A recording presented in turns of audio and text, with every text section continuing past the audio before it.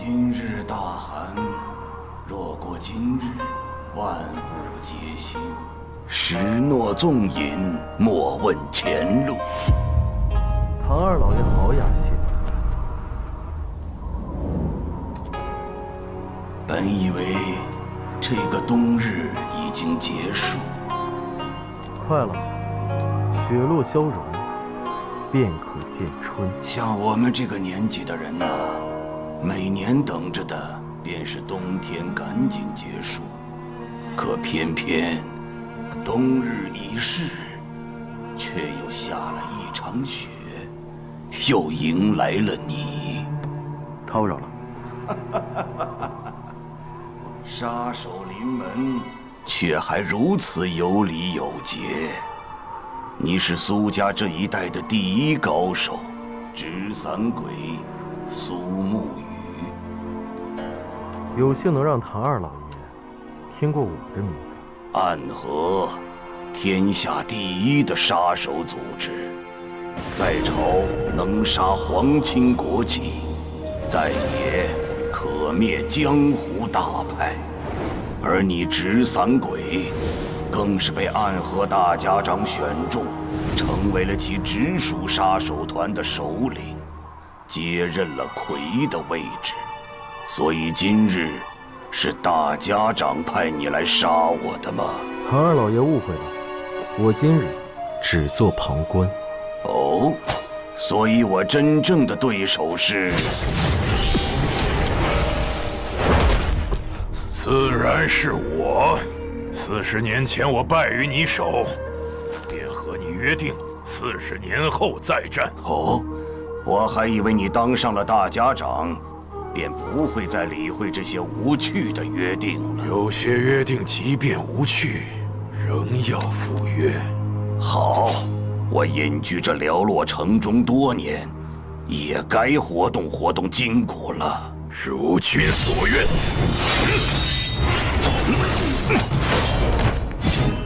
这么多年了，还是银针开路，就没点长进吗？当年的你，却还不曾开始用剑。好一招万术飞花！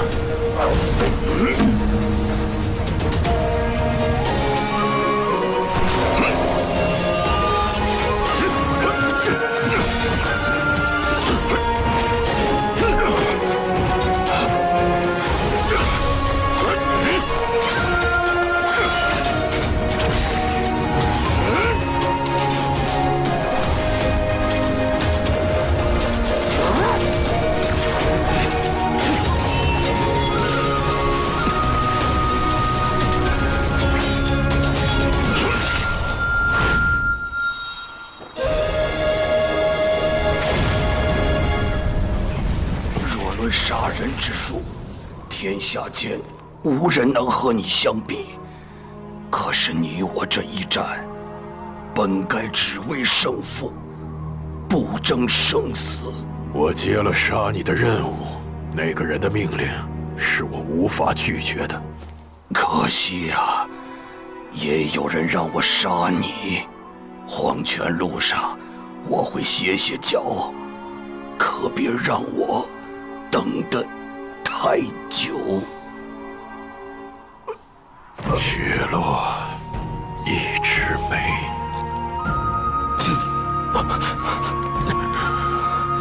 方才您可以避开的，他是唐二老爷，他的眉之上必然带有剧毒。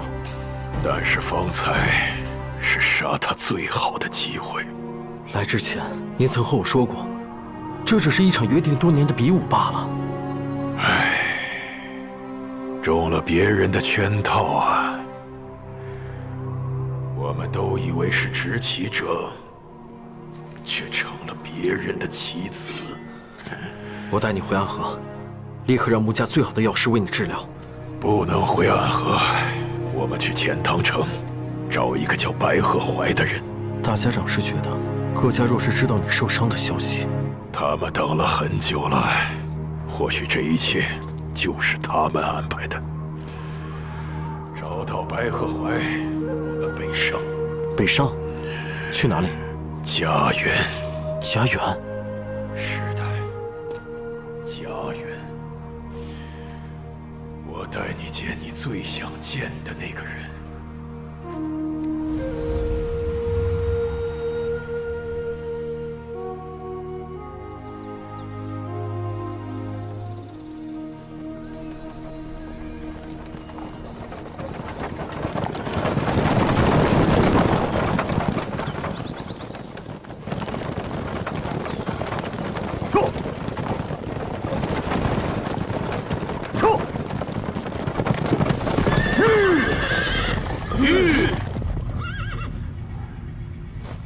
怎么了？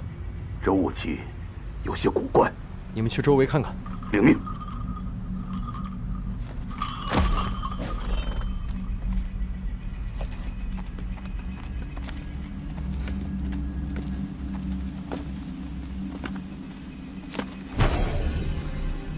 不必想了，有人在此提前布下了阵法。从踏入这片竹林开始，我们就入了对手的圈套。这是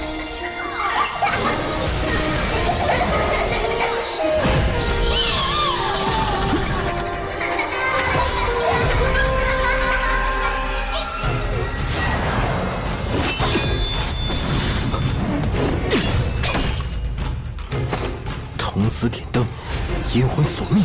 我曾记得，昔日的你也差点做这点灯的童子。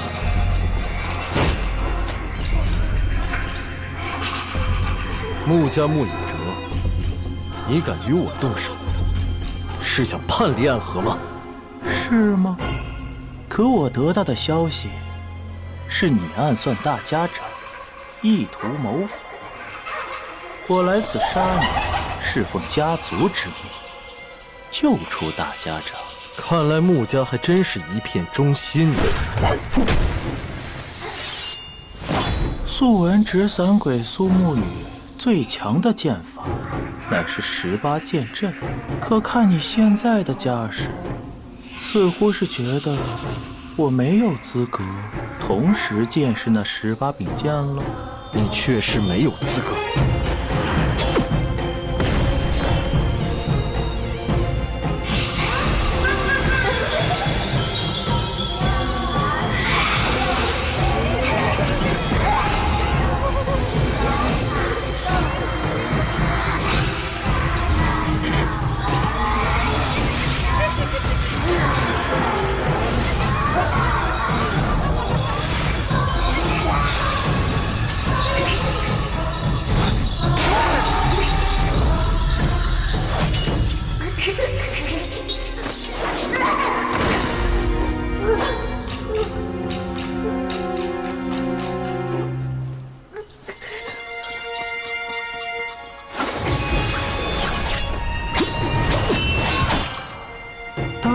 点你做这点灯童子，可最后是你的同伴苏昌河代替了你。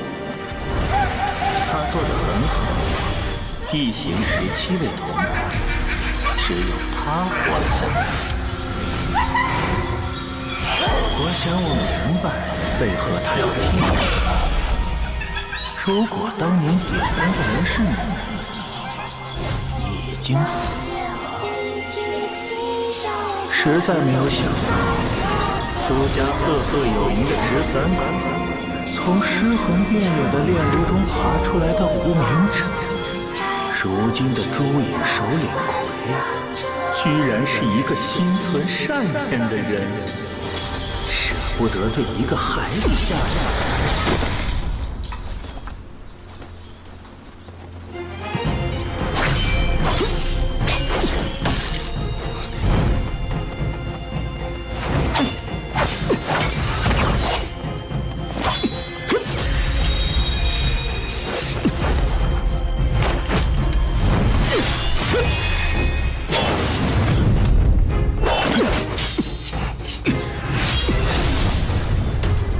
你的剑并没有想象中的快。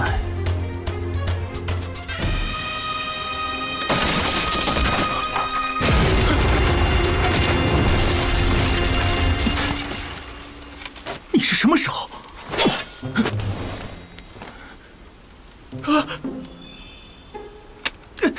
太可恶了！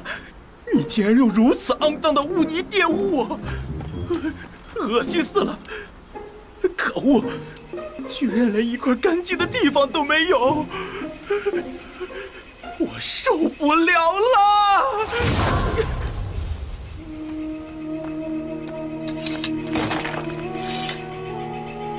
大家长，看来穆家已经知道了您重伤的消息。穆家家主穆子哲向来不喜欢隐藏自己的野心，只是没想到他来得这么快，做得这么直接。只是派一个穆隐哲就想杀我，可笑。但不清楚他们现在知道了多少，是否知道我们此行的目的，是否也探寻到了那位神医的下落。以穆子哲的性格，若他提前一步找到那位神医，必定会毫不犹豫地将其杀死。他觊觎我这个位置很久了。木鱼，我们一行人前行速度太慢，你先行赶往钱塘城白鹤药庄，先将神医接出来。可若我走了，哦，看来我们是中了对方的调虎离山计了。不妨，是我故意让你们离开的。只有你们走了，他才会掉以轻心地显出身份，不然这迷雾之阵并不好碰。去吧，那气度暂时被我压制着。他们现在若想杀我，可没那么容易。但若那位神医被杀，就麻烦了。好，你们守着大家长继续前行，在我们先前说过那间道观之中汇合，途中不得离开大家长半步。头，放心吧，朱影其余众人都在往一处汇集，到时候我们朱影12小集结，没人能伤大家长分毫。那我便先行一步了。木鱼，既然穆家知道了，那么苏家想必也很快会得到消息。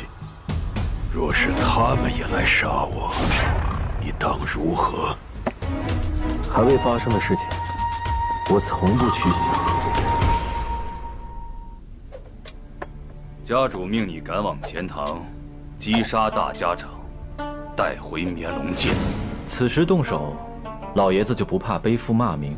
穆家的穆隐哲已经动手了，谢家也已动身，苏家也该有点动静了。苏沐雨和穆隐哲动手了，他还差点杀了穆隐哲。仁慈是他最大的弱点，还是你了解？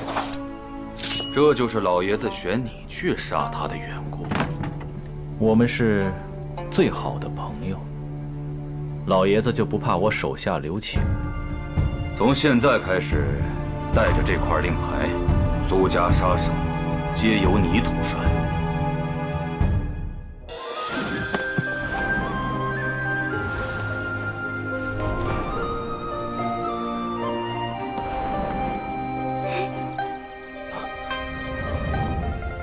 此女子被真有香，这男人长得真好看。这位姑娘，未曾婚配。啊！开个玩笑，少侠是要问路吗？姑娘慧眼，我想问姑娘一声，附近是否有一处药庄，名为白鹤？哦，公子是要看病，我医术不错的，我来看便是。家中有人得了重病，点明了需要白鹤药庄中的神医，多谢姑娘好意了。你怎知道我不是白鹤药庄来的呢？你，莫非姑娘是？雪落一枝梅，风雪一片白。姑娘，速速带我去见你师父。我师父暂时来不了这里，让我先去给他探个路。这位公子，带路吧。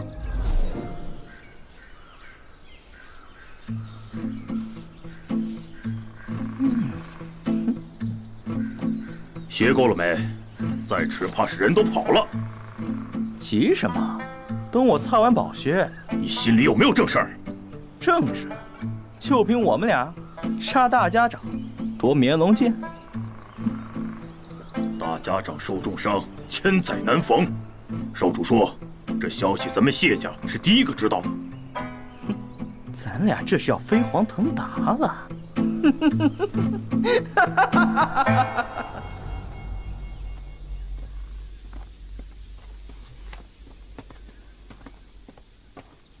小心！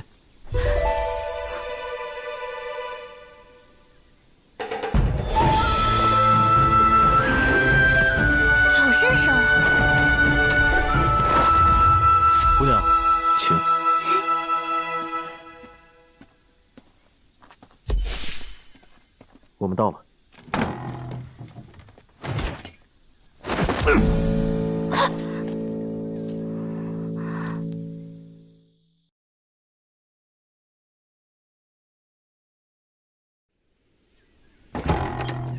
头，你来的正是时候。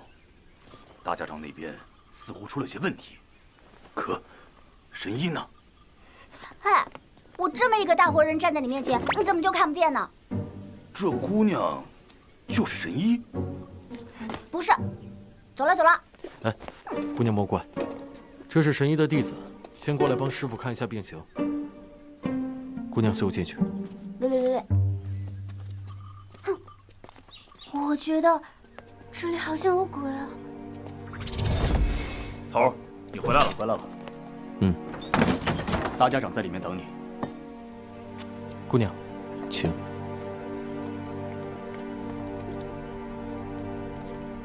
大家长，白鹤药庄的人来了。许久没见面了，上次见你时，你还是个流着鼻涕的脏孩子。上一次见大家长时，大家长还是一个随时准备拔刀的杀神呢。现在也随时准备拔刀，不过是头发白了而已。那便不多言了，先诊脉吧，看看现在的大家长还能不能拔起刀来。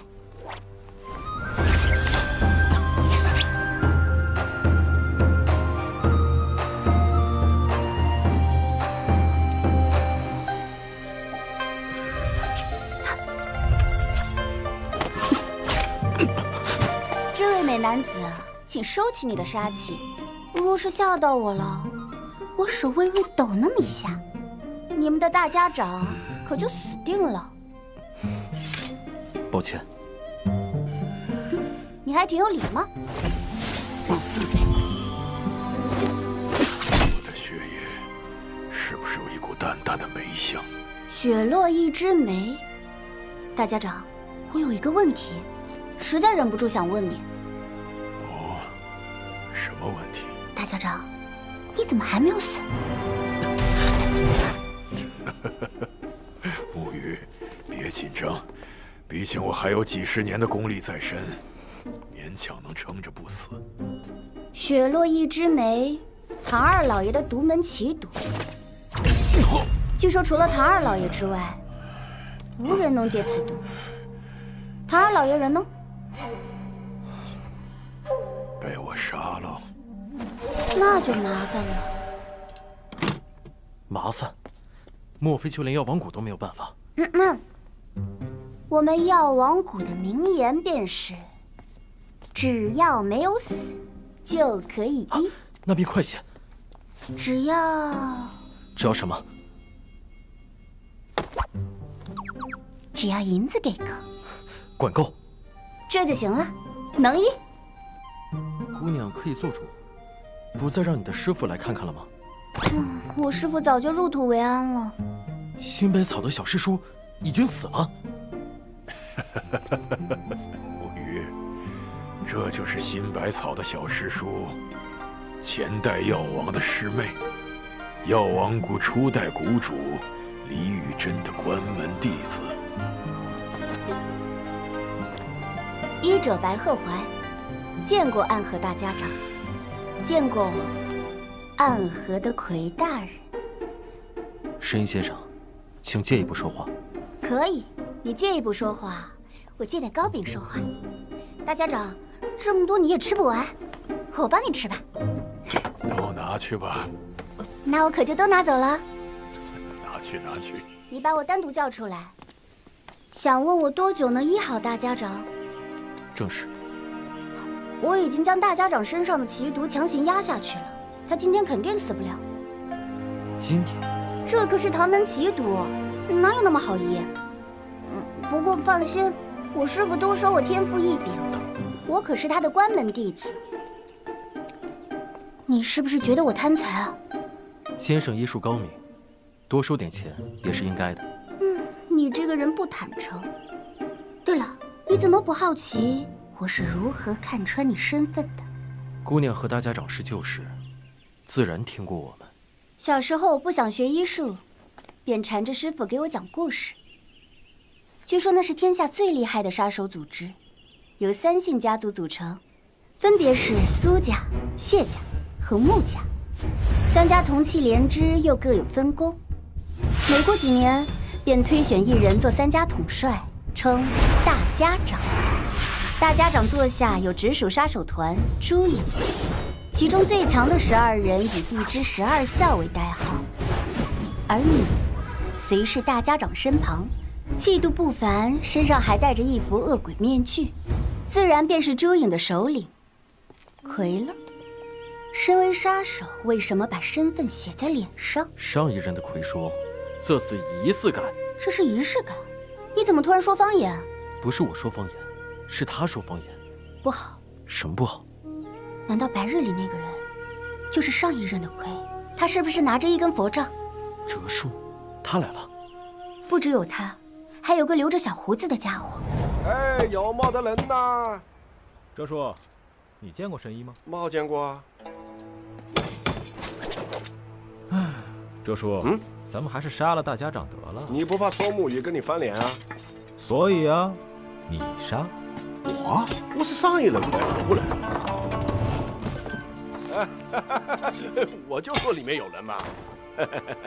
哎，不知李家老爷是否在府上？不在，我家老爷出门巡诊去了。哲叔，这跟没人一样啊！去，我要出门巡老爷去了。那我们在这儿等着便是。请便。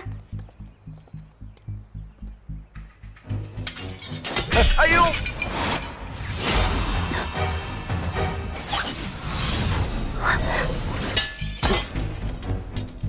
他没戴人皮面具啊。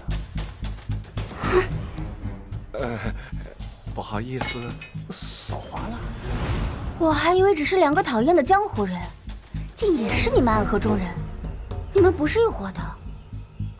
这是要谋权篡位啊！陈龙，陈龙在，带上这位神医，领大家继续往北，去九霄城。是。你不和我们一起走？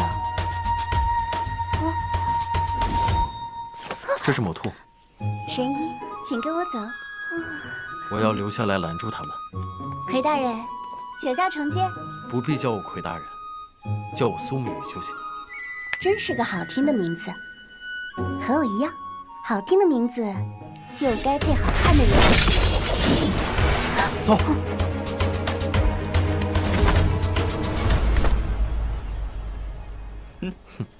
谢家。不愧是大名鼎鼎的直三魁，方才那一击也能被你挡下。方才那一瞬，风变了。我真不意外。谢家的紫血鬼和刀阎罗不应该出现在这里。倒是被你一下子看穿了身份。我们家主听闻大家长受了重伤，心中焦急，想要赶快将大家长接回走堂疗伤。此线为界，还请2位不要逾越。大家长无事，一切皆好，请回去禀告给谢家家主，劳烦他挂念。大家长这边有朱影守护，就不劳他费心了。道观中的其他气息都消失了，应当是离开了。大家长是否无恙，还请容许长泽见大家长。据说你重现了当年苏家第1任家主苏18所创的18剑阵，闻名已久，很想看看。我的剑阵，不是所有人都有资格看的。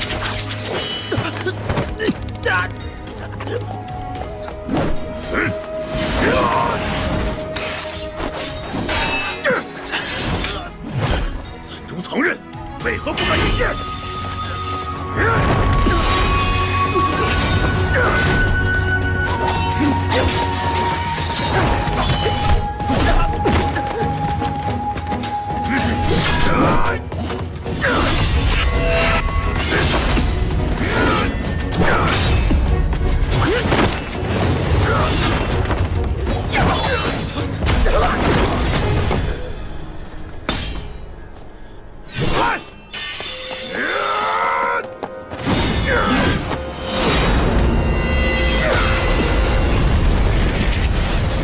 谢谢的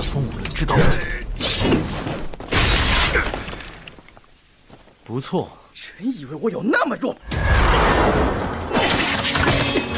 寸刀剑用得好。有句话，带着谢老爷子。哼，现在想让，晚了。告诉你们家那位老爷子，若及时收手，那么这段时间的事情，大家长可以装作什么都没有看到。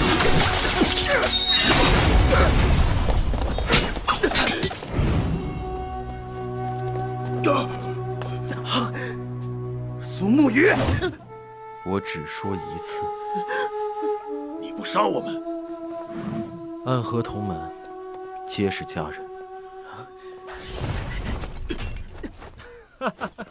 看来谢家那2个人真是废物，既然都没逼你用出你的18剑阵。唉，你来了。你好像看到我不是很高兴啊，我的好兄弟。方才那人带着谢家老爷子的话来，想必你也带来了咱们那位老爷子的话。你总是很聪明，能猜到那些老头子的心思，可你又很笨，能猜到却不会顺从，甚至不会虚与委蛇。老爷子说什么了？他说你是朱颖的首领，但你更是我们苏家的弟子。魁，人中之鬼，我属于暗河，却不属于任何一家。你呀，总是那么正经，一点意思都没有。当无名者的时候，每天起早贪黑的练剑；当杀手的时候呢，每个任务都完成的一点瑕疵都没有。现在做了魁，还是那么兢兢业业。你的大家长都快死了，你还强拖着给他陪葬。大家长无碍，这样的传言，你不应该随便说起。是传言吗？朱颖之中，3家都有心腹藏匿。大家长中了唐二老爷的雪落一枝梅，已经是半个死人了，不然也不会跑来找什么新百草的小师叔。你杀了他，把绵龙剑拿来，我们老爷子登大家长之位。你可以选择继续做你的魁，也可以回到苏家，甚至你可以拿到你最想要的自由。自由？是啊，自由。离开苏家，去你想去的地方，做你想做的事。几百年来，谁都不能允许发生的事情，我们苏家那老爷子愿意为你破例。这样丰厚的筹码，有时候我真是有些嫉妒你。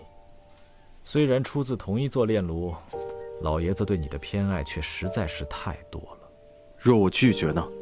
老爷子把你从河里捞上来，抚养了你这么多年，你跟着大家长能有几年？你和大家长的情分能有和苏家的深？我和苏家的情分确实比我和大家长深，但我现在是魁，便只能对大家长负责。抱歉。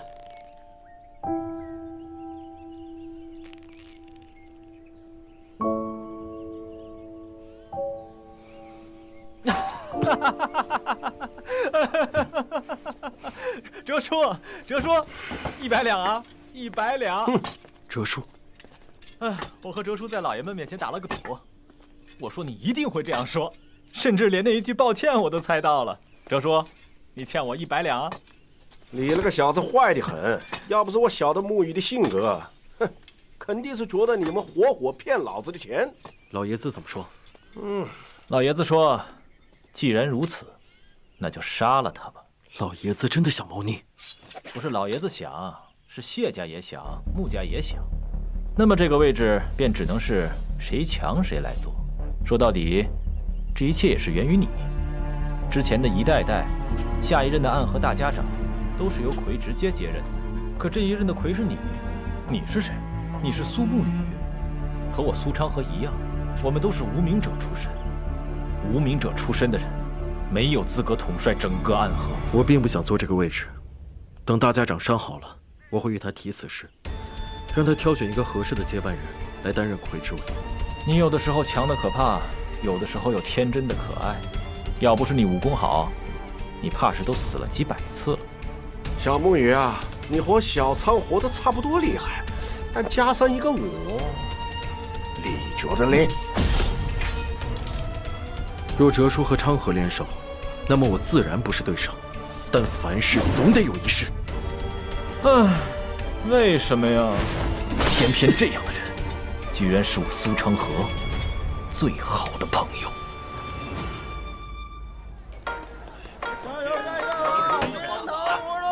给我来一串。哎，好嘞，哎，您拿好。好啊。慢走啊。看一看啊。这个够。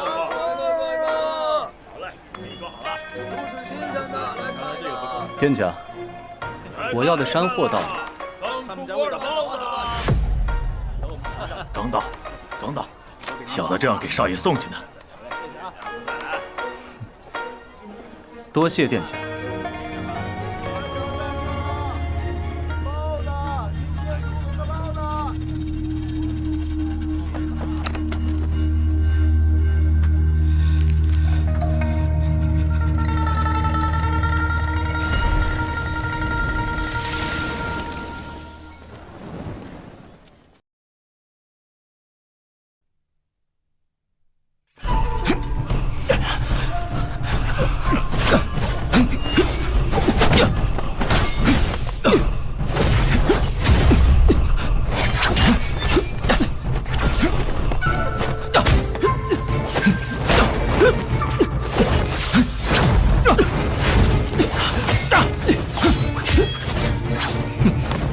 不灵，木驴脑袋！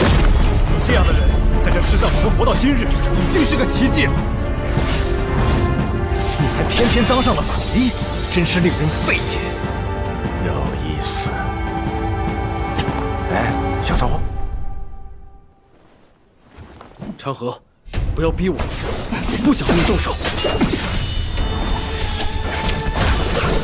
来呀，用出你的18剑阵！你若只是这般退守，很快就会败在我的手上。长河，别再逼我！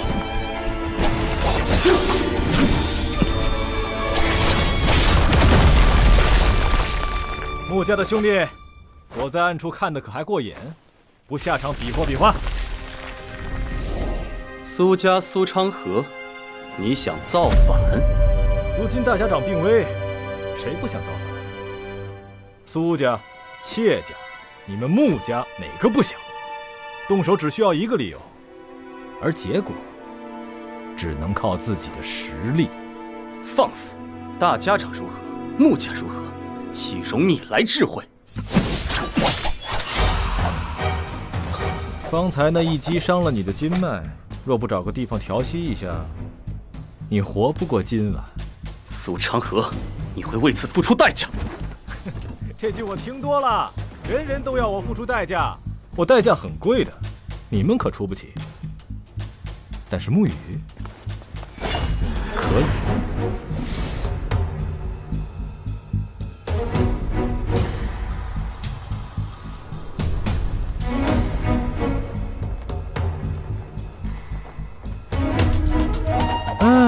罢了，反正大家长已经走了，打赢了你也没有意义。你若真的用出了剑阵，我收拾起来还会很麻烦。而且我怎么会真的杀你呢？我们可是最好的兄弟。哎，都是好兄弟，有话好好说啦。但是老爷子给我的任务完不成，回去我得死啊！所以大家长必须死，绵龙剑我也一定要拿到。沐雨，我再给你几日的时间，好好想想。这个小长河常常满嘴胡言，没几句话是值得相信的。但是那句话我信，他不会杀你的，你们是最好的兄弟。哇，哲叔，我发现你认真说话的时候啊，官话就会突然变得特别好。哦，是吗？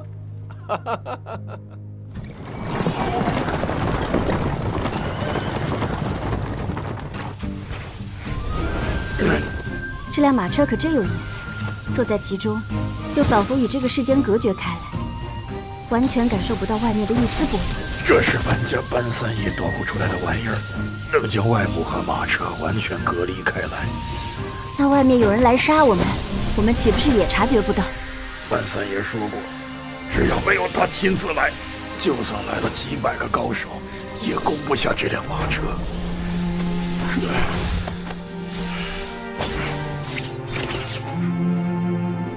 那若是班三爷来了呢？坐完这架马车后10天，班三爷就死了，得病死的。那我要是治好了大家长，我会不会也得病死呢？你可是神医呀，什么样的病能要你性命呢？你真的能治好啊？雪落玉之梅是这世间最棘手的剧毒之一，我也不能确保医好大家长，但我能保证，半年之内大家长无恙。半年足够了。你们和苏沐雨交战了？是的，我们发现他已经找到了神医，便不得不提前出手。是属下无能，让他给跑了。他可是苏沐雨，大家长座下最厉害的人。你们2个是什么东西？若能答应他，那暗河的亏不就是个笑话？你们竟敢擅作主张，打草惊蛇！万人打草惊蛇，错失良机，请少主责罚。少主，我们离开的时候，发现苏家苏长河和苏哲也到了。以他们和苏沐雨的关系，他们不会结盟吧？不可能。我同苏沐雨执行过任务，以他做事的准则，此刻的3家无人能和他达成交易，即便是苏长河也不行。如今3家家主都想坐那个位置，谁先拿到绵龙剑，谁就是新任的大家长。这次我饶了你们，下一个任务若是失败了，谁啊？被发现了。苏长河。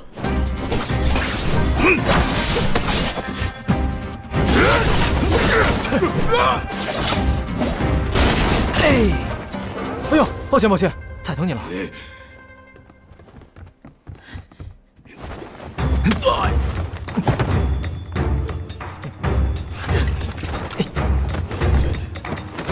繁花兄，你分析的对，我确实没和苏沐雨达成协议，还差点被他揍了一顿。你这是在挑衅我！我挑衅谁也不敢挑衅你呀！病死鬼，谢繁花。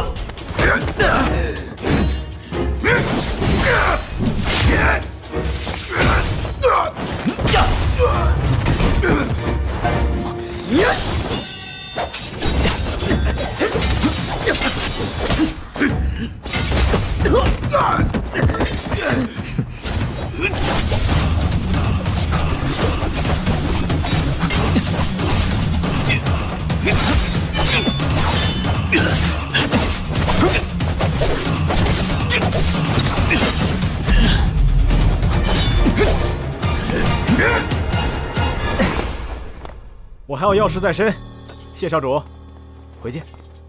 你没事老挑衅谢家人做某事啊？哎，谢家人最好玩了，又无能，又喜欢发怒。走吧，哲叔，这游戏啊，开始了。不必了，你也不是他的对手，去了也是白白被折辱。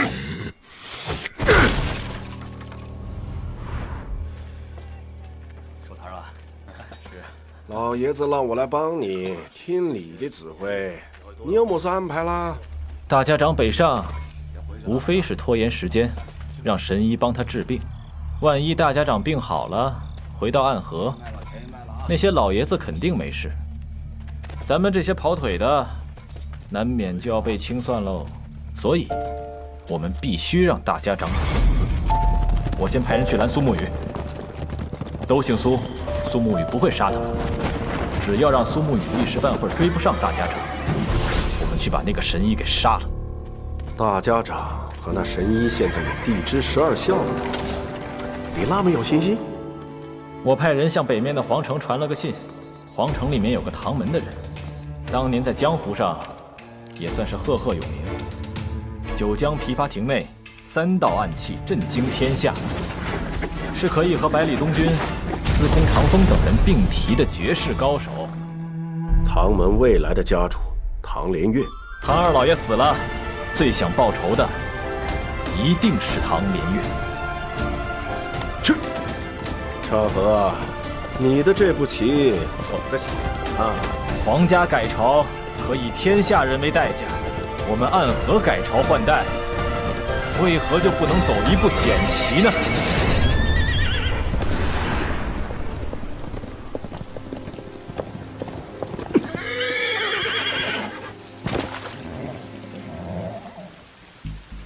宇哥，你还真是人如其名啊，走到哪儿，这雨便下到哪儿。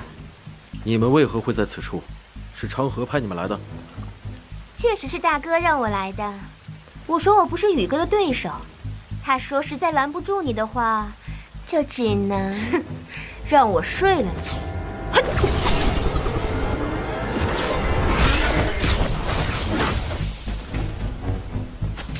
红心妹妹莫着急呀，暗河之中垂涎宇哥之人又不止你一人，我也很愿意身先士卒啊。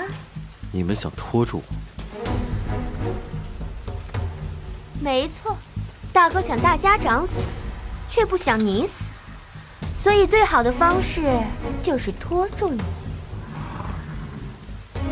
他是不是和你们说，我不会杀你们？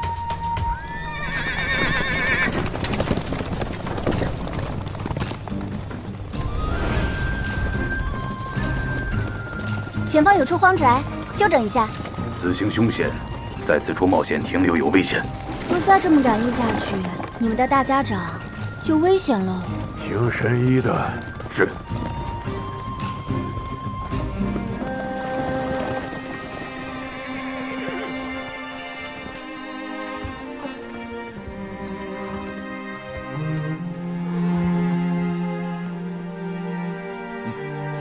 走。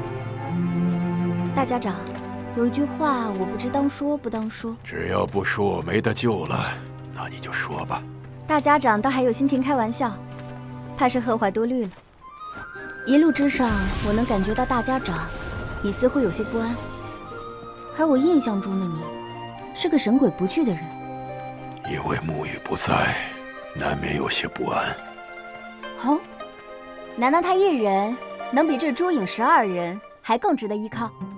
他是织网的那个人，12生肖在网上才能成为不错的猎手。这个苏沐雨这么厉害？神医，你好像对他格外的感兴趣啊。谁能对一个长得好看又厉害的人不感兴趣呢？神医若能治好我，我便说服沐雨以身相许，也不是问题啊。暗河之人不是从来不与外人通婚的吗？沐雨不同。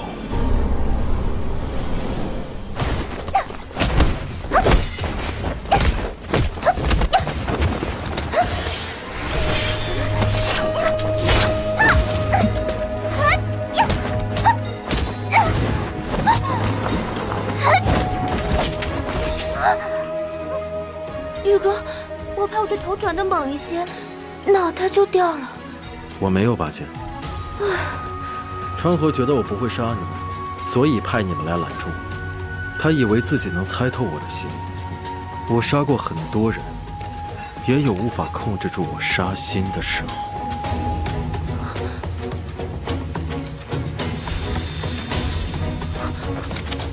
你打算对我拔剑？不，我只是觉得他太吵了。回去告诉他，大家长他不能杀，他也杀不了。好。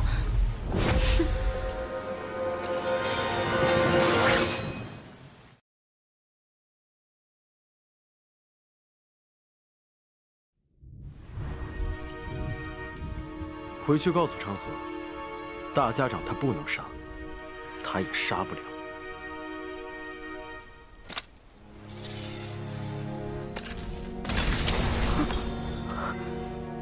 大哥心中一直有一个抱负，他想建立一个全新的暗河。新的暗河。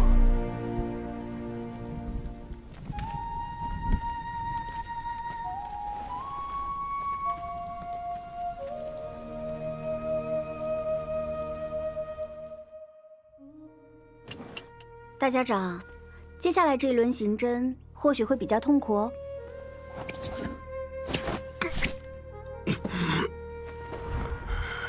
我受过最重的那道伤，几乎将我整个人都给劈开了。那样的伤我都能挺过来，区区几枚银针，难道我还畏惧不成？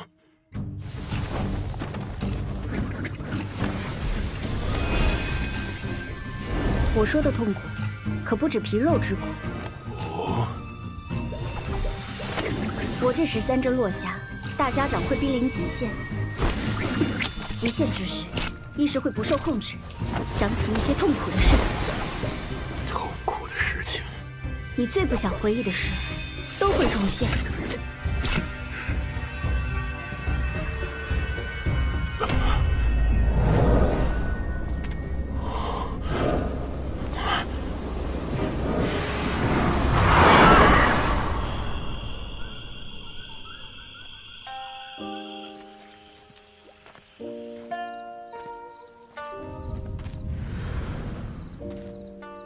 怎么是您？许久不见了，不对，应当说，许久未曾听到你的声音了。是苏昌河那个家伙，让老师你来拦我的。你总是叫我老师，可我只是炼炉中的一名教习，负责你们的起居，从未教过你剑术。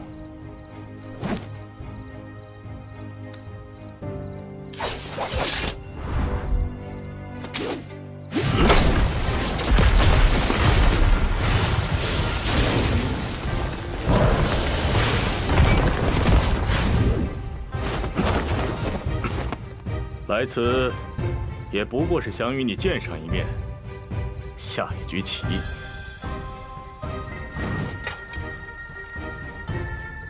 炮二平五。若是平日相遇，自当陪老师进行。只可惜今日这局棋，怕不是老师与我下，而是昌河。你们一起联手破过很多次危局，是我在暗河见过的最不可思议的搭档。可今日，他要杀大家长，大家长值得你这样做吗？值得或是不值得？这个答案真的很重要吗？当你用一个问题来回答另一个问题的时候，就说明你的内心并不坚固。因为这个问题没有答案，只有选择。是大家长把我和昌河从鬼哭院的失恋中救出来的，我们都是家人。昌河可不会把大家长他们当作家人，他只把你当作家人。但如今我是魁，那么身为魁，便应该护住大家长的性命。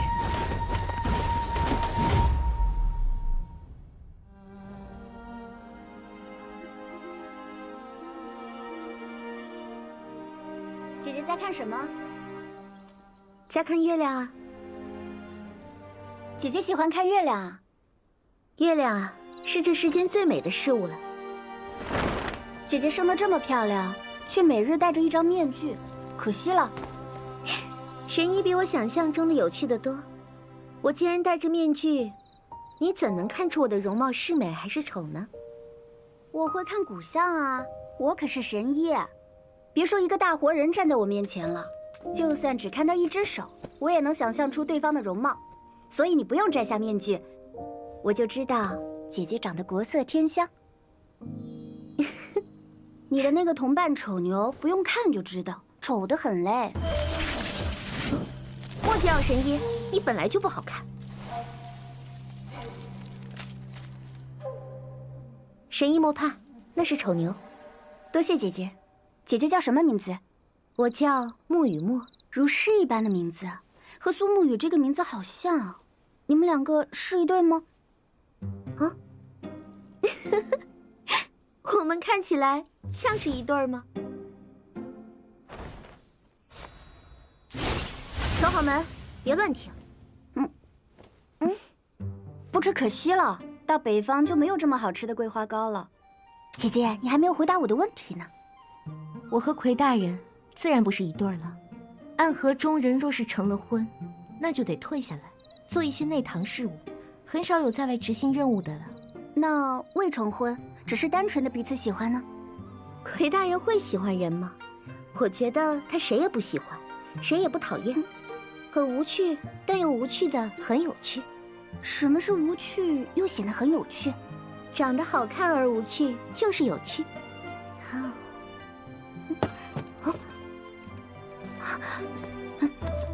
现在的大家长随时会梦中拔剑，闭目杀人。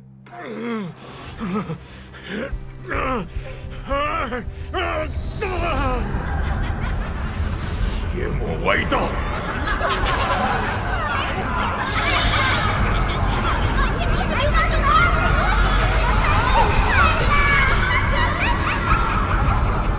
不过是一些魔障，到长了便是，就如同之前的一次次一样。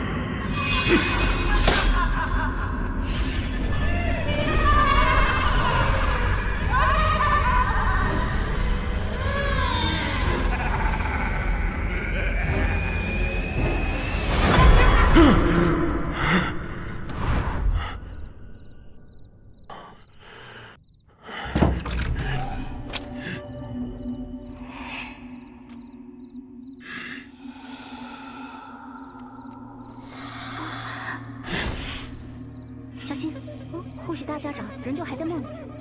大家长，你醒了。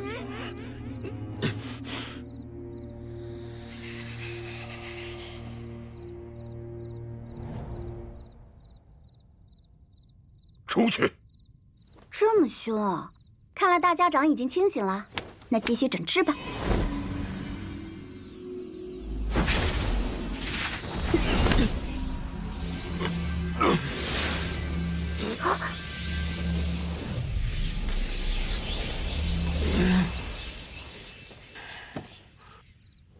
我一生杀过832人，这些人时常会出现在我的梦里。方才也是这样的梦境。其实我并不害怕这样的梦境，我能杀他们一次，那么就能再杀他们一次，无论是现实中还是梦里。但是这一次我拔剑之时，我的剑已经断了。沐雨回来了吗？回大家长，还没有。他与你出生同姓宗门吗？不，他是无名者。无名者，魁，需要让沐雨快些回来。看来魁才是大家长棋盘上那枚最靠得住的棋子。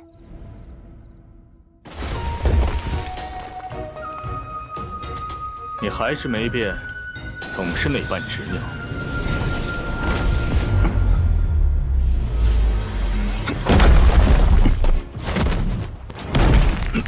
已经成为了别人手里。若心中不存在点执拗，那么活着就像是死了。老师，你败了。听闻你剑术一日比一日高强了，却没想到棋术也远胜于我。我能拦你的筹码，或许只剩下最后一点情谊了。既然有几分情谊，那么老师是否可以让我过去？抱歉，可否再等一炷香的时间？当年我和昌河被人设计掉下山崖，是老师将我们救了。这份情谊我记了多年，老师今天用一炷香来耗尽这情谊，值得吗？不值得。但如你所言，很多事情没有答案，只有选择。听说你前几日遇到了穆家那位杀手，童子点灯，阴魂索命。昌河想建立起一个全新的暗河，在那个暗河之中，不应再有点灯的童子，也不会有隐魂的阴鬼。可这依旧是用杀戮推翻另外一个杀戮，在这条路上会死很多人，很多我在乎的人。时间到了，后会有期。杀戮过后，便是新的暗河，必定会有光明。我明白你想两全，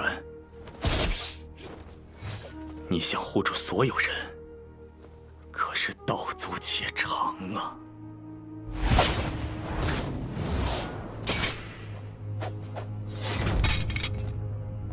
行则将至。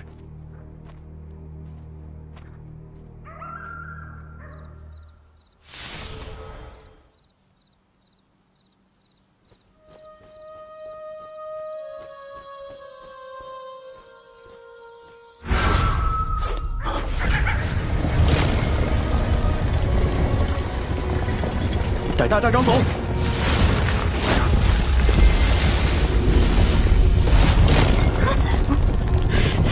难得有片刻的喘息，又要逃命赶路了。等你治好了我，那便无人敢来了。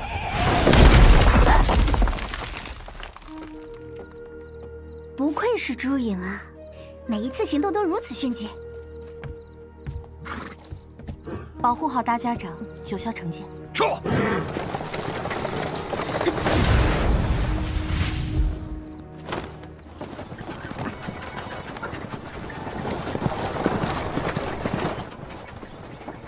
把你们大家长留下。你是谁？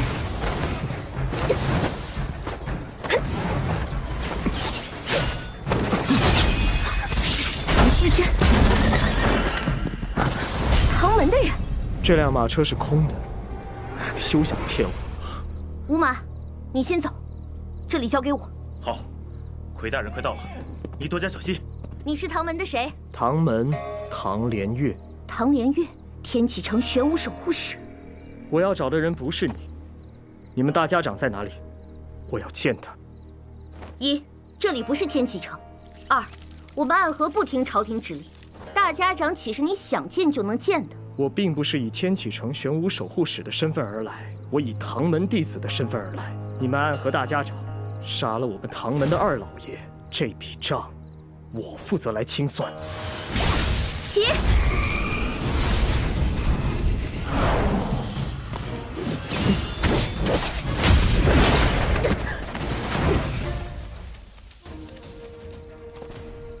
你以荧惑纸蝶为饵，让这幽冥珠悄悄接近我。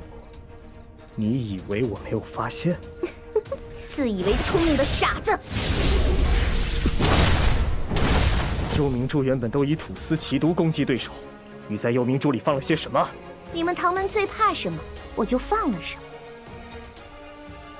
哼，自然是霹雳堂雷家的霹雳子。你是暗河穆家蜘蛛女？不喜欢这个称呼。看来这天启的守护使也不是那么难对付。我们唐门并不怕雷家宝，所以我也并不怕你的霹雳子。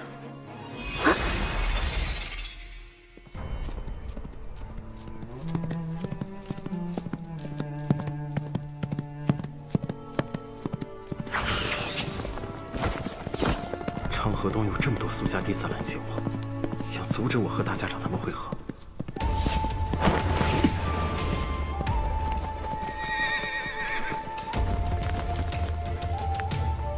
大家长和12小估计也遇到麻烦了。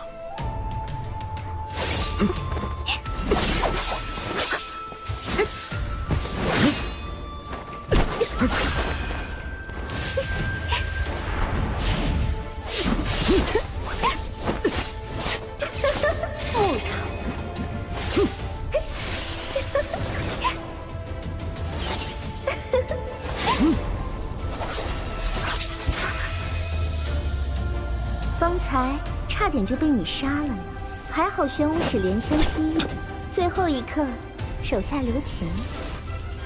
破！苏雨怎么还不来？媚术。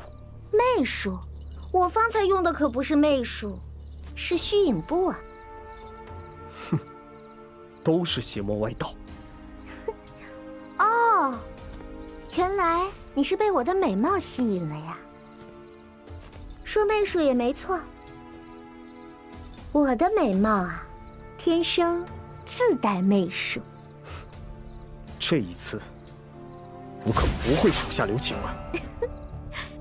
九江琵琶亭，你以3道暗器名扬天下，能让你进行一战，雨墨自豪啊！你既然知道我的暗器，还要送死？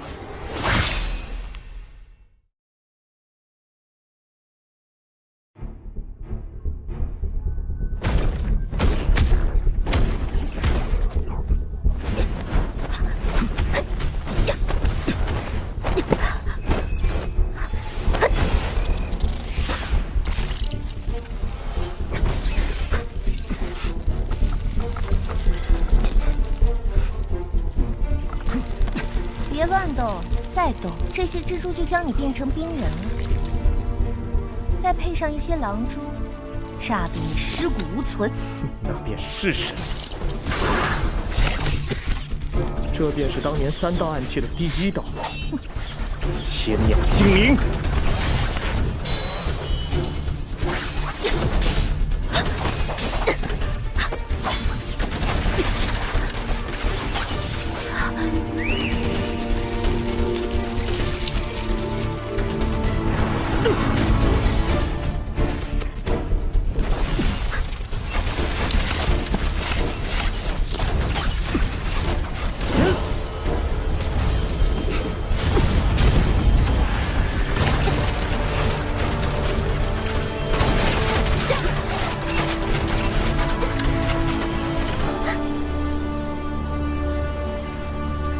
守护，站在武道顶端的高手，你真的要杀我这样一个弱女子吗？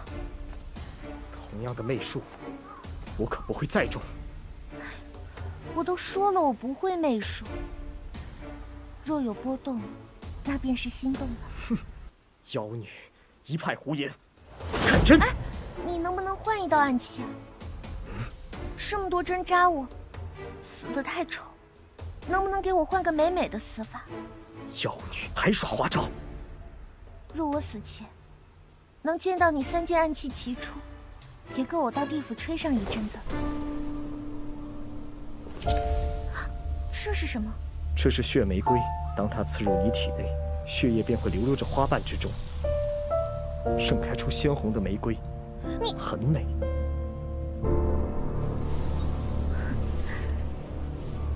看来今天是真的要死。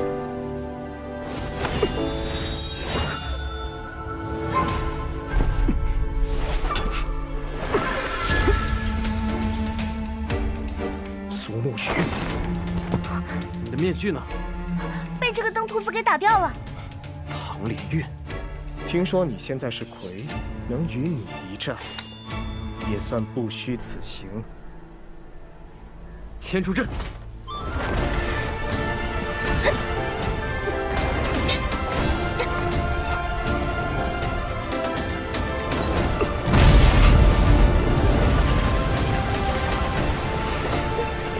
唐莲月，下次有机会再领教你的暗器了。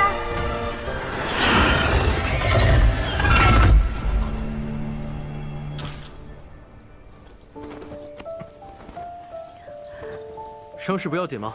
你很久没有受过这么重的伤了。没有大碍，其实唐莲月手下留情了，不然我可真死了。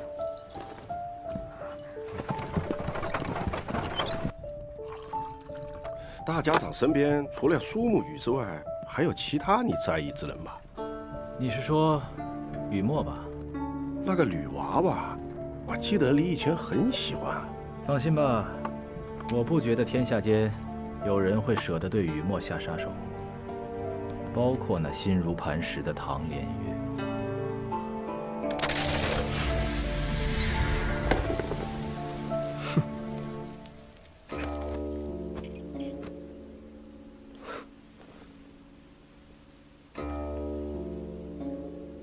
居然用白驹之阵来拖延我的时间。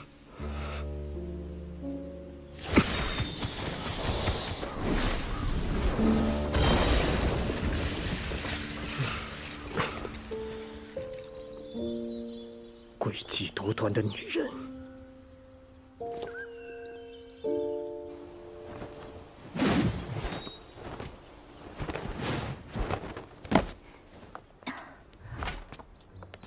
还好遇到的是他，玄武使唐莲月，他一直都很讨厌杀人。胡说，他对我留手，明明是因为他对我一见钟情了。哎呀，真的，他方才说我对他用了媚术，才让他出手晚了。宇哥，你说我会媚术吗？穆家女弟子都擅长媚术，不过你确实没学过，这我知道。红颜祸首，见色起意。宇哥，那个木头现在应该发现我的白驹之阵了。我去找一辆马车。你难道一路上都是走过来的？昌河一路上派人拦我，对我们的行踪了如指掌。昌河那家伙，唐连月也是来寻大家长的，难道烛影之中？哎，这有马车。哎，你们干嘛？这辆马车我买下了。稍等，我去问问。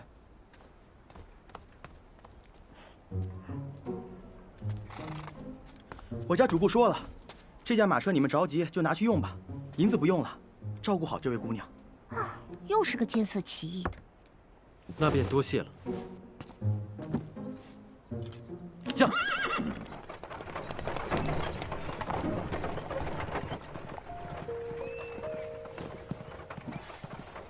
宇哥，什么？方才听你说，昌河成了苏家这次行动的领头人，你们一起长大，这一次一定要向彼此拔剑吗？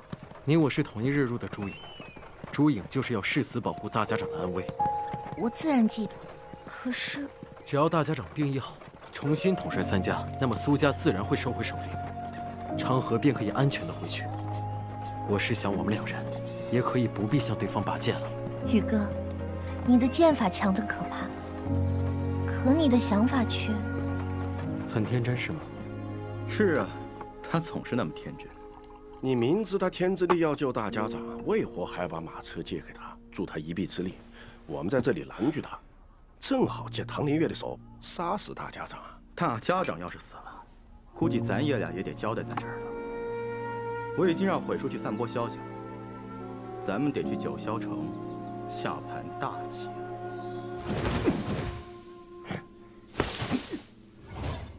你们来了。你是什么人？为何要在此处拦截？谢家人，还以为来的会是穆家。会说您的听声辨位，连家族都能听出来，太强了吧？是呀，会说，穆家人没来，现在怎么办呀？悔叔，瞎子，你是苏家宿鬼！杀了他们吧，记得留个活口。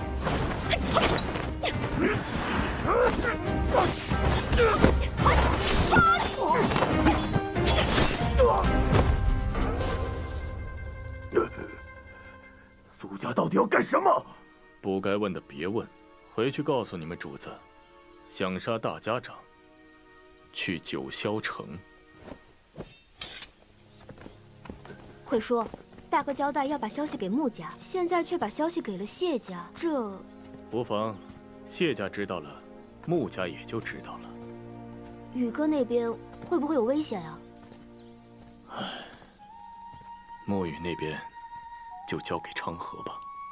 我不想和沐雨打，上次动手，只是为了给老爷子一个交代。在暗河，沐雨就是照亮我的那束光。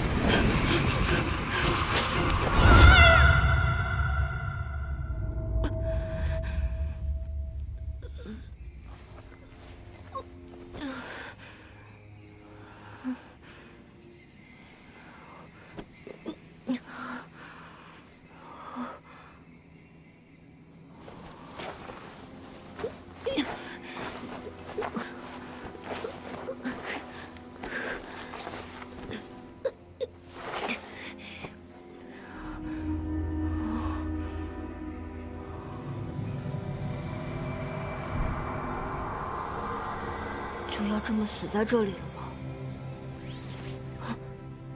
是谁？是我。你是19？快些上来，回去的路不好走。你来这里做什么？晚饭时点卯，只有你不在，就出来寻你。寻我？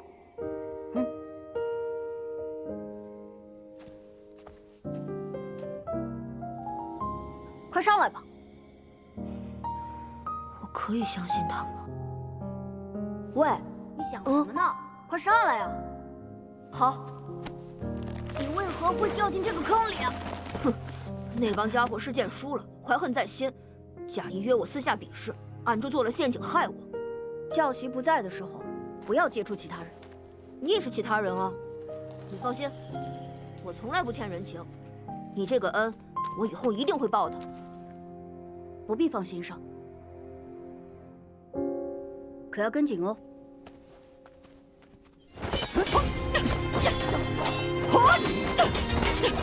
你的剑势有些急软啊，输赢还未知，谁说剑势一定要刚猛才会赢？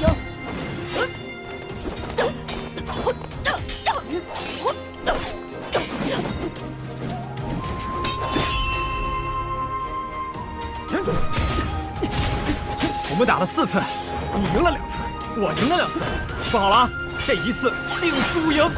本来说好1局定输赢，第1局你输了，就说3局2胜；第3局你输了，又说5局3胜。这局输赢可真的作数，作数。说好了啊，输了的就去师傅房间里，把那坛好酒给偷出来。好。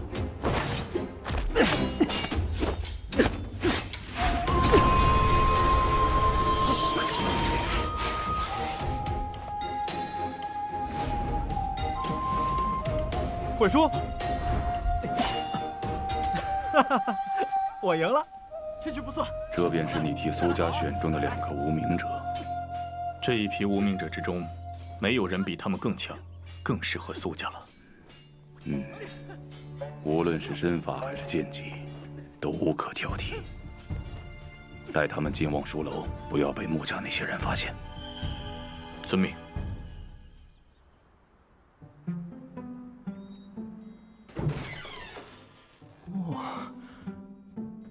这便是珍藏苏家剑谱的望书楼。会说，你偷偷带我们进来，不会被责罚吧？我一个瞎子，什么都没看到，什么都没有做，怎么会被责罚呢？那我们可就不客气了，惯性之礼马上就要来了。19，我们挑最强的剑谱回去。3月之后就是无名者试炼，你们每20个人，只有1个人能从鬼窟渊走出来。被暗河选为新的家人。寸指剑，这是暗河最顶尖的匕首操剑术，极为凶险，无论是对对手还是对你自己。这倒和我很是相配啊，那我就选它了。是个不错的选择。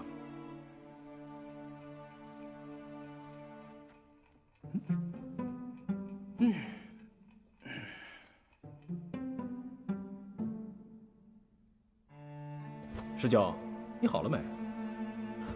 你在看什么？18剑阵。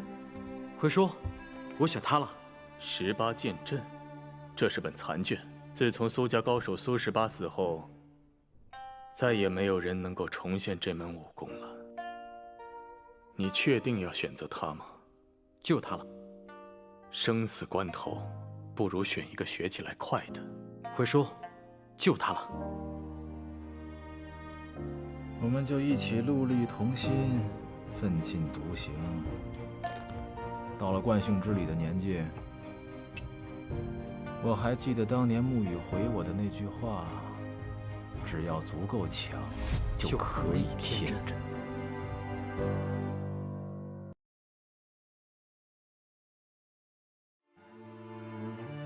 曹虎，再不走，九霄城的好戏我就要开场了。别急嘛，哲叔，喝了这杯就走。曹虎，你有没有查过当年惯性之礼，你和沐雨为什么会分到一个组？当年是穆家搞的鬼。苏回把他们2个人带去望书楼了。是的，那2个孩子确实扎眼。若苏家同时招入这两人的话，难免会对穆家造成不小的威胁。家主的意思是，苏家呀，也不能过于贪心了，就给他们留一个吧。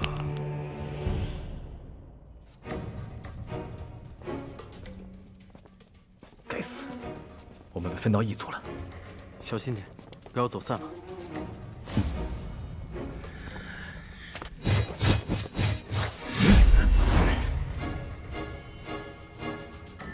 这还怎么走散呢？谁都知道你们两个剑术高超，不如先合力把你们杀了，我们剩下的再斗，还有几分生机。哼，石蛟，这边10个归我。一群乌合之众，想杀我，做梦！石蛟，小心暗器！这是什么剑法？18剑阵。学了一个天就鱼子厉害，一起揍他！石蛟，十杀双星阵！一群乌合之众，你为什么不杀了他们？都是无名者，打上几个！你不杀他们，他们可就要杀你了。同是无名者，为何不留一条生路？无名者第一课你都没学好。无名者第一课绝情，是没学好，是不想学。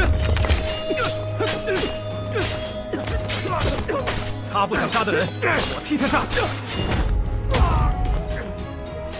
我从没杀过人，今天非要逼我破例吗？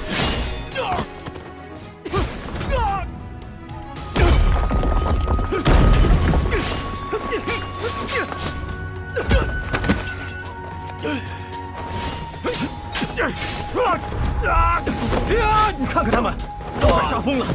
有谁拿你当同门了？准备杀手，不想杀人，真是可笑！可笑！你还不配！你杀人了！你这个木驴脑袋，终于开窍了！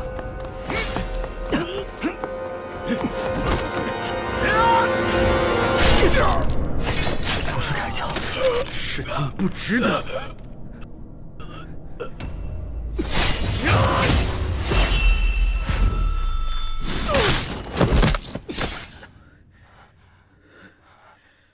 终于结束了，我们都不用再杀人了。不，还没有结束。你说什么？我们之中只有一个人能活着离开，这是鬼哭渊试炼的规矩。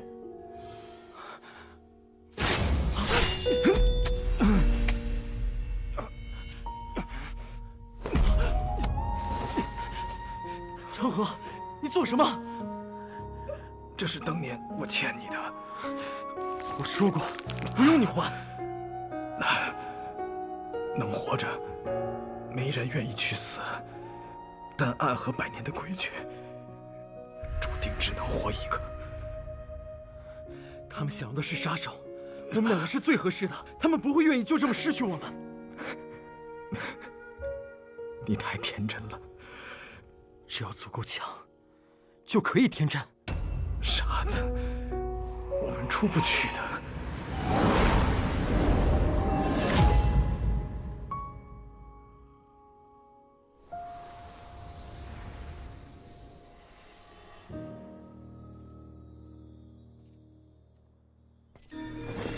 这一组的名单不合理，死掉任何一个，都是我们暗河的损失。子哲倒并不这么认为。一个断情绝爱的杀手，和2个仍心存善念的杀手，到底哪一个是我们更需要的？你别吵了，看他们，看来是最不好的结果啊！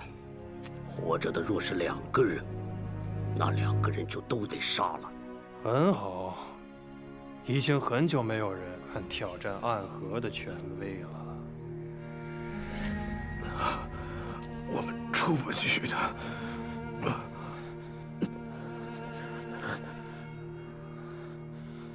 我们活下来2个人，给你最后一个机会，杀死你背上那个，你便可以行惯性之礼，正式加入我们暗河。不然你和他都得死。我们2个人，都要活。很好，很好。危难关头不愿弃旁人于不顾，看来是朋友了。只可惜，杀手是不需要朋友的。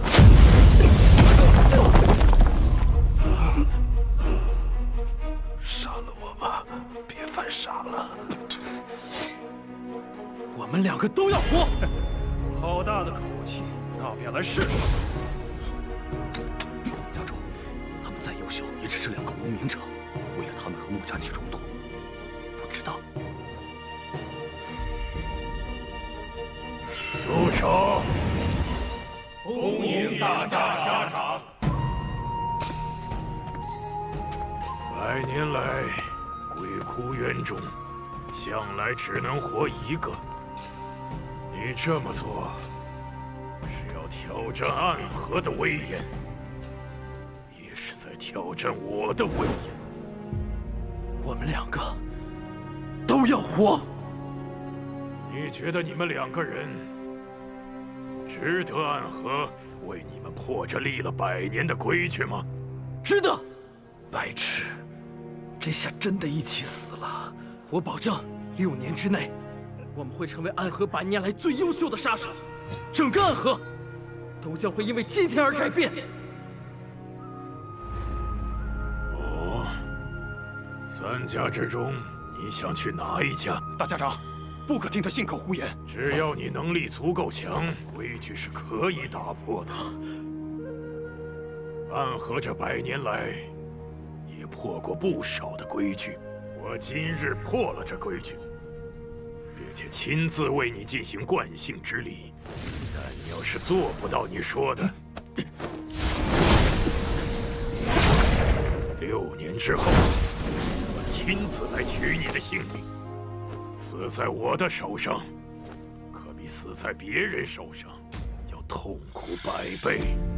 多谢大家长成全，我和他都要入苏家。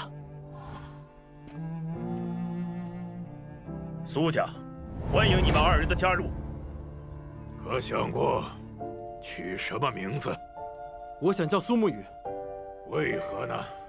那日我全家被杀，我被父亲放进了一个木桶之中，挑到了这里。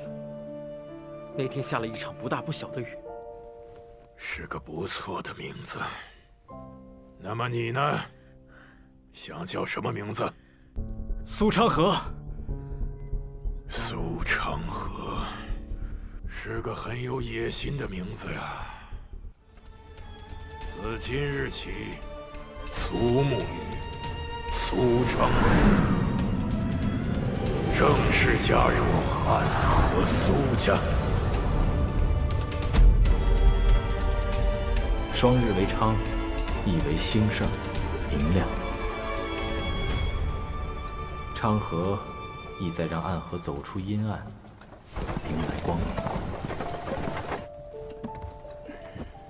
睡得那个香啊！做了么什美梦啊？不是什么美梦，就是一些很久远的事情。那个时候，算是大家长救了我们2个人的性命吧。现在我却为了执行家主的命令，追杀大家长，算是恩将仇报。那不是你们学的第一课吗？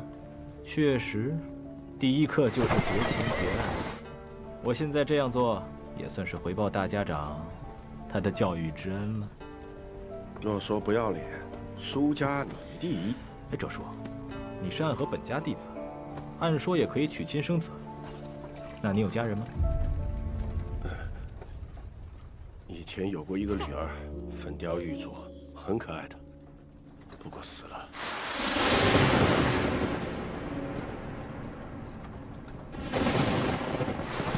苏沐雨在木桶中顺着河流到暗河的时候，是不是也下了这样一场风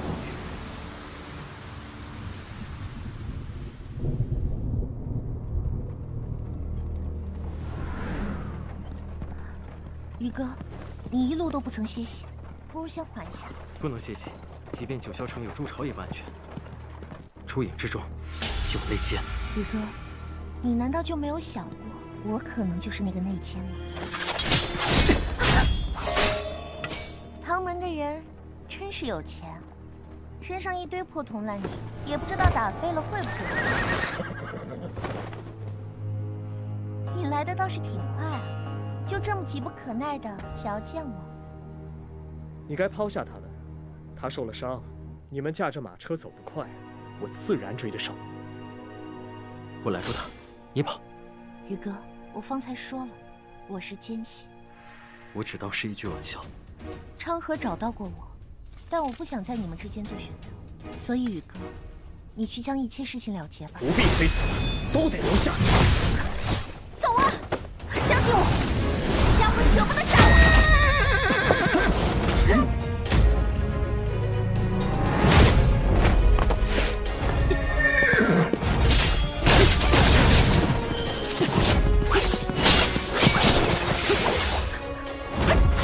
拖不住别逃！放心吧，宇哥，我都说过，他不会杀我的。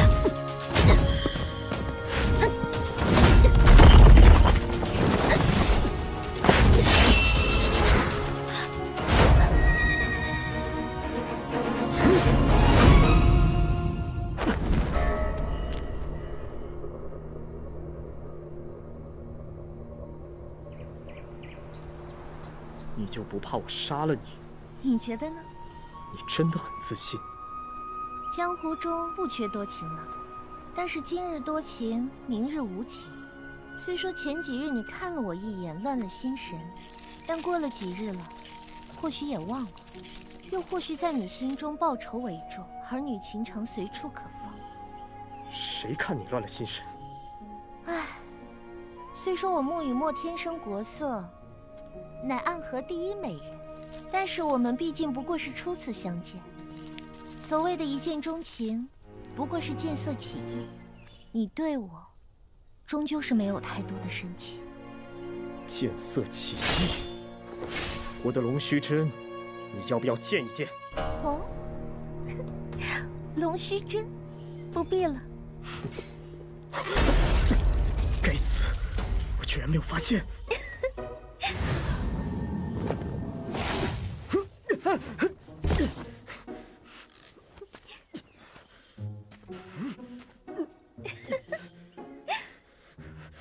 哎呀，原来天启寺守护的玄武使也难过美人关呀！你放我下来！你当我傻呀？放你下来，你又要喊打喊杀的，多无趣啊！真以为区区蛛丝就能困得住我？武功再强，也不过是个小男人，不解风情啊！罢了罢了。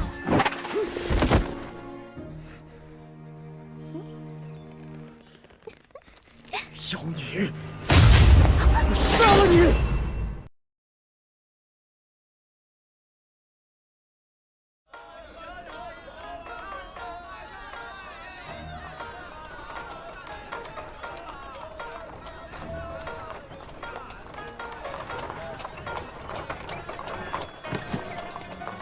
宵禁不平事，与君上九霄。这便是当年施剑仙一剑成名的九霄城啊！北离西剑，南绝挥刀，这个传统缘起开国时期的施剑仙。当年江湖万千儿女，有9成都想做那施剑仙，还有1成想嫁给那施剑仙。我也听说过这个故事，我还听师傅说过，天下剑客年轻时都想来一趟九霄城，都试图在几百年后仍能感受那一剑劈开九霄的诗与剑意。究竟是什么剑能一剑劈开九霄呢？按照史书上的记载，施剑仙最后一剑杀死剑魔的时候，那一剑之威，将整片天空中的云彩都劈散了。后来施剑仙踏剑离城，九霄城下了整整10日的大雨。作为一座北城，下10日的大雨可谓是前所未闻，所以有说法是施剑仙那一剑把天给打漏了，这就是所谓的一剑破九霄。大家长，你也是用剑的，你年轻时就没有想过来九霄城看看吗？寻常人的剑是剑，而暗河之人的剑只是凶器。更何况我年轻时并不用剑，剑法是后来学的。哦，苏沐雨呢？他会对这个传说感兴趣吗？他的剑也是凶器。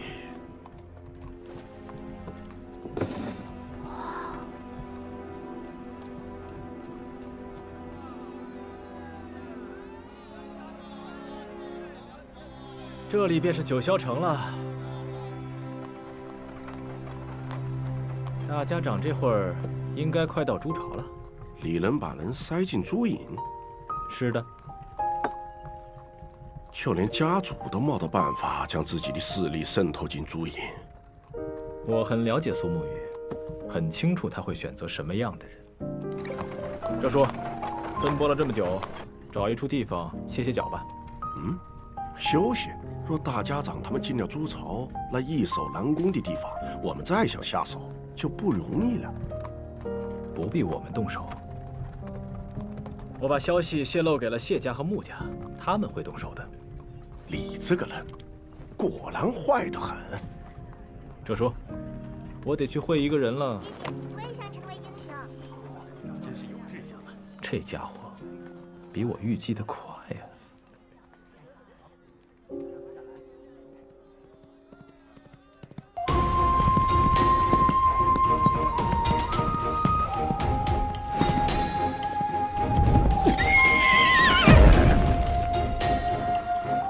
沐雨，好久不见。你我虽然未见，一路上遇到的可都是你。我这不也是担心你吗？长河，不必再说了，我是不会动摇的。你干嘛冷冰冰的？下马喝一杯吧。我还有要事，处理完了再跟你喝酒。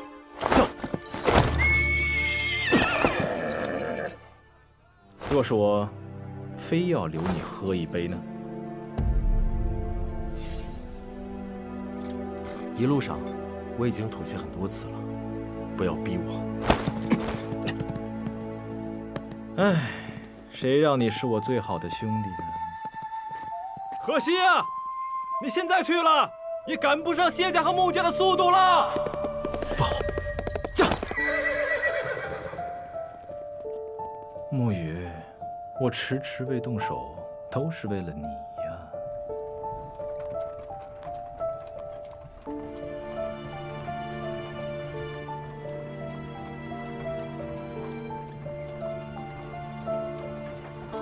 过了吧！这个丑牛，就因为我说了他一句丑，他便一直怀恨在心。小神医，你之前说过你找到了能彻底治好我的方法，不知道现在是否能告知于我了呢？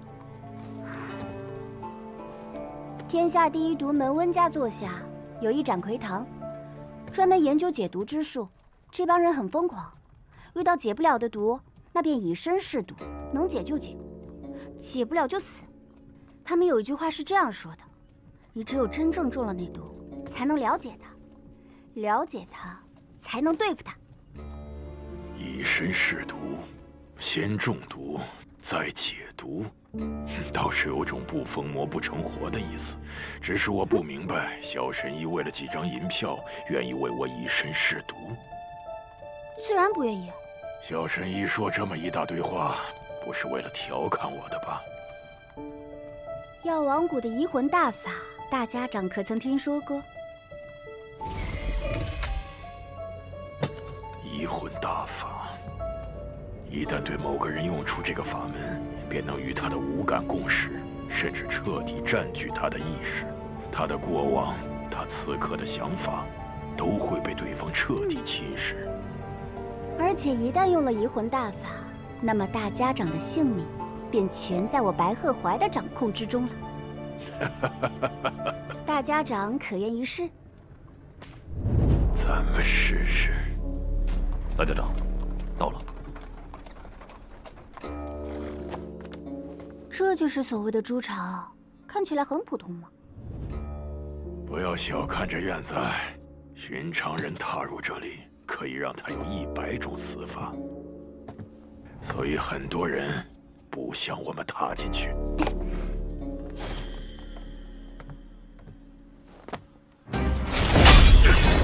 保护大家长！嘿！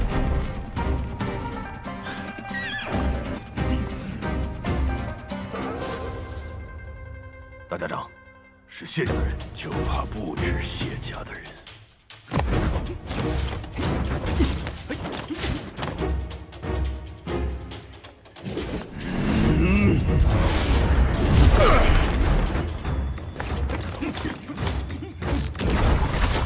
这是什么？穆家的天网阵。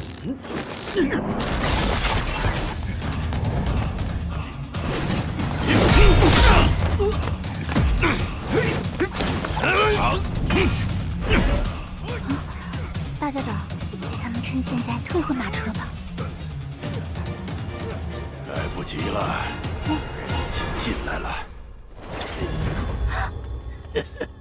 是繁花呀。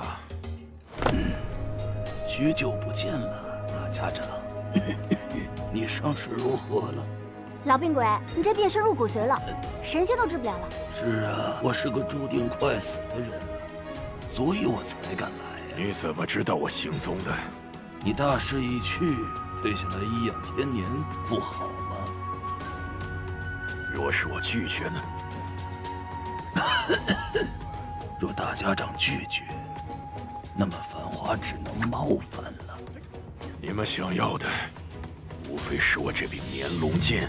是我绵龙剑，才是暗河真正的主人。如今握住绵龙剑的人还是我，那么这个暗河还是我说了算。把大家长的位子交出来！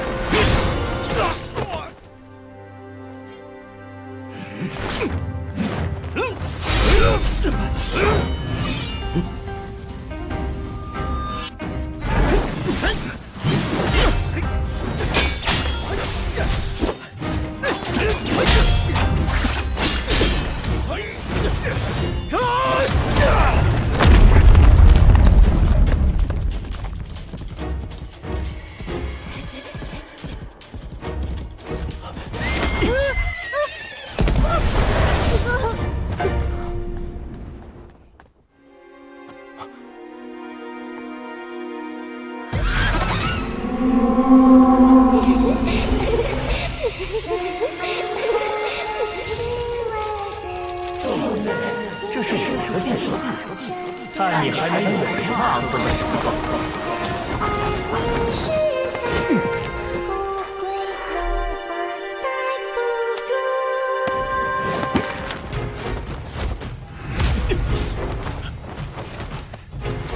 穆影哲，让路！让路！你的好兄弟苏昌河已经把你给卖了，不然我也不知道你也到这儿来。你不用挑拨，我相信昌河不会这么做的。你不信？那你就去问问丑牛，看他把朱朝的布防托给谁了。再说一遍，让开！你就这么着急跟大家长会合？我没空陪你玩。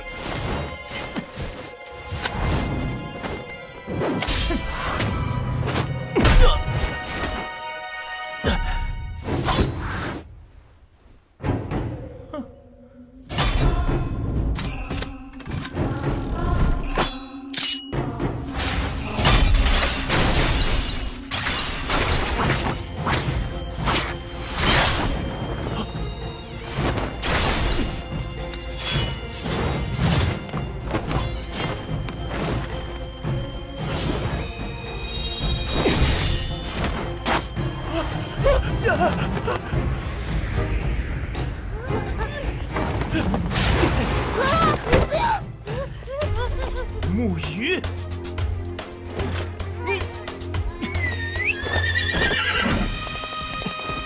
你们这些肮脏的东西，我再也不想见到你了！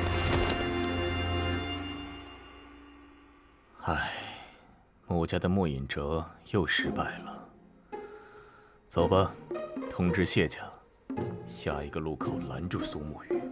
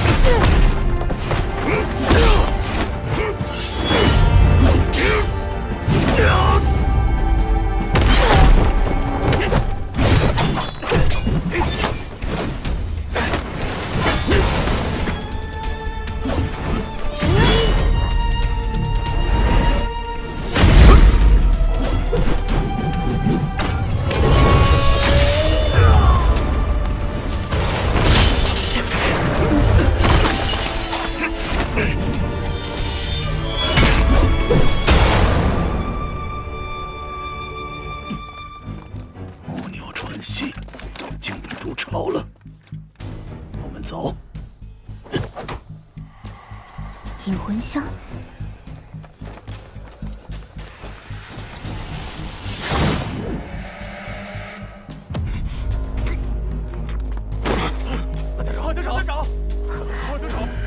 我现在真的是将死之人了。大家长，我先帮你疗伤。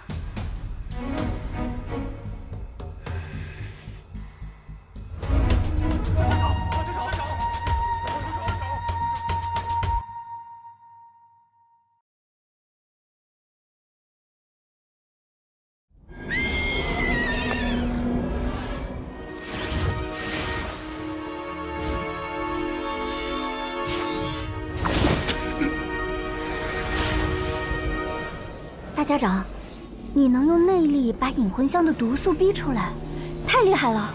我出身穆家，熟悉这引魂香，可惜让他们探到了我的伤势。这应该才是谢家和穆家的目的。吴玉回来了吗？还没。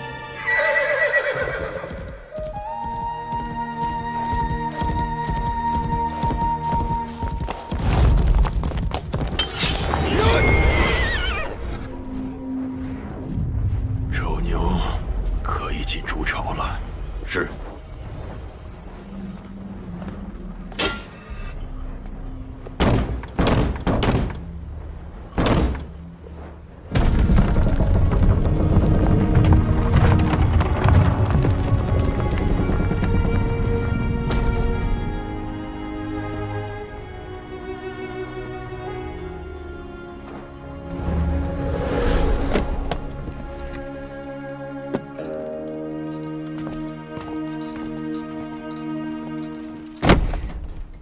钥匙。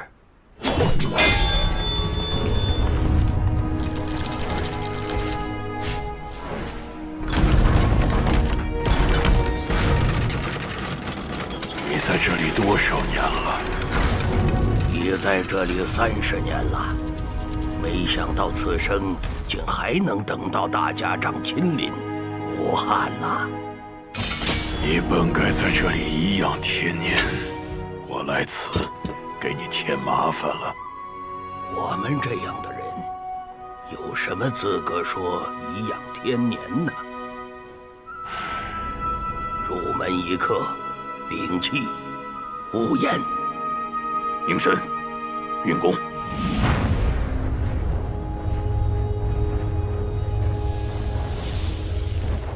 走。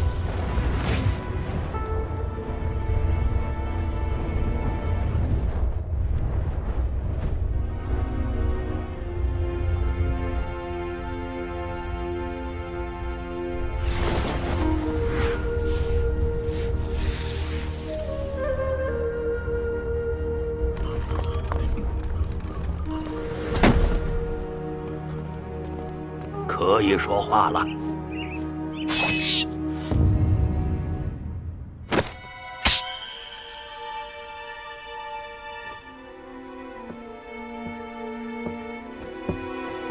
这是无声之阵。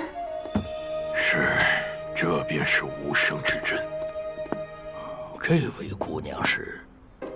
我叫白鹤怀。你要是早50年遇到我，我能治好你的驼背。这是药王谷的神医。你这驼背不是天生的，是被人下了毒变成这样的。多谢神医了，老朽已经习惯这般了。也不是不能治啊，就是这个价钱呢，需要高一些。哦，有多高？不如把这个宅子送给我吧。神医还真是个贪心人呐。传说中朱巢有朱隐万人，你这朱巢就住你一人，太浪费了。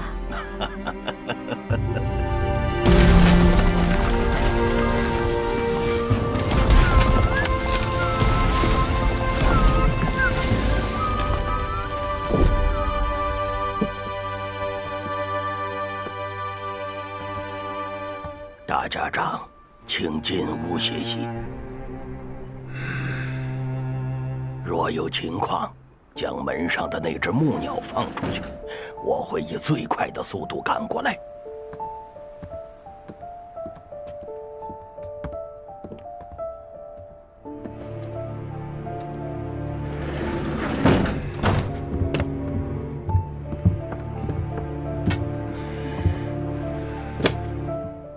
方才那位老先生对大家长您是忠心的，为何在他面前还要强行保持着无视的样子呢？我之前的确信任他，毕竟我们已有30年未见了。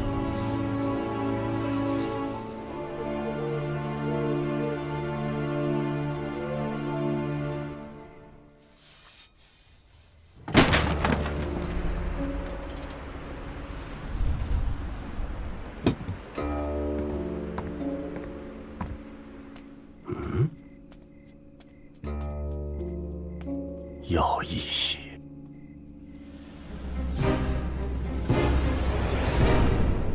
今日可对我用移魂大法？今日不行，大家长你方才经过一场大战，精神极为虚弱，若此时强行用移魂大法，怕是你我的小命都保不住了。只要这朱巢真有大家长您说的那般铜墙铁壁，那我们再等些时日。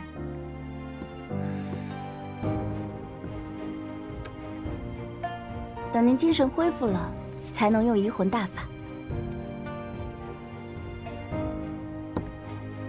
大家长，您好好休息。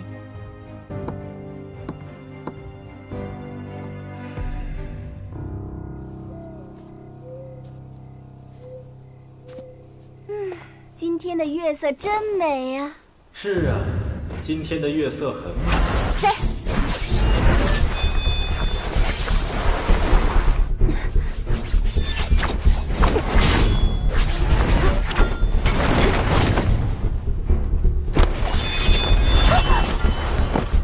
你是谁？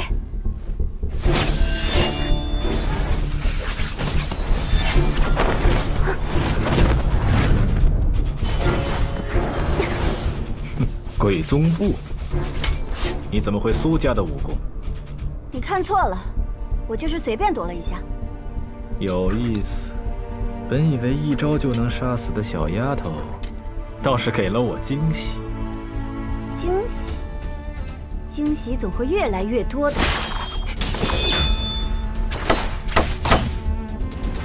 把那斗笠摘了吧，你眼神不好。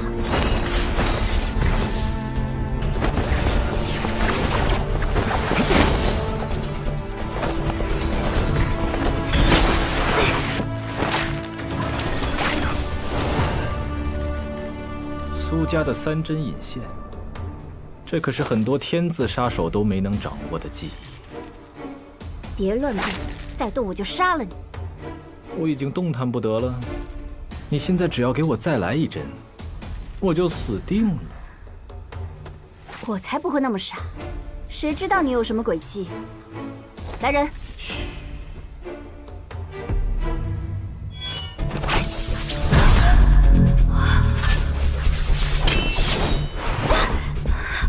虽然我对你越来越好奇了，但还是一刀杀了比较好。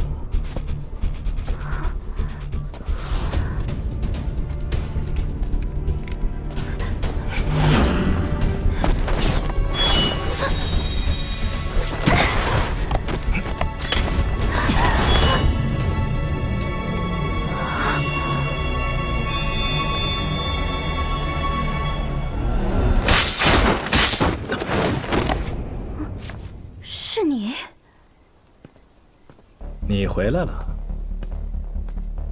是谁将你带进来的？朱影中的每一个人都是你亲自挑选的。你不相信他们？我更相信结果。他们忠于你，但不代表他们忠于大家长。什么？他们觉得你的选择错了，他们只是想帮你走上正确的路。别说了。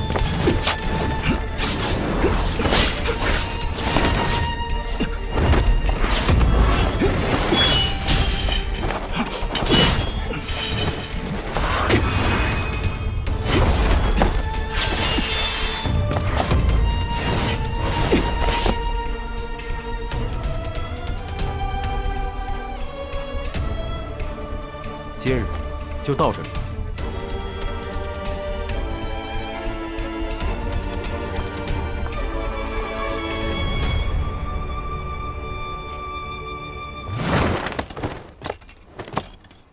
苏沐雨，你身边的惊喜比我想象中的还要多。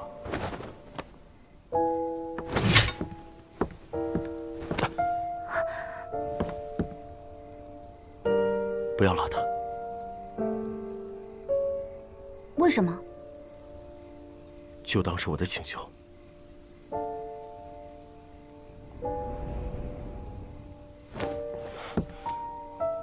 你和那个小胡子关系很好吗？是的。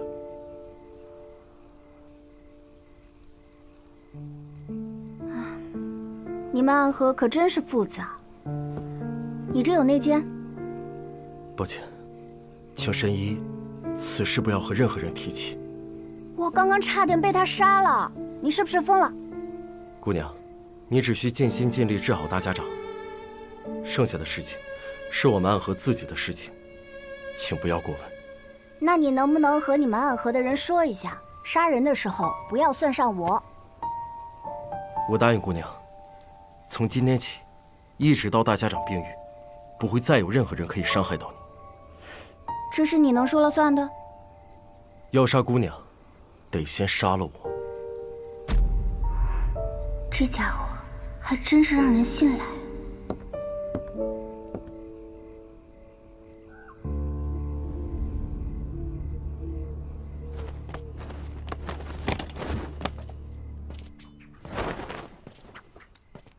药王谷神医，暗河杀人术，真是有趣。什么这么有趣啊？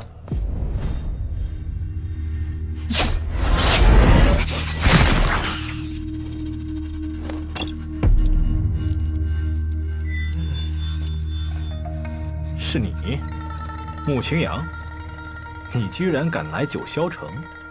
我有何不敢来？现在杀大家长倒是个好时机。是不是好时机，你说了不算。卦象不宜，我们穆家的人已经到了。哦，是吗？我今天开心，免费帮你补上一卦，如何？不需要。需不需要，都是凶卦，九死一生。遇到你这个怪物，可不就是凶卦吗？不光是我，还有你们苏家的老爷子也。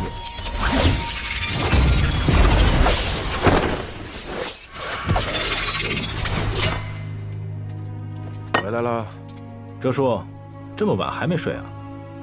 本来睡了，但被人吵醒了。他们在客栈等你。哲叔，你这铃声太催魂了，我还没上去就抖了。自求多福吧。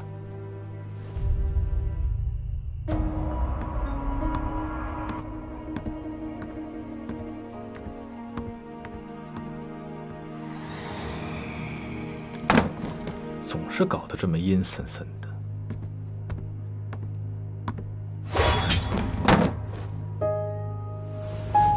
不，都是一家人，一家人。走。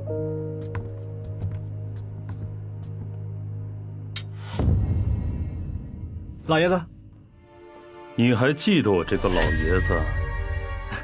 老爷子，明鉴。放开他吧。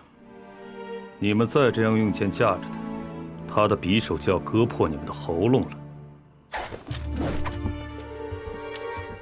老爷子，您怎么亲自来了？大家长不应该入九霄城，即便入了城，也不该让他知诸归巢。是长何无能？老爷子，有话好说啊！拔剑做什么？我说要杀人了吗？老爷子，10日之内，我必替你取到绵龙剑。你之前从来没有令我失望过，希望这一次也是。我怎么会让老爷子您失望呢？刚才你去哪儿了？我去探路了。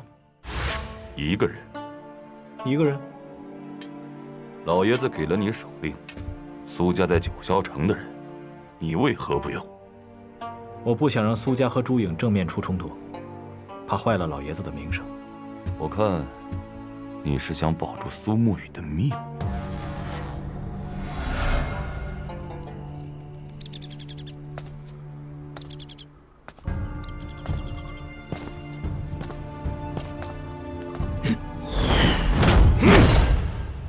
头儿，你啥时候来的？这处猪巢一共有36处机关，每一处都凶险至极。躲开机关的办法一共有4种，但不管怎么躲，这里是躲不开的。哪里？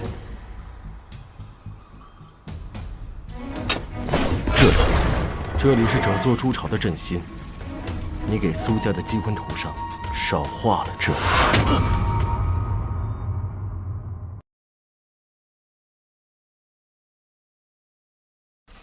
你把猪巢的机关图给了苏家。我是朱颖12校，我也是苏家，苏善君。进了朱颖，便不再是苏家的人了。忘记加入朱颖的誓言了吗？大家长到！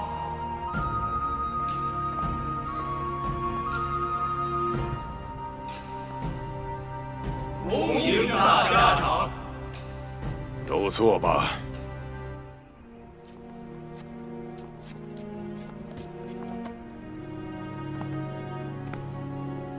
各家家主，上次任务朱颖12校伤亡惨重，我也身受重伤。今天我这魁的位置，也要交给大家长选中之人。这就是新的魁，苏沐雨。大家长，苏沐雨是无名者，没有资格成为魁。按合规矩，魁必须是苏、沐、谢3家直系血脉，不能坏了规矩。是啊，魁将来是要继承大家长之位的人，无名者不妥呀。你们放心，等我退位，自会交出绵龙剑。苏沐雨只任朱颖首领，不继大家长位。大家长，如今暗河处境凶险，我们3家正统血脉，谁是他的对手？要护住绵龙剑，光靠我们这些老家伙不行了。若是无名者也有资格，那我穆家也是人才济济。既然各家都有能人，那今天就比试比试。谢大家长厚爱，沐雨必定全力以赴。好，既然如此，请各家主挑选精锐，擂台比武，一炷香后，胜者为魁。擂台之中一一对决，各家家主不可近处观战，生死有命，各家不可因此结怨。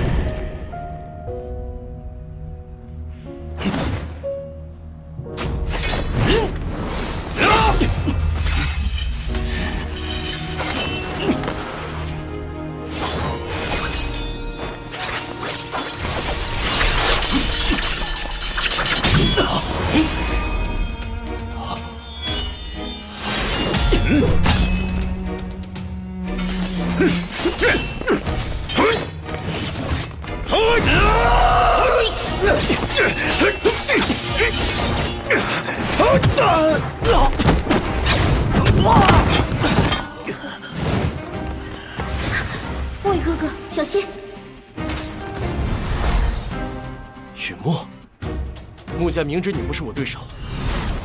家主说：“我杀不了你，他就杀了我。”雨墨，相信我，我们都不会有事。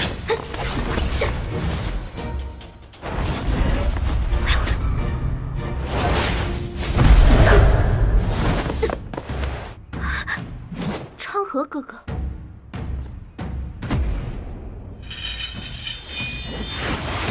你就那么想当魁？不想。那你出手得罪三家干什么？我要听大家长的。因为之前你跟我说过的那处家园。是的，昌河，我会走到那处家园，带着大家一起。一个虚无缥缈之地，你为何如此相信？作为一个杀手，能相信的只有手中的剑。那便以手中之剑斩出那条路来。这话才有几分意思。你要当魁，我不拦着你，只希望你能记住我说的话。你能信的只有手中的剑，以及我们。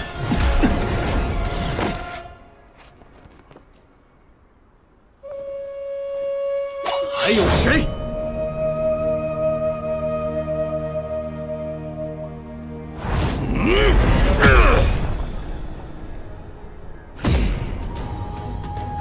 苏家，苏神君。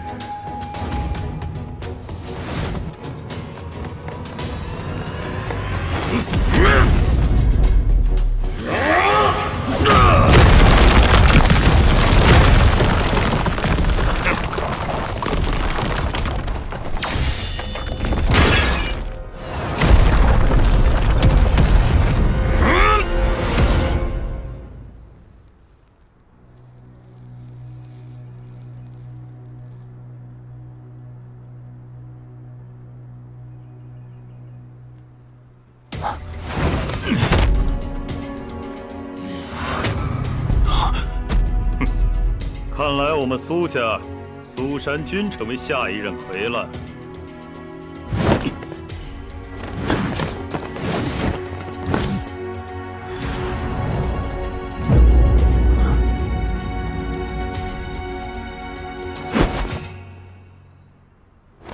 大家长，我赢了。好，各位家主，还有什么想说的？没有的东西，穆家的都杀了吧！穆家家主且慢。大家长，这些人都是暗河翘楚，请大家长留下他们。正好要重组朱影12校，作为新任的魁，木鱼，你的手下就由你来选吧。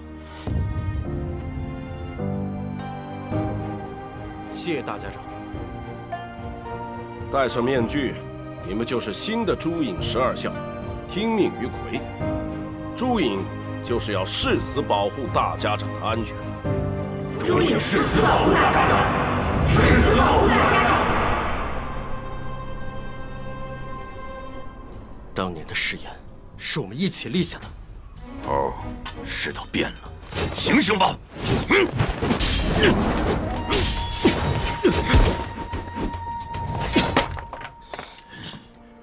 你比谁都清楚，大家长必死无疑，你何必这般愚忠，给他陪葬？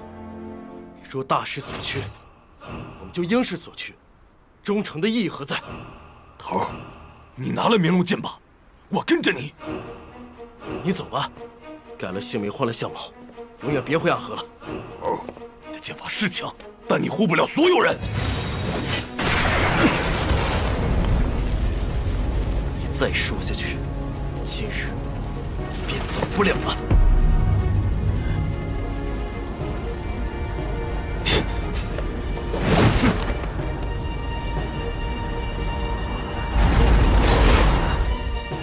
你不该让他走。他是我的家人，只是与我做了不同的选择。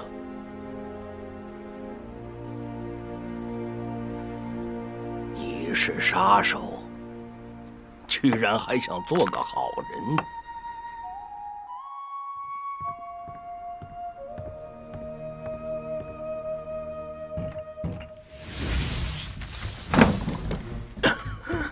谢家最好的刀来了。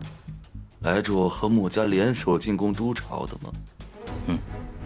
我的条件，你答应吗？好，进了都巢，苏沐雨的命是你的了。好，让谢长泽与你同去。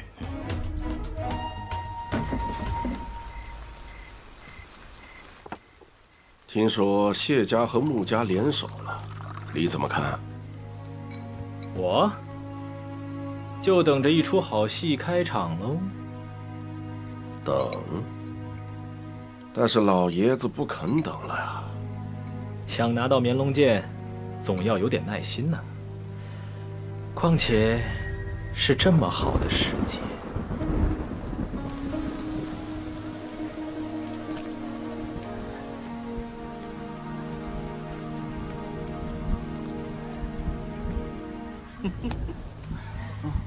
哟哟哟，这不是丑牛吗？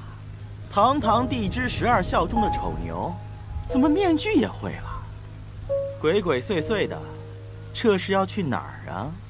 谢长泽，看你这模样，成丧家之犬了。与你何干？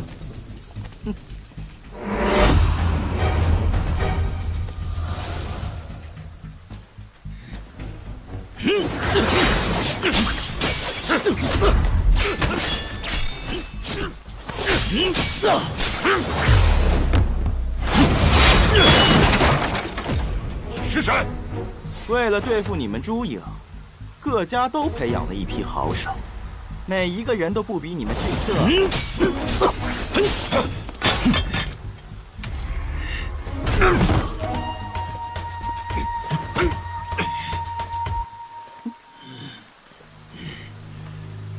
别动！他让你别动，我劝你最好别动，把朱巢机关毒交出来，饶你不死。你做梦！把他抓下！浪费时间！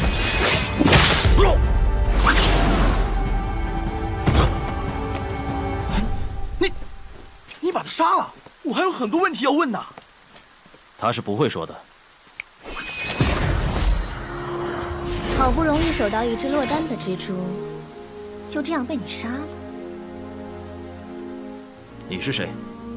你又是谁？谢不谢？谢什么谢？你是穆家毒花，穆雪薇，穆家指派了你来，有我还不够吗？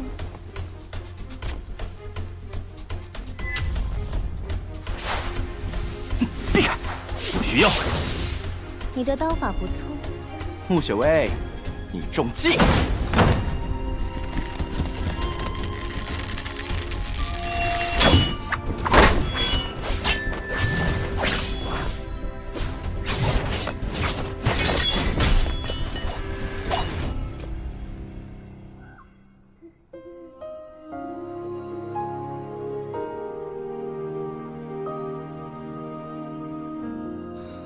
缠人的女人。缠人，这是对我的夸奖吗？够了，我不想杀你，但我的耐心也是有限的。哼，说着不想杀我，道道暗器用的一点都不含糊呢。我快死了。同样的戏码，不会上当的。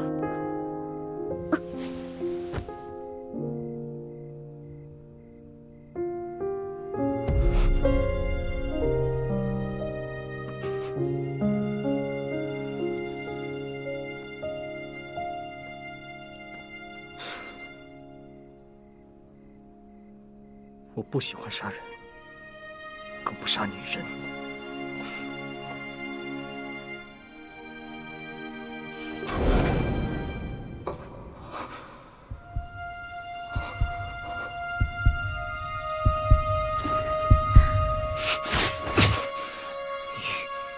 你还在骗我？你终究是放不下我呀。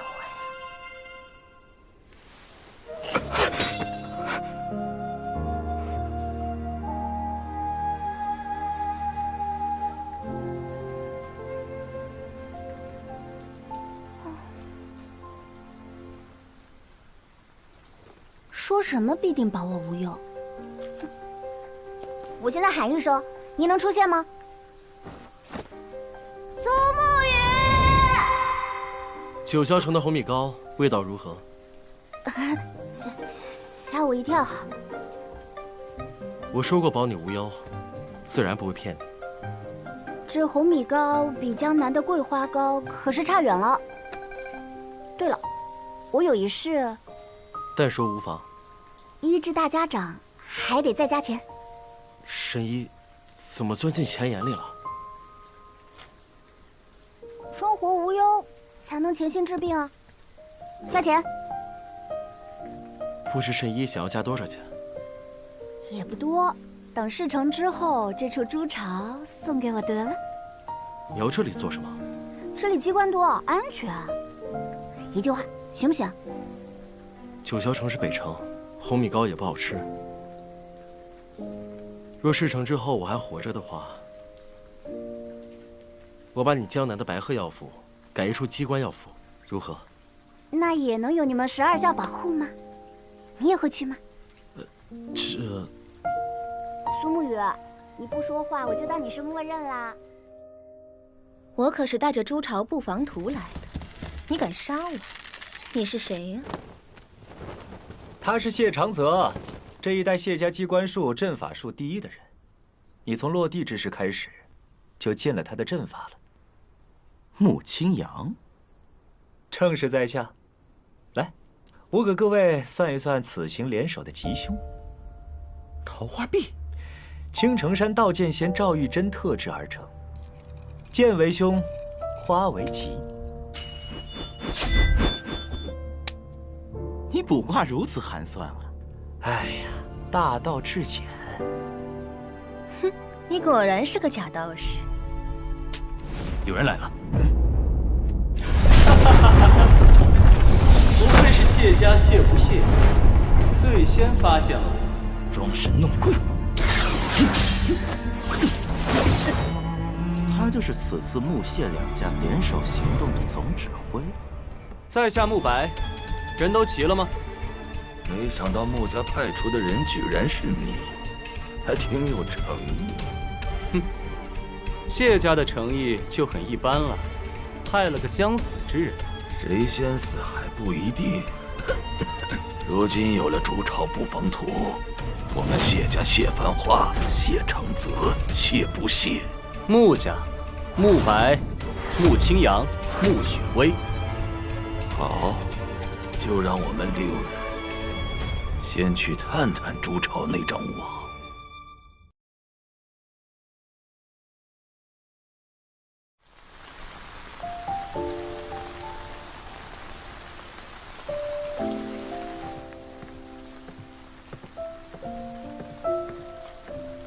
那个穆雨墨怎么还没回来？任务完成，他自会回来。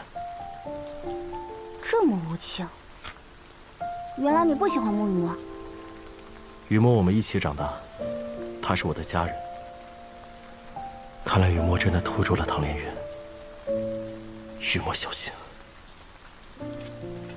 神医何时开始医治大家长？你让人准备100红烛，18面铜镜，明晚就医。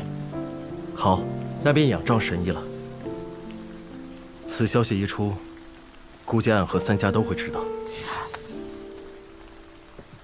雷门的冲天剑，一定很贵吧？与雷门并肩作战时，他们送的礼物，关键时刻能救你一命。雷门可是名门正派，和你们暗河还会并肩作战？暗河不是任何人的敌人。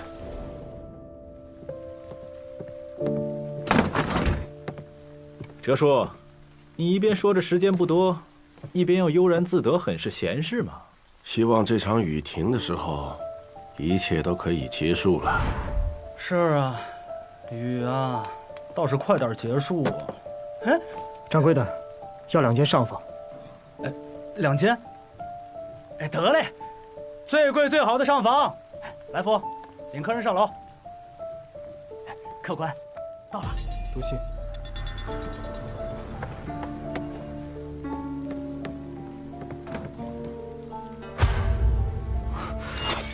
唐连月是你引来对付大家长的，稍安勿躁。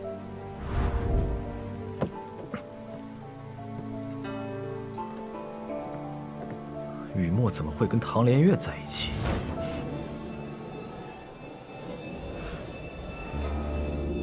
看样子，雨墨好像昏了过去。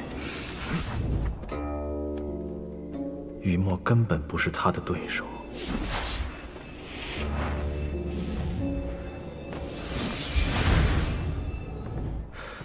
唐连月为何不直接杀了他？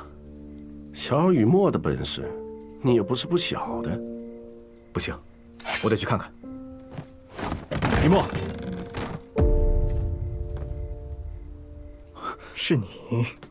他是我们暗河的人，我既然来了，人就交给我吧。按说我要杀的是大家长，其他人与我无关。但是，哦，看来你对我们暗河第一美女还有几分怜惜呀。她这伤只有我能治，别试探我。那就劳烦你照顾好她。先告辞了。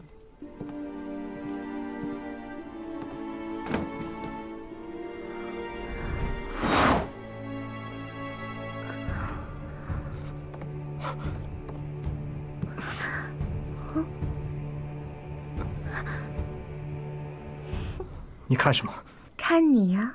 我有什么好看的？那我好看吗？莫名其妙。口是心非。我与你无冤无仇，不想杀你。何必装出一副冷漠的样子呢？我守在这儿，只是怕你伤势太重，屠成变数。知道了。那你打算一晚上都坐凳子上？天色不早了，不如你睡这儿吧。我没别的意思，我只是看你为我疗伤辛苦，不想你染上风寒。你现在身子很弱。你的意思是，等我身子好些了再……不是，我不是这个意思。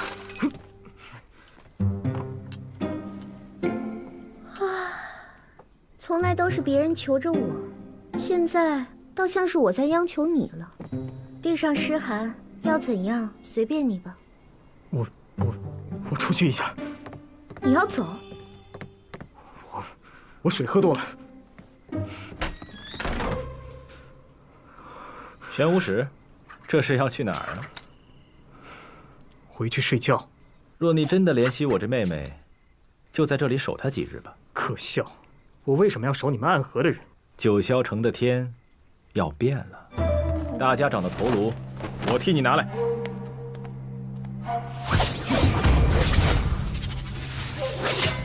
你小子，开工了也不叫我。头，12小集结完毕。丑牛离开的真正原因，我想你们也能够猜到。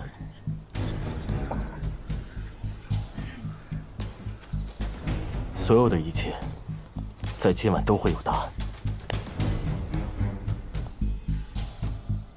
头儿，我们听你的。今夜，请大家务必守护好此处筑巢，护好大家长。头儿，你可以选择的。还当我是头，就记住我们的使命。我等不负使命，誓死保护大家长。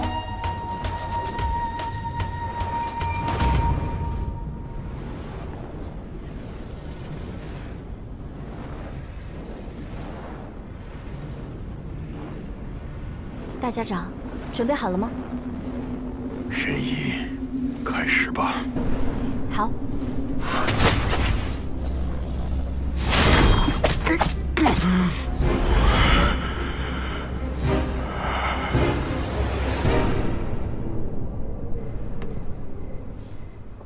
神医可是医好了大家长。哪有那么好医啊？刚施完针，此时大家长神识还是很清醒的。你呀，还是多关心你自己吧，整天心事重重的也不嫌累。抱歉，刚才想起了一些事情。对了，你还没有告诉我，你和那个小胡子到底什么关系啊？昌河，他真的是你最好的朋友吗？昌河和我一起做无名者，一起走出鬼窟院，一起加入苏家。什么人？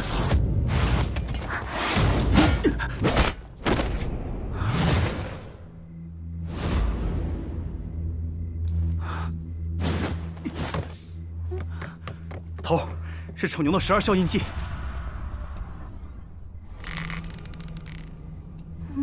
不用看我，这会儿大家长还清醒着呢。有事你去忙好了。虚狗，你们保护好大家长和神医，我去就回。是。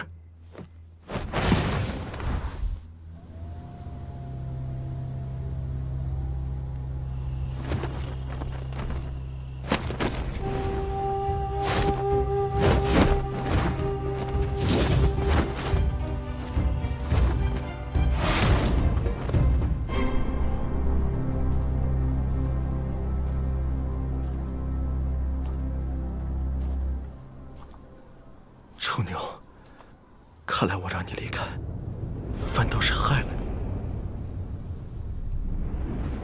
我苏家不留无用之人，念在你是本家弟子的份上，你自裁吧，也算是给你留点颜面。老爷子且慢，暗河正值用人之际，朱影12校也在重组，不如将他们并入朱影，如何？怎么？刚当上魁，就想给我这个家主一个下马威不成？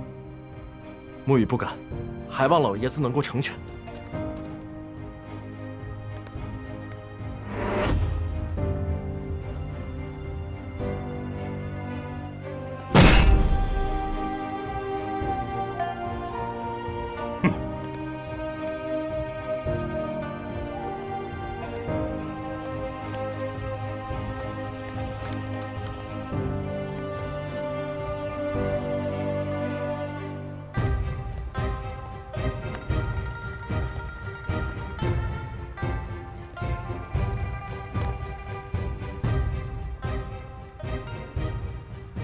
多谢魁大人正义相救，不必放在心上。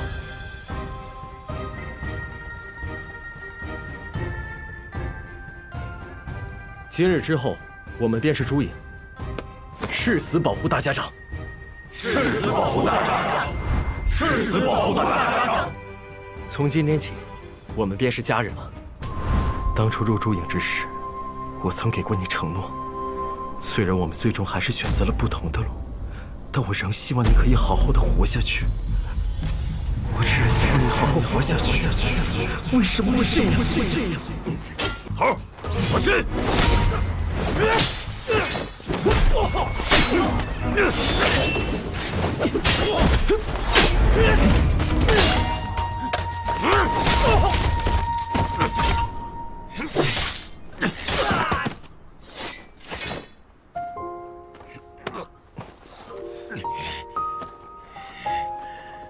头儿，我们这么拼了命的保护大家长，值得吗？当我们执剑的那一刻起，所问的从来都不是值得二字。不问值得，那问如何？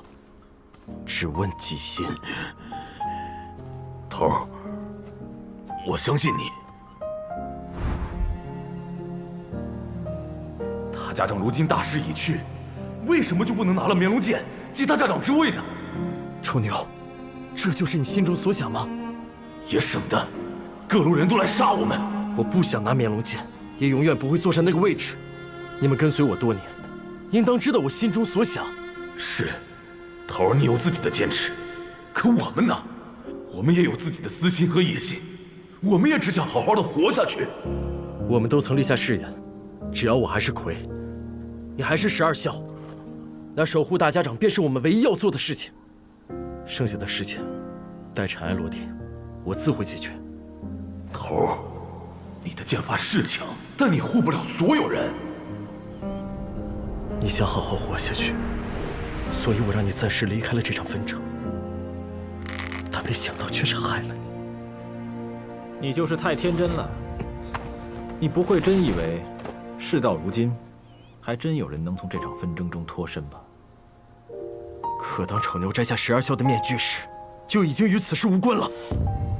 可笑的想法，只要还在暗河，谁又能真的无关？即便他的死活已经与这场纷争的结局并无关系了。大家长的周围已经无人了，只剩下你们这帮冥顽不灵的朱影12校。我们当初立下了誓言，要誓死保护大家长。这就是你所谓的誓言，可你也曾说过，要带着他们好好的活下去。三家对你们虎狼相视，刀剑尽出，你觉得你们的机会在哪里呢？暗河三家本是家人，大家长并不是没有过传位的想法。你拿他们当家人，他们却要杀你，你还真是木鱼脑袋啊！事情到了这一步，三家底牌尽出，大家长必死无疑。靠着杀戮夺来的大家长之位，有多稳固呢？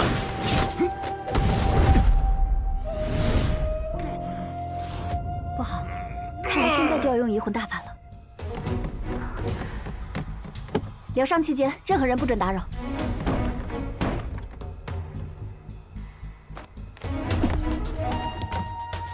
12校加强戒备。是。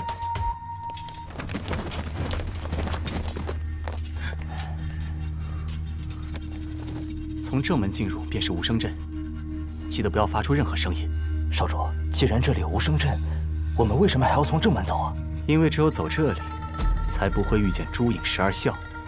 至于苏沐雨，你还是那么固执，睁大眼睛看看吧，沐雨，这样的结果不就是你造成的吗？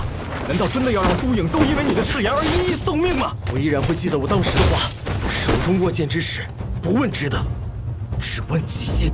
我知道，你还在想着家园，对吧？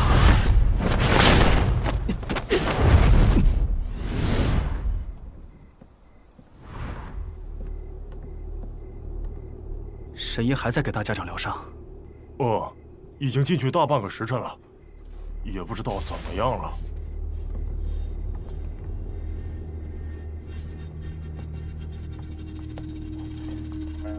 少主，现在可以说话了吗？可以说话呀。就你话多。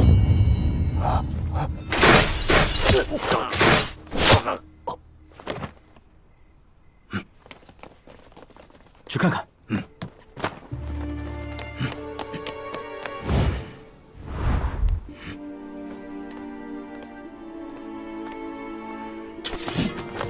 是穆家的人。无声阵要在几分钟之后才能启动。谢长泽，糟了，中计了。石沐白，谢虎啸，你的对手是我。快去拦住他们！谢家谢虎啸，你的敏锐不如从前了，莫要小看我们。继承了龙牙刀的人，阿虎，看来谢家出了一把比我们更好的刀。谢不谢？还愣着干什么？还不快动手！我等这一战很久了，今天你们两个是我的。想走？给我老实待着！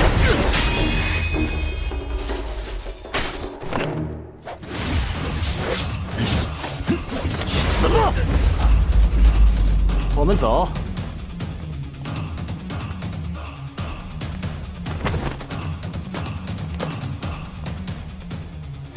巨石迷魂阵，起！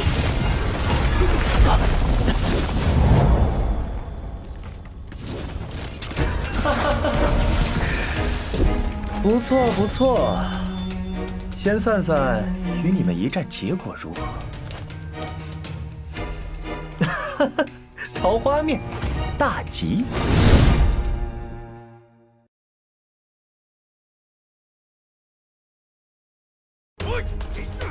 敌方已破无声阵，辰龙引虎在中庭备嘴，紫薯、四蛇起阵。巨石迷魂阵，起！你这阵法跟布防图画的一样，一点威胁都没有。有劳了，长泽兄。先算算与你们一战结果如何？桃花面，大吉！让开！小心，他是毒花。苏沐雨在哪？别一来就想着你的梦中情人啊！咱们是来干正事的。你想见苏沐雨，有一个最简单的方法，杀光这些人。五马，魏阳，想见我们头，先过我们这关。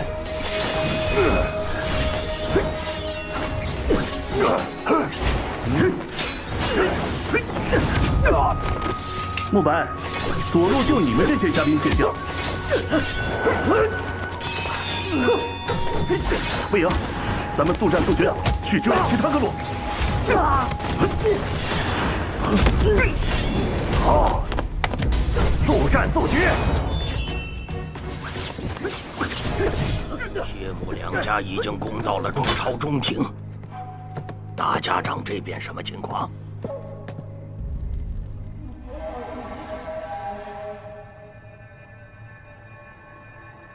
大家长，静气凝神，切不可分心，不然咱们都得死在这移魂大法的幻境之中。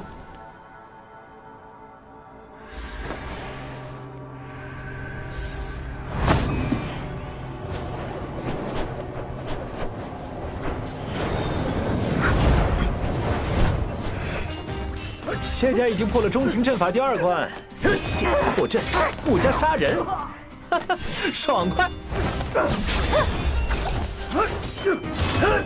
小侯，你去支援中路。看你们还能撑多久？等苏沐雨来给你们收尸吧！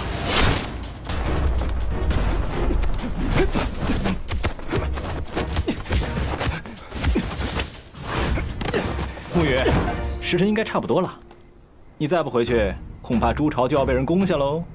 你犹豫的太久了。我只是帮你快点做个决定，不用谢我啊！哎，你等等我啊，一起去呗，顺路顺路。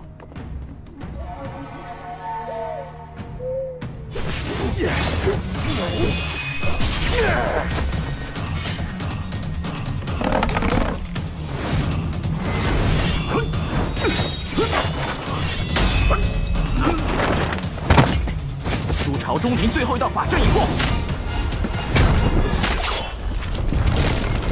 穆家准备进攻后庭。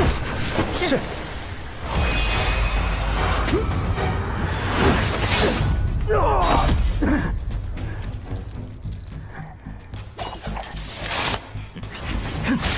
信不信？你在做什么？快杀了他们！这不是比武，这是生死之局。我不是来杀人的，我只是来找苏沐雨。更何况，他们也是谢家之人，我们都相识。在成为朱影的那一天，他们便不再是谢家的人了。成为朱影，是每个暗河人的荣耀。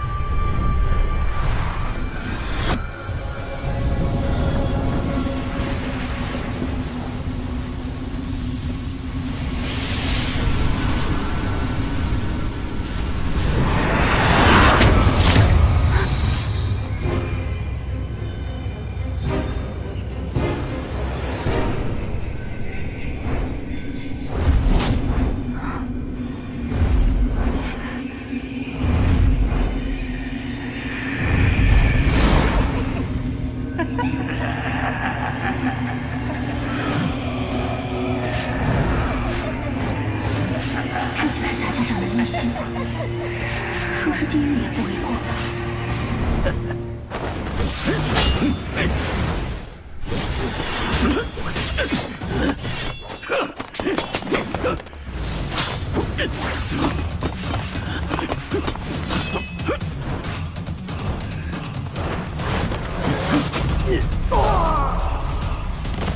别让谢家的人抢先了。你很想见苏沐雨吗？赶紧去！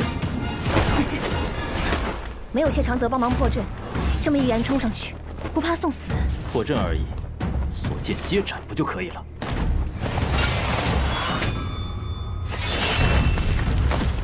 那我破阵也就4个字：跟着你走。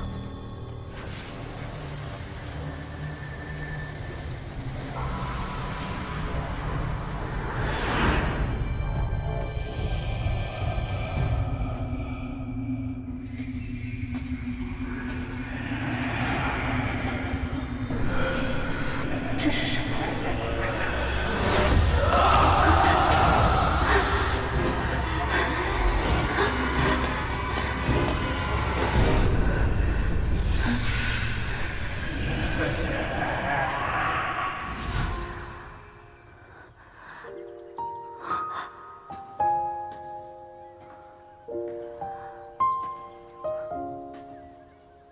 今夜怕是要死在这里。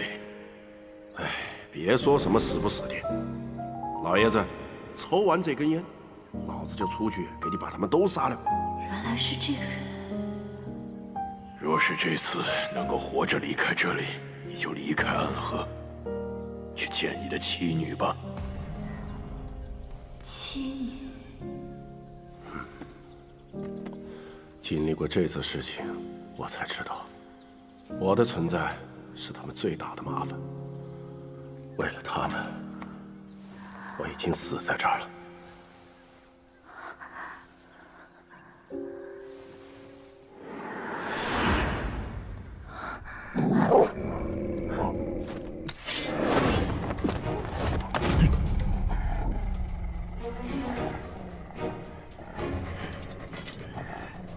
苏沐雨呢？还不错，竟然能打到这里。但就凭你，还不配让我们头出手。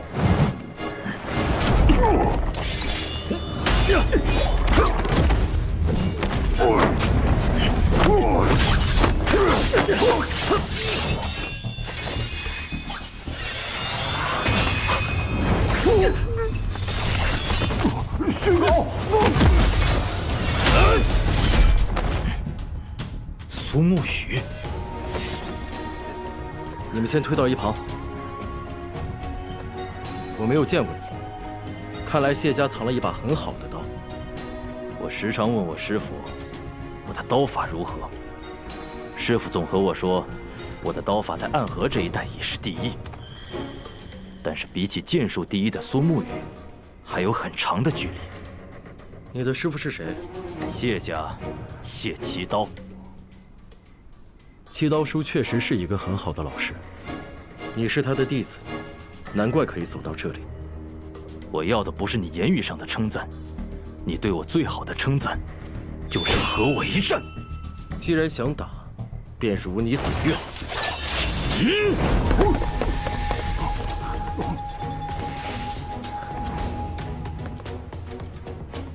不要误会，不要误会，我不是来打架的，我是来找苏沐雨的。怎么这不管是男是女，都是来找咱们头的？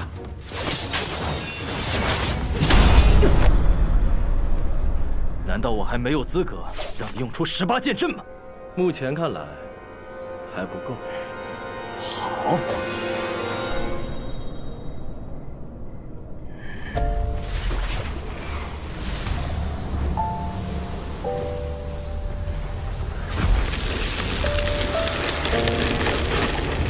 灵犀之术，杀！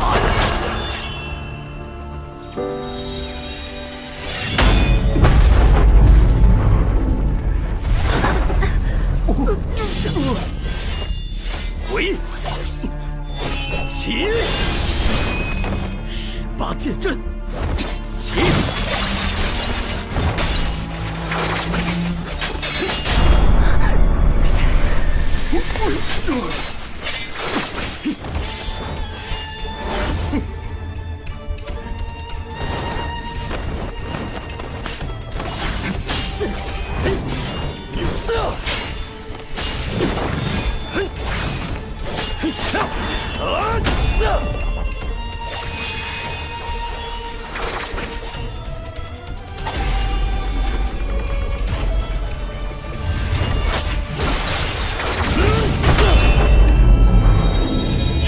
18剑阵了。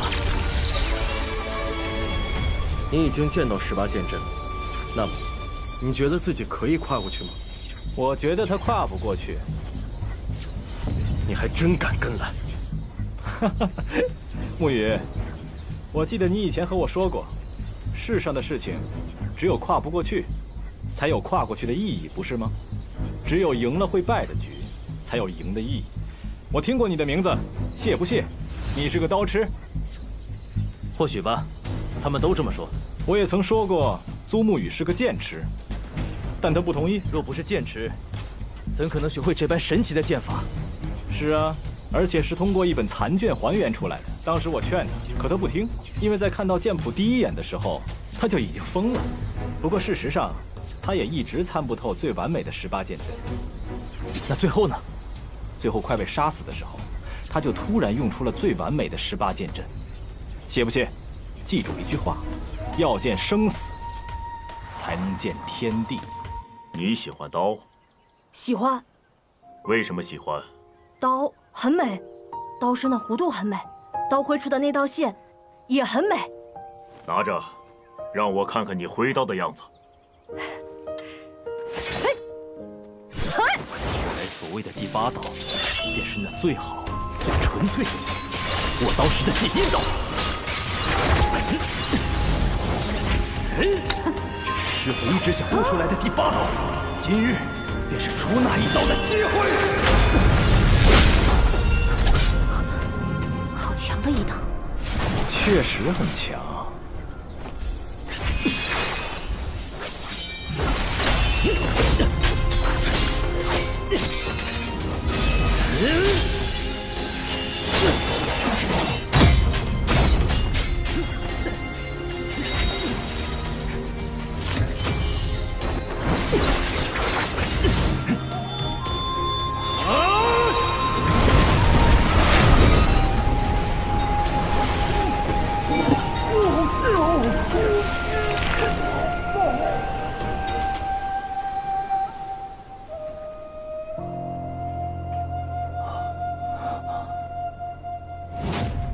师父说我悟出第8刀，那么暗河这一带，我便是最强。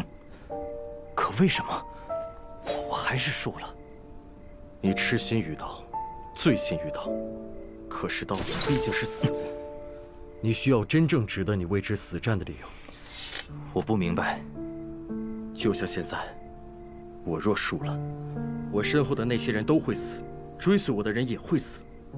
每个人寻求的意义不同。你的意义，需要你自己去寻找。虽然我还是不懂，但我会为了赢你，去寻找你所说的意义。你要走，别忘了任务。我来这里，不是为了杀人。即刻起，我便要离开暗河。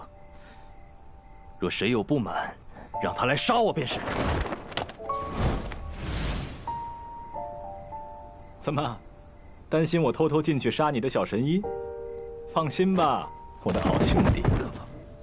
许巍，你放心，我只是放了点香，让他们短暂昏了而已。许巍，兄弟啊，你背负的太多了。得，我先回苏家复命去了。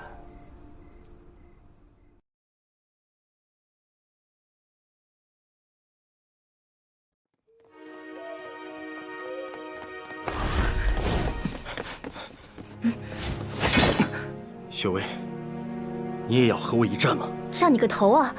你都受伤了，你以为我没有看见？喏，这是疗伤药。堂堂暗河的毒花，总是随身带着疗伤的药做什么？你以为我想当毒花呀？我是9毒成医。你真认为那个神医能医好大家长啊？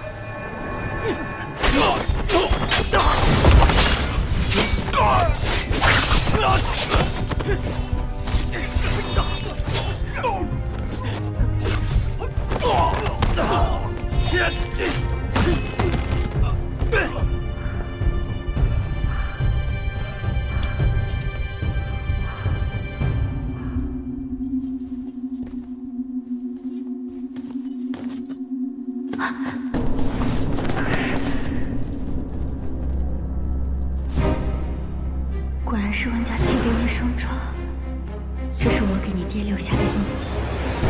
就算他逃到天涯海角，就算他一生都不敢再来见我，我也要伴他一世。果然是他，他爱我。是谁？不可能，在幻境之中，应当无人可以看到我，除非他自己的意识已在梦境中觉醒了。你是谁？这是梦境。梦境？是的，我只是你梦中的一个过客。你以为我会相信你的鬼话？是谁派你来的？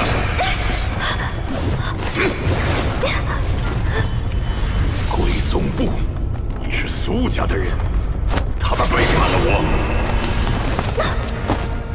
不好，他的梦境记忆和现实记忆开始错乱。苏家早就已经背叛我了，吴家、谢家也都背叛我了。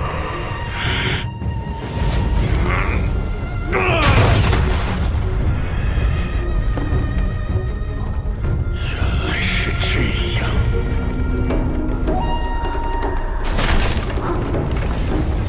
该死！若是在幻境中被杀，那我是不是也死了？这师傅没说过呀。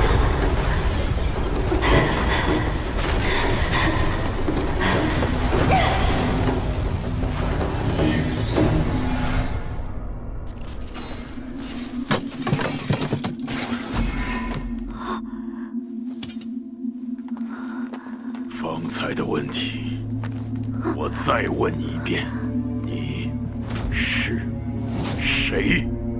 医者百合怀。你怎么会苏家的武功？你用移魂大法是想找到绵龙界的秘密，根本不是替我治病吧？误会，请大家长相信，我并没有恶意。你们都想从我这里知道绵龙界的秘密，但是有些事，知道的越多，死的越快。怎么，有了小神医就嫌弃我了？不是。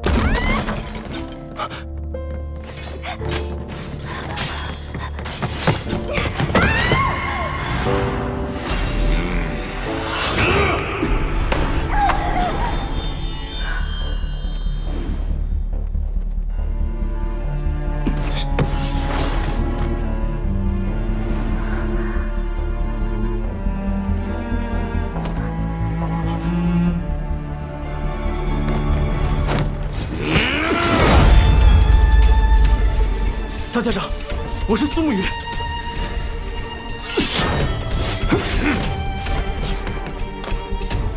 哟，没想到小神医竟如此貌美。大家长，不过看来医术不精，大家长要杀他呀，那我就代劳了。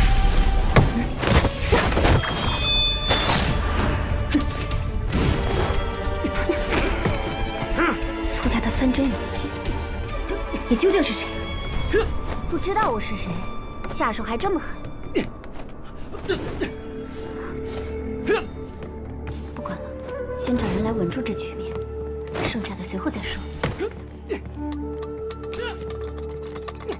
机关。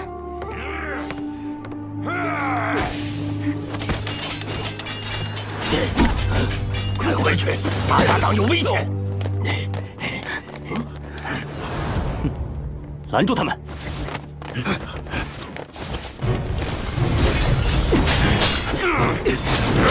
大家长，你怎么了？大家长，我是苏沐雨。大家长，快醒醒！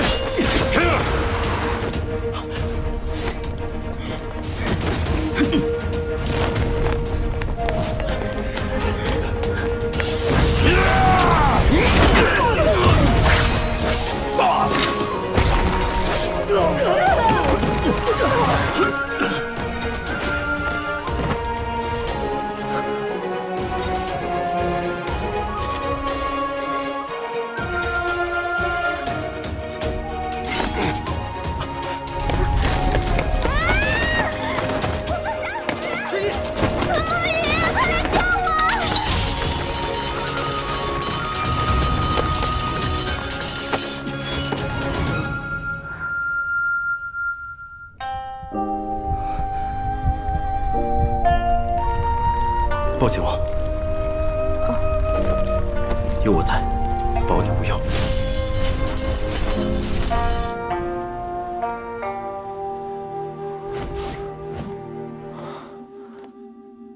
惨了！你居然碰到我了，之前要被毒死了。苏沐雨和神医掉进密道中了。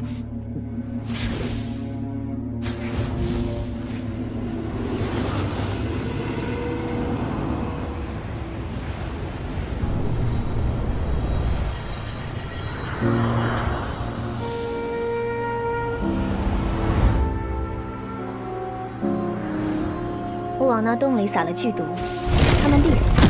走吧。别以为我不知道，你送苏沐雨一粒无花丸，封在了他的剑柄之中，他死不了。我们的目标是绵龙剑，快走吧。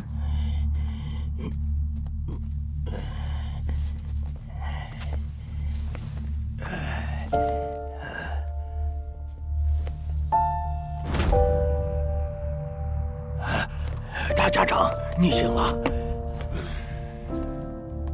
雪薇见过大家长。雪薇，你也是来杀我的？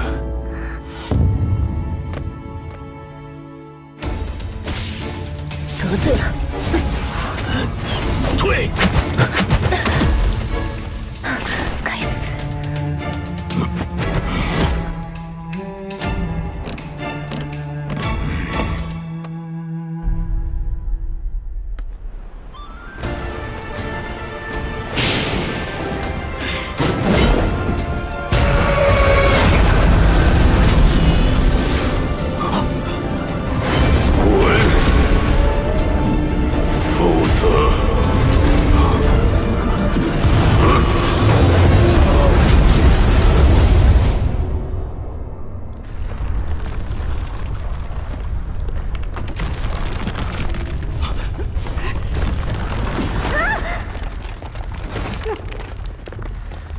神医，你没事吧？还好，我没事。这是怎么有朵花飘下来？是雪薇的毒花，服下它，对粉尘有毒。切，你只知道我是药王谷的传人，却不知道我母亲乃是天下第一独门温家的人。我会怕毒？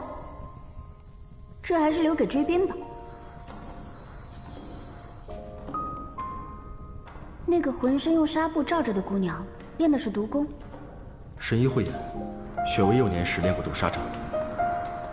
毒沙掌不算高深的武功，应该是练功时出了岔子，导致剧毒流遍全身，本该就此殒命，却不知他怎么活了下来。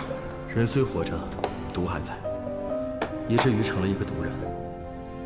常人轻轻碰他一下，不出一炷香的时间，就会化成一滩黑水。雪薇也是可怜人，不知神医可能救他。他见面就想毒死我，我都跳密道逃跑了，他还放一朵毒花来追杀我。现在你和我提救他的事，不合适吧？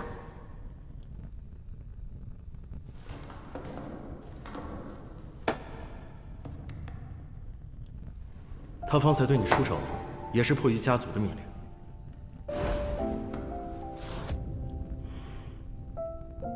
若是此事过后，我和他都还活着，不再是敌人了，我可以救他。不过，我有个条件。钱？钱管够。和奎大人做交易就很舒服。不过当务之急，咱们是不是应该先出去？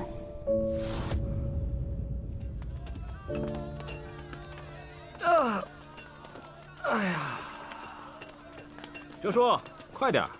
绵龙剑马上就要到手了。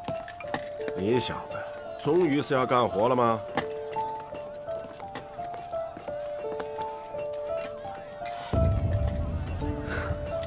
谢家和穆家已经进了朱巢，算起来，咱们现在过去，刚好。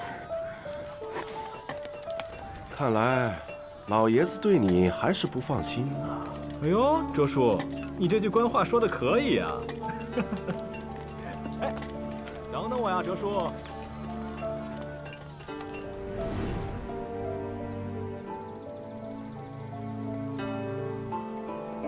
报告家主，家主，谢家和穆家联合起来攻破了朱巢，苏长河和苏哲刚刚离开九霄客栈。怎么刚离开九霄客栈？老爷子消消气儿，如今谢穆两家联手对抗大家长，昌河那边或有妙计。那就等上一等，看看他葫芦里到底卖的是什么药。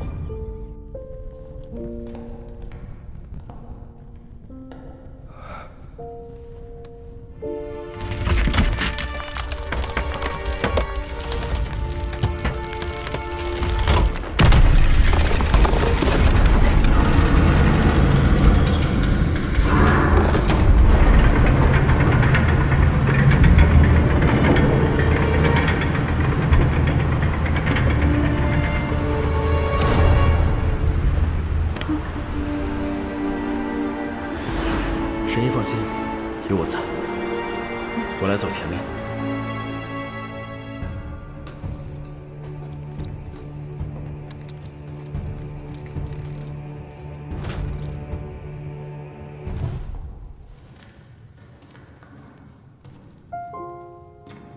神医，怎么了？神医，你治好大家长的毒了？暂时压制住了，要完全治好还需要一些方法。辛苦神医了。客气了。不过看如今这情形，大家长治不治得好，性命都难保。这场争斗，多少也是因我而起。若是当年哲叔没有受伤，或许……哲叔就是神医见过的那个说方言的人。奇怪，怎么又绕回来了？那个哲叔是个什么样的人？哲叔是上一任的魁，暗合规矩，魁便是下一任大家长的继承者。只可惜，一次任务中，大家长遇袭，哲叔带领朱影12校以命相搏，救出了大家长。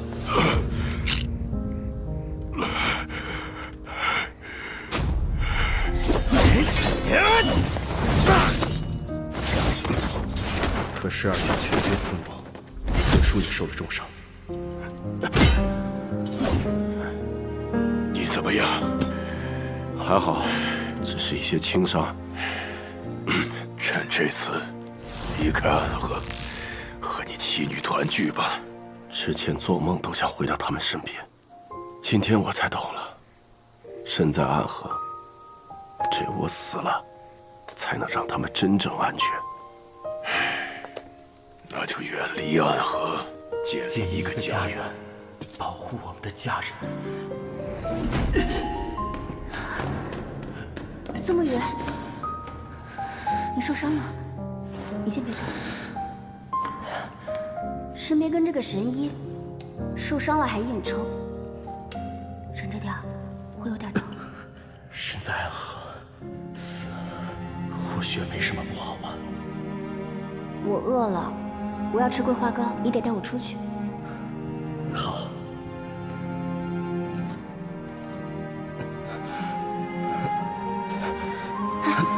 我才不会轻易让你死，你得陪我出去。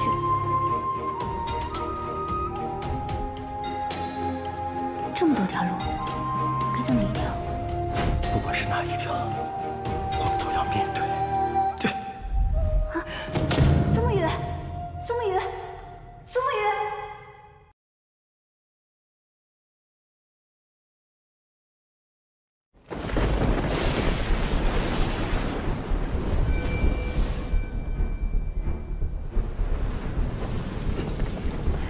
穆家的人，谁也不许后退一步。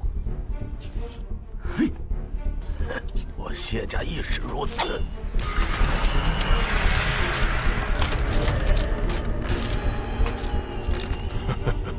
难道你们不怕死吗？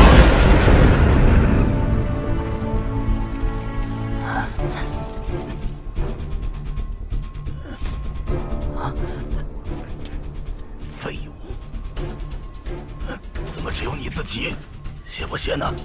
谢不谢跑了，他说要去游历江湖，去寻找所谓的意义，来锤炼刀法。可恶！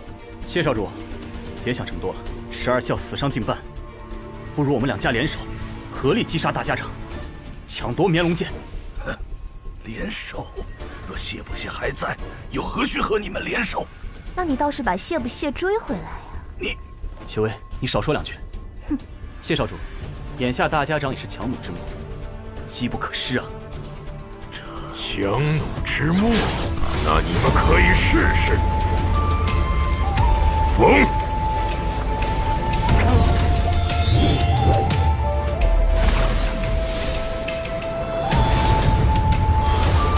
雷。气。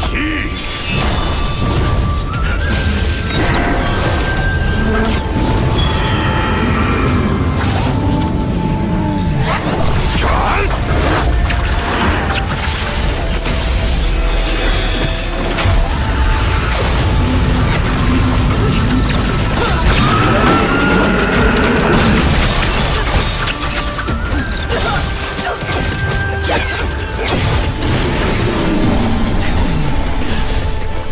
这就是你所谓的强弩之末？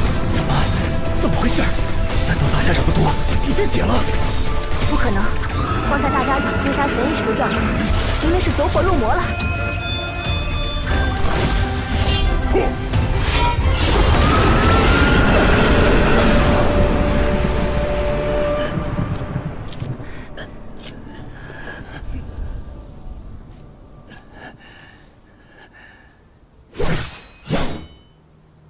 回去告诉你们家主，想要绵龙剑，就给我安分点儿，否则就毁了它。还商量着干嘛？快撤！咱们也走吧。是。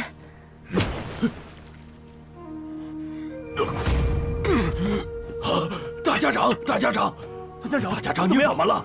大家长，大家长，大家长。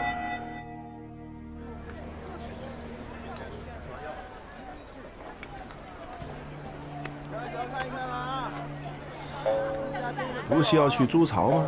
怎么来喝茶了？筑巢之中有条密道，直通城外的3里亭。咱们兵分2路，我去筑巢搅个鸡犬不宁，你去3里亭等他们自投罗网。长河，我知道你在谋划着非常可怕的东西，我不拦你，我只做任务，不讲别的。谢谢哲叔。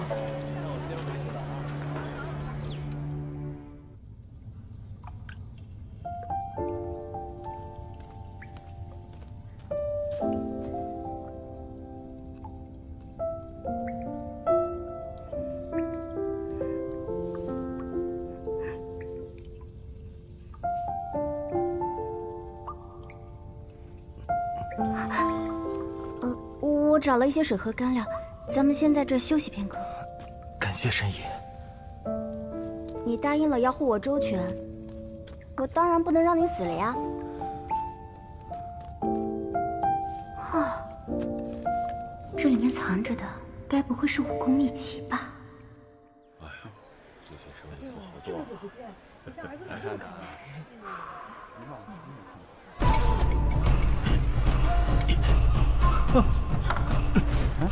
人呢？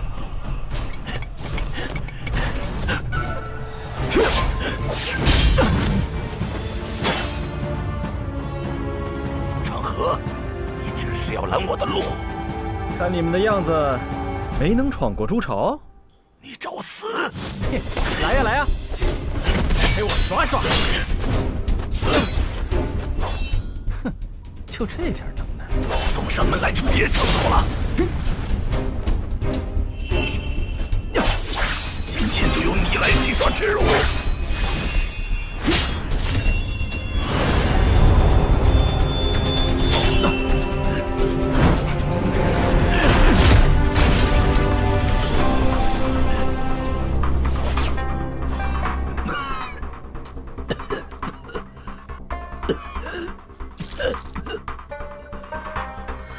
看来人呢？哎，在这儿呢。这个小子吃了我一击，竟然没事。刀变得好慢啊！哦，看来朱朝一战你受了伤。这人在将死之前，果然连动作都迟钝起来了。你想要快的，那这够不够快？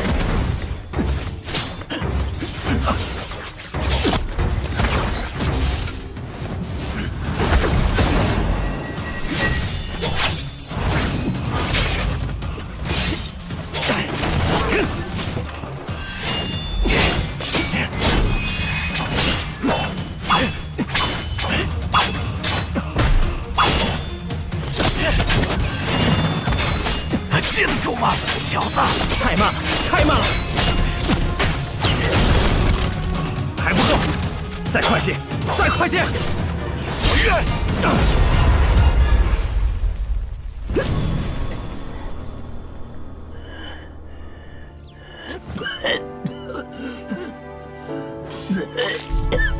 哎呦，看来伤得不轻啊！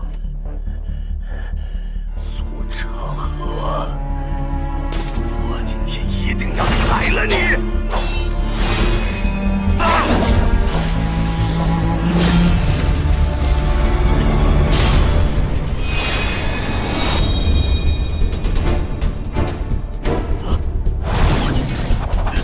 这才叫快！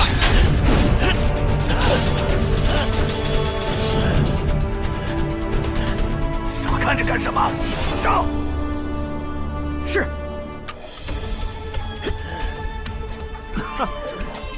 那就一起来吧。欺人太甚！苏成河，拿命来！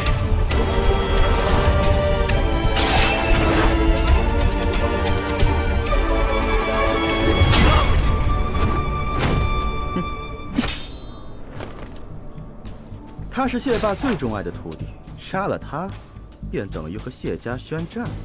怕什么？谢霸要宣战，也是冲苏家，就怕他谢霸胆子小，不敢宣战。此言有几分道理。那我先回去和他们交差。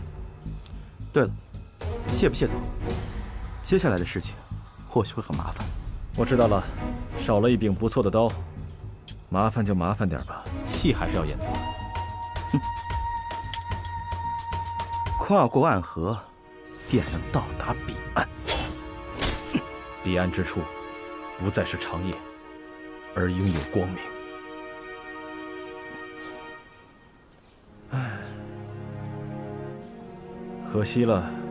如果有机会，还是想和他真正战上一场的。唉，还是上路吧。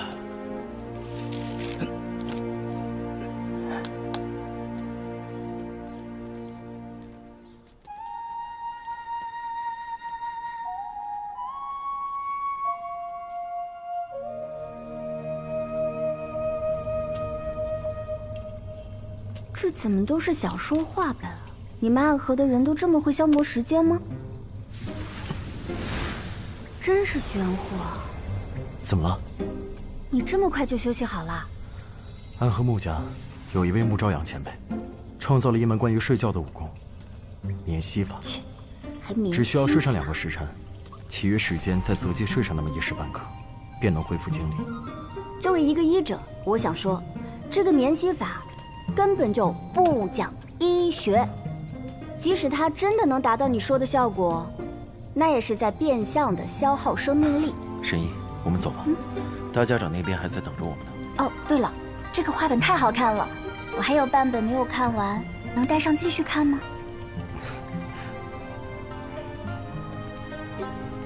这个画本说，北离开国皇帝萧绎手下有一群影子杀手，专门执行刺杀敌方主将之类的任务，写得相当真实，着实精彩。影子杀手。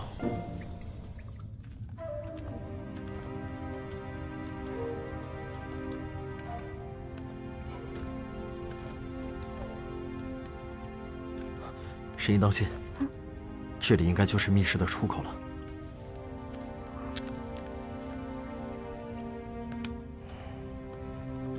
那个苏哲身上有没有一个这样的印记啊？不知。神医为何有此一问？没什么，随便问问。神医往后退一些，我看能不能直接打碎这道门。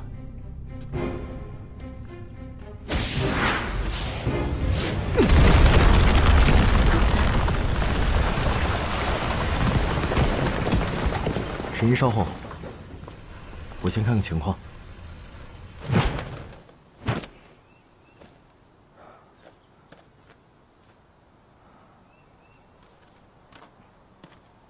来，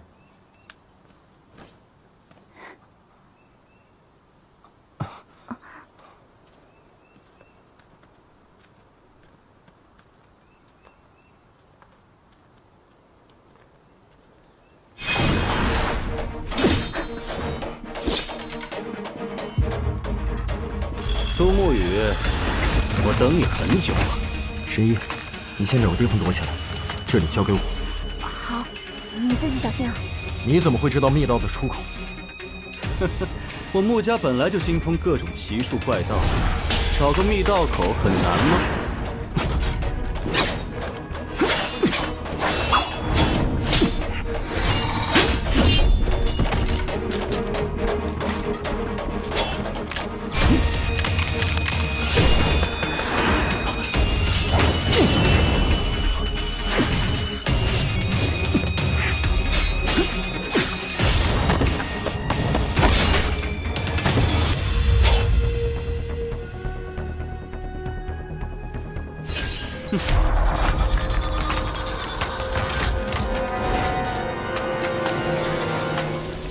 傀儡杀人术，傀儡杀人术与你的18剑阵同出一辙，不同的是你控制的是剑，而我控制的是人。自不量力！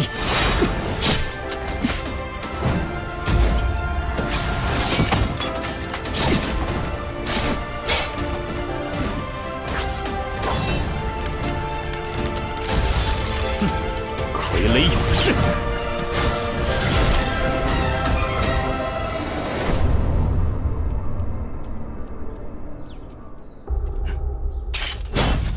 苏昌河，你杀了谢繁花，你的胆子比我想象的还要大呀！哼，浑水摸鱼罢了。毕竟混乱之中，谁又能放过谁呢？是吧，穆子哲？你敢唤出我的名字？这次之后，或许所谓的3家，只能剩下1家了。你以为我还会惧怕你这个穆家家主吗？你找死！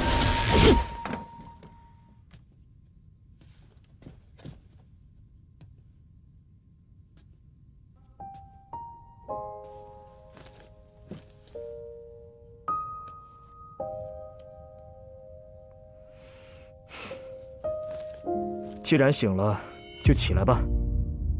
你的伤势已无大碍，我还有要事在身，告辞。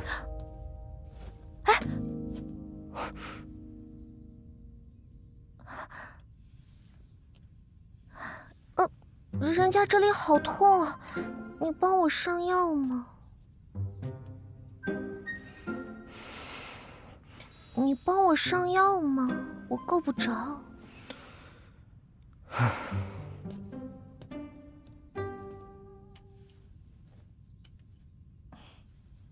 宇哥说过，除非能拿到朱巢布防图，否则无人能擅闯朱巢，见到真正的大家长。而朱巢布防图，宇哥，我会尽力拖住这个木头，你安心解决你和昌河之间的事情吧。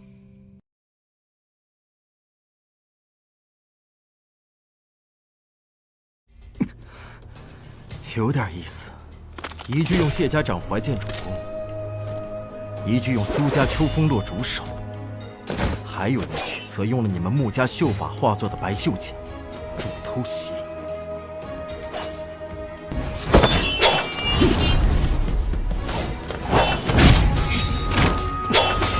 穆家傀儡术几乎无懈可击。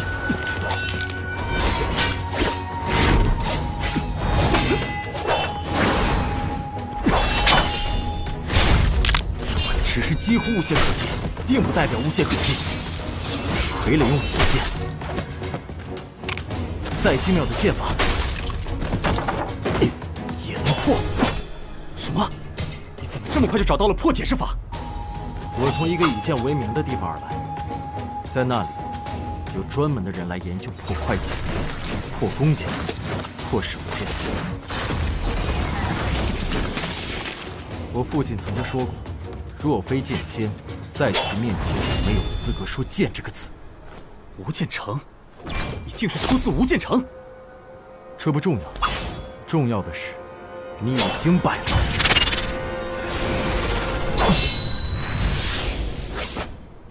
桃花面，大吉啊！是你，奎大人知道我，荣幸之至，荣幸之至。同时对上他们两个，看来今天凶多吉少了。哦吼，这里挺热闹啊！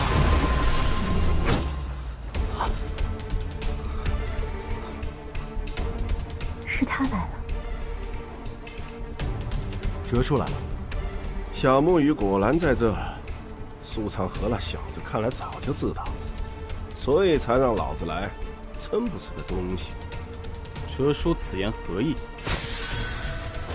让你说话了吗？哲叔，你还是喜欢营造一种我很厉害的气氛。不需要营造，这就是很厉害。哲叔接下来怎么打算呢？我打算怎么能够不杀你，还能完成苏家老爷子的任务？这怕是有些难呀。确实有些难呐，但你我二人也算是莫逆之交了。莫逆之交。这样吧，咱们俩先联手杀了那几个鬼，剩下的就是咱们苏家自己的事了。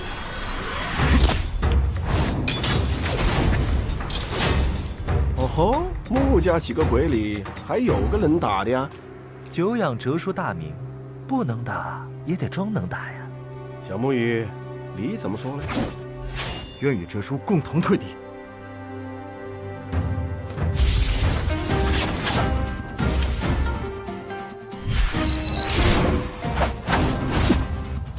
抱歉了，小木鱼。十一，快跑！小神医又见面了。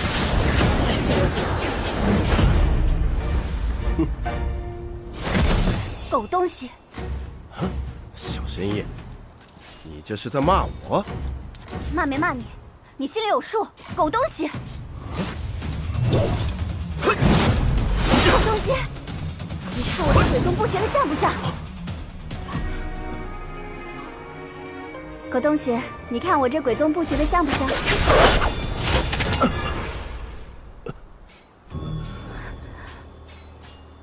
果然是个狗东西。苏家鬼宗部，苏沐雨，你竟然把苏家功夫传给一个外人！你怎么会鬼宗部？丫头，你的母亲可是温若锦。是，又如何？狗东西！我一开始竟没有发现，明明这般相像的。苏哲，白神医到底是什么关系？要你管？好，我不管。来呀，动手！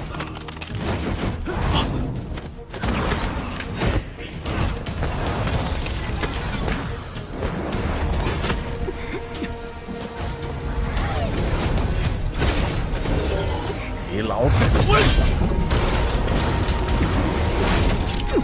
苏哲，到底哪边的？给我看好了，这是我的女儿，谁敢动她一根毫毛，我让她死无葬身之地。狗东西，你这句官话说得真好。孩子，这些年我知道我凶你，但你得管我叫爹。狗东西是你娘叫的。刚才还想杀我，现在只想让我叫你。想想你母亲，你有这性格也不足为奇了。算了，当年我很匆忙，都没来得及给你取名字。你母亲给我取名贺怀，白鹤南飞，淮水相望。是个好名字，你母亲向来在取名这一块很有天赋，比如狗东西。是啊，我真是个狗东西。恭喜师叔，这真是一场意料之外的任性。谁说不是呢？只是今天这个场合，先打发了再进回。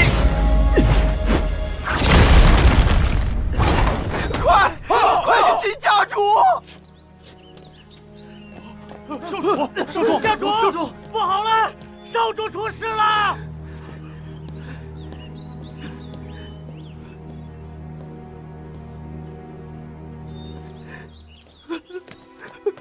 家主，恕罪。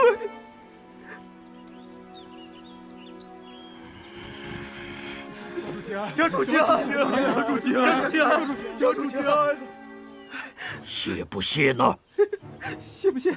挑战苏母语失败后就不知去向。只是听说，他去游历江湖了。游历江湖，谢启都真是教了个好徒弟呀！繁花是被谁杀的？是苏家的人杀了少主。苏家人？那为什么他死了，你还活着？属下不知啊！再给你最后一次机会，说，繁花到底是怎么死的？回家主，真的是苏家人干的！还敢说谎？他的致命伤是你的奴功。属下绝无半句虚言。苏家用我的武器杀少主，就是想谢家内斗啊！苏家如此卑鄙，敌人是谁？苏长河。不可能！繁花的实力我很清楚，苏长河绝对不可能这么轻易的战胜繁花。你还在骗我！家主，少主顽疾在身，驻守那连番苦战受了些伤，眼看要成功，不曾想大家长一剑之威，险些要了众人的性命。拼死之下，我们二人才从筑巢内逃了出来。苏长河以一带刀打了我们一个措手不及，家主明鉴啊！家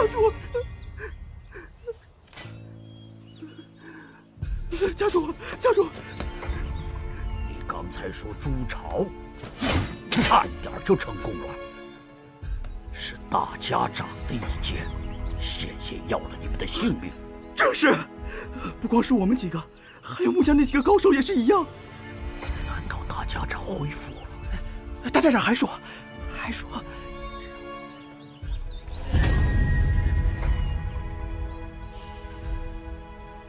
传令下去，今夜子时，九霄城中所有谢家弟子前来议事。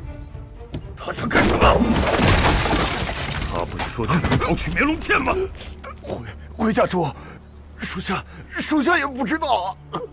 老爷子息怒，老爷子，谢繁花是他杀的，那就等谢家来问罪的时候，我们把他交出去，既可以卖谢家一个人情，又处理了一个隐患，何乐而不为呢？苏长河，是啊，若是因为他让苏家和谢家先行结怨，只怕最终得利的就是穆家了。好，你亲自去，先把苏长河软禁起来。穆秋领命。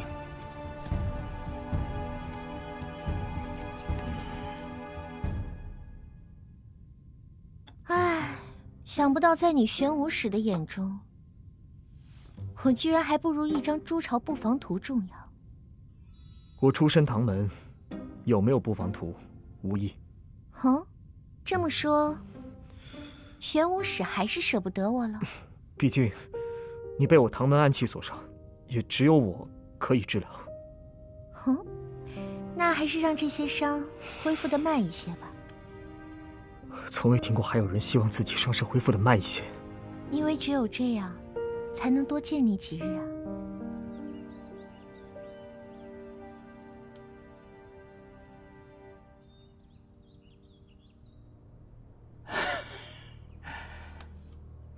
哎，当年在穆家学过一些药理，可学的都是杀人的技巧，没想到有一日却要用来救人。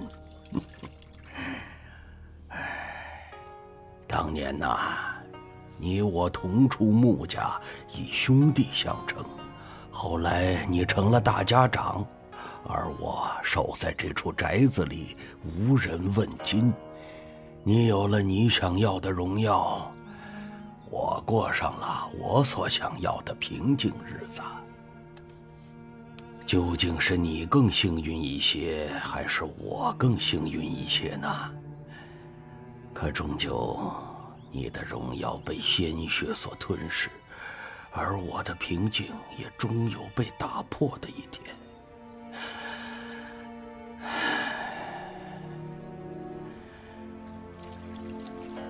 我听那个叫苏沐雨的年轻人说起过家园。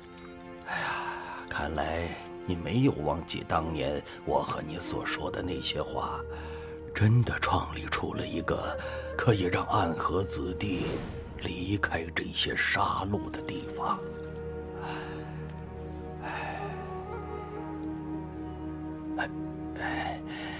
可是啊，我们都已经老了，已经来不及走到那里去，就要死了。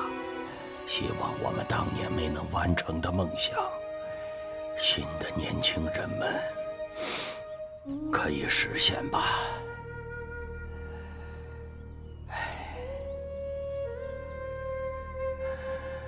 好了，你放心休息吧，我就在旁边守着。我这里还有最后一支守魂香，再为你续上12个时辰。唉，从小就与刀剑为伍，没想到竟会有一日连自己的武器都拿不起来。还别说，往日里咱们都是刀不离手，过着刀口舔血的日子，突然之间连自己的武器都拿不起来了，还真是有些不适应啊。是啊，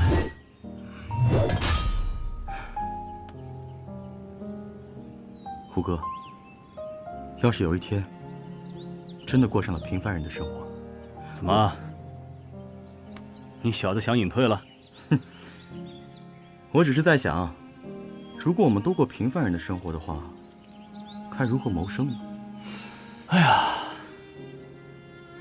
我还真曾想过，那时候头说要带我们去家园，我就幻想过，反正有的是力气，要不咱就开个打铁的铺子，做个铁匠。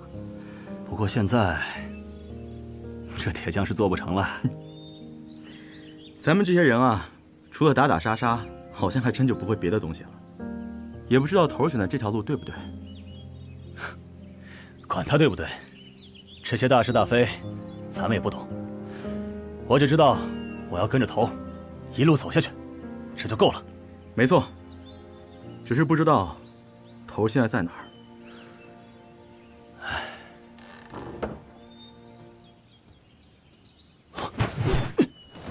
大家长怎么样了？看起来情况很不好，柯叔让我先出来，但我看他似乎也已经无能为力了。该死！现在我们全都受了伤，大家长也危在旦夕。若他们再发一次像那样的进攻，我们恐怕性命都得留在这里了。不要说这些丧气的话，我们只需要做好事情，然后在这里等。等什么？等着头带着神医回来。我们永远可以相信头，他不会抛下我们，他会带领我们平安地走出九霄城。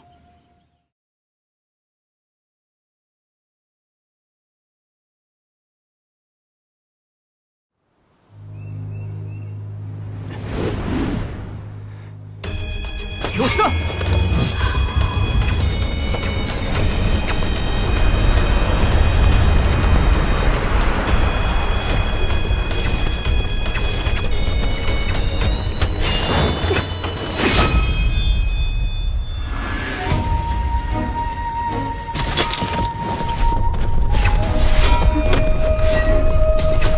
这是什么形式？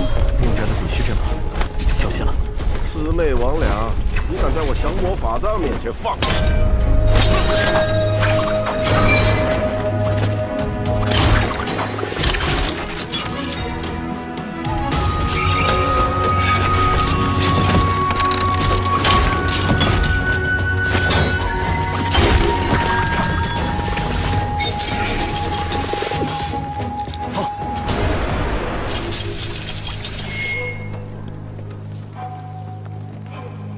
真没意思。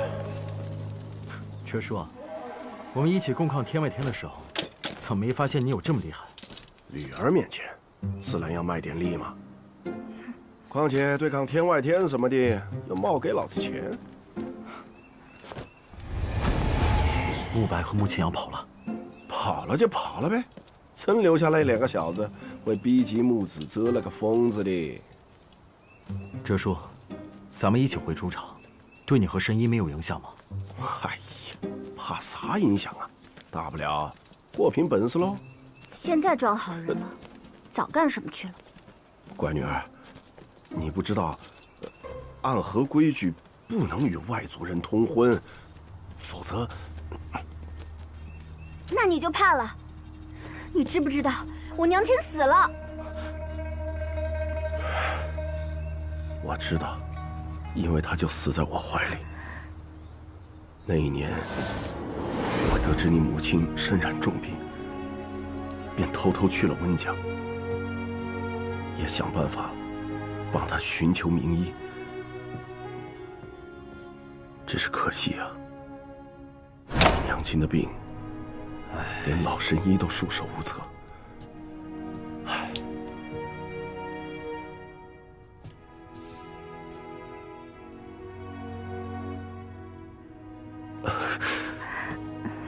后来，阿和警告我，要是再去见你们，就把你们都杀了。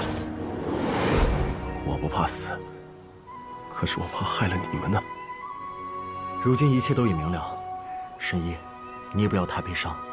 你们父女重逢，总是一件值得高兴的事情。现在是高兴的时候吗？对，小木鱼啊，难怪昌活那小子看谁都砍一刀，唯独对你最是心软。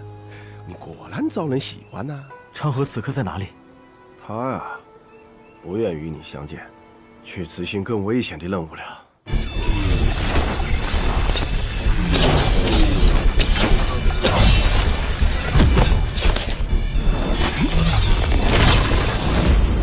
这次之后，或许所谓的3家只能剩下1家了。你以为我还会惧怕你这个穆家家主吗？你找死！蝶舞，紧张！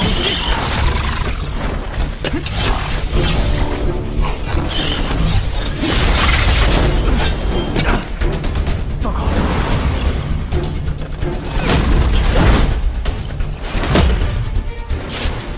安和送葬师。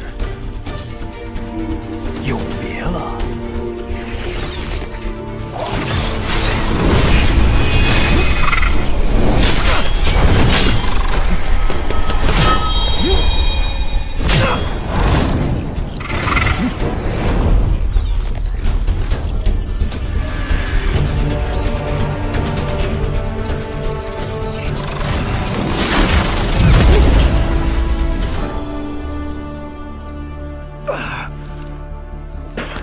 穆家家主也不过如此。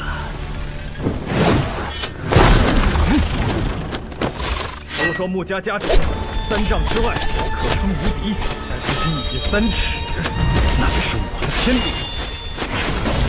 手法不错，只可惜你的天地转瞬即逝。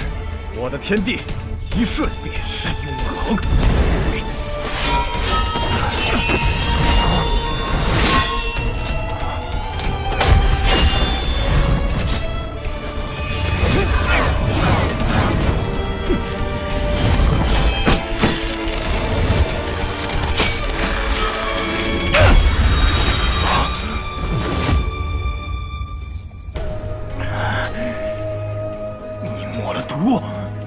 最狠的毒，哼，对穆家的人用毒，真是可笑。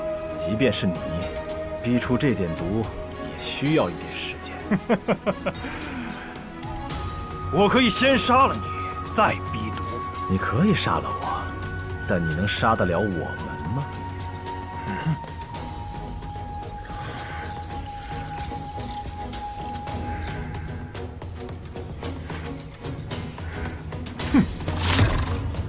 恭送穆家家主。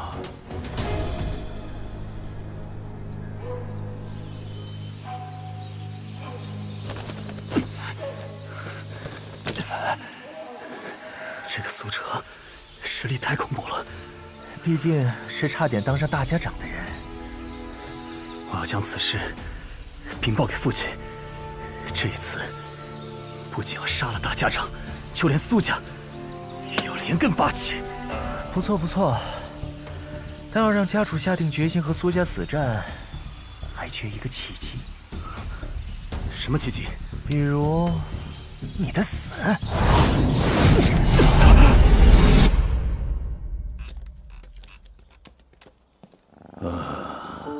长河，你可真是好手段啊！老爷子，见笑了。能从穆子哲那家伙手下逃生，全靠老爷子增援及时。长河只是侥幸罢了。哼，你应该知道，我指的不单单是穆子哲这事儿。我问你，谢繁花怎么死的？谢繁花那家伙本就是半死不活的样子嘛。这次任务中偶然遇见，顺手就给宰了。毕竟谢家那些人也都在等着他死呢。我这也算是帮了谢家那些年轻人一个忙。好，那么我再问你，为什么慕白也死了？什么？慕白死了？谁杀的？苏哲。哎呀，完蛋了！哲叔平日里最爱偷懒，怎么这一次这么出力？杀了慕白，那穆家不得扒了我的皮呀？他不止扒了你的皮，而是要扒了我们整个苏家的皮。穆子哲，他就是个疯子。如今他儿子也死了，咱们跟谢穆两家已经是无法善了了呀。我只是让你去杀药王谷神医，却没想到你让苏哲杀了慕白。罢了，剑出不能回鞘，这一次便索性让整个暗河都姓苏。家主雄才伟略，苏长河誓死追随。你誓死追随，那苏哲呢？哲叔，他怎么了？他，穆秋，你告诉长河，苏哲怎么了？苏哲不仅杀了慕白，而且还选择和苏沐雨站一队。此时他们一行人正在返回朱巢的路上。老爷子，请再给长河一些时间，一定给老爷子一个满意的答案。我看还是算了吧。接下来苏家的活动，就由穆秋负责吧。你也正好养养伤。老爷子，穆秋领命。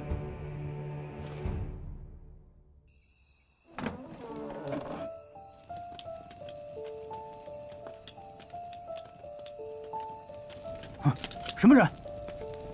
我来给苏长河送饭。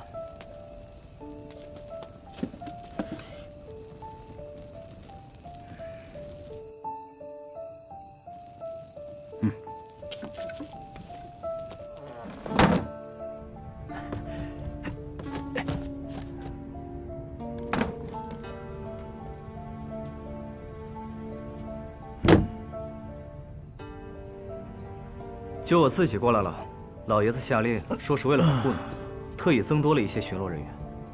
就连本家弟子想来见你一次，都得先用送饭的名义才能过来。哼，想把我软禁起来？你为了给苏沐雨留下生机，现在连自己都软禁起来了。我们的计划就这样半途而废吗？时机未到，等我信号吧。哎，让我看看都带了什么好吃的。怎么没带点酒水过来啊？大哥，都这时候了，你还想着喝酒啊？待会儿你帮我送个消息出去。这就是信号？不冲突，就一句话：守住梦想，离开是非。你的伤势已经好的差不多了，剩下的只要好好静养便可以。我要走了。离开之后呢？继续执行你之前的任务吗？即便你不动手，大家长也过不了这场劫难。而你一旦此刻动手，或许代表着天启的玄武使加入了暗河的内斗之中，这于你而言会是一件麻烦的事情。多谢姑娘提醒，我自有打算。木头啊木头，你真是块大木头。那你走吧，雨墨会自己照顾好自己的。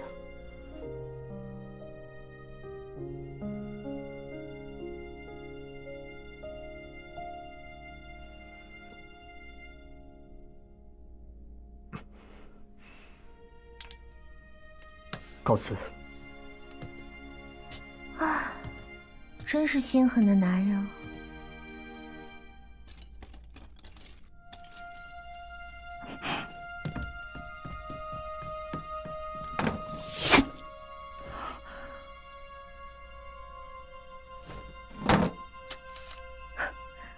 守住梦想，离开是非。看来昌河哥哥遇到了不小的麻烦。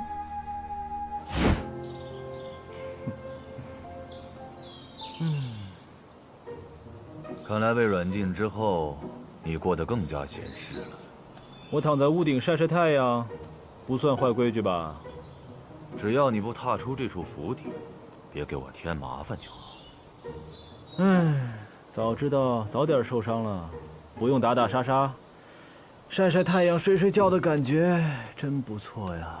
哼，你得了闲，却害了我。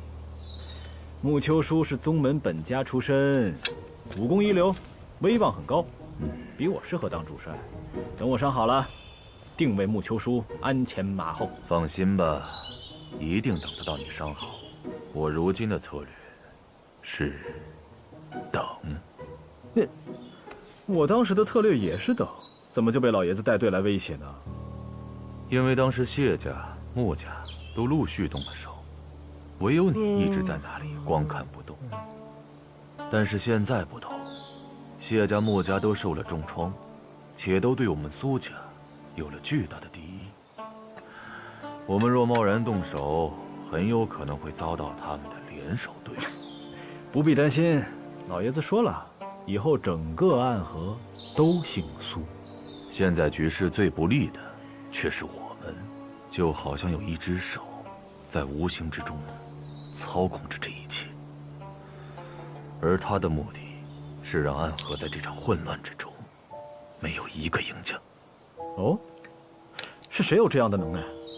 雪月城、无双城，还是天启城的那个举世无双的王爷？哼，暗河真有这么重要吗？值得那位王爷出手？你也未免太看得起我们了。除了他们，谁还有这样的能力？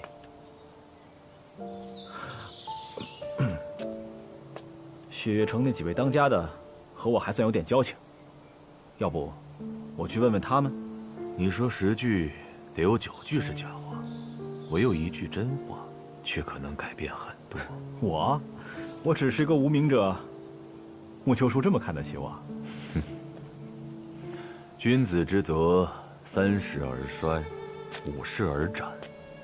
暗河传承至今，若没有你们无名者，早就该衰亡了。若有人能看破这场迷雾，我倒希望是你。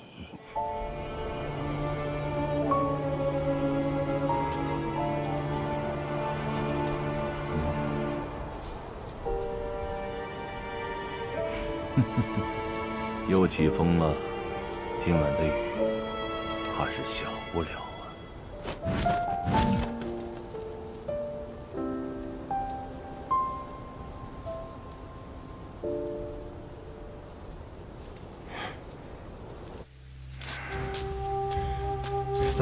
没消息，不行，时空生变，去把穆司林请过来。是。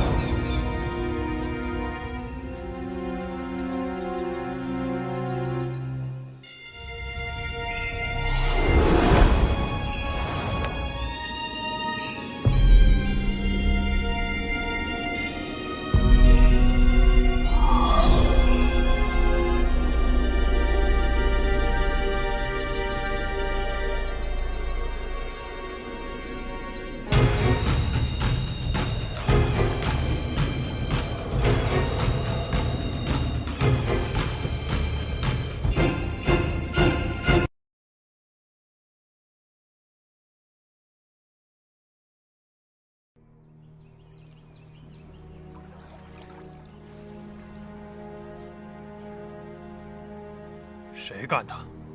苏家，苏哲。苏家站到大家长那边了。他原本是要杀药王谷的神医，却突然对我们发难，少主中了他的金环。我拼死之下，才夺回了少主的尸体。柯家，苏哲，很好，很好。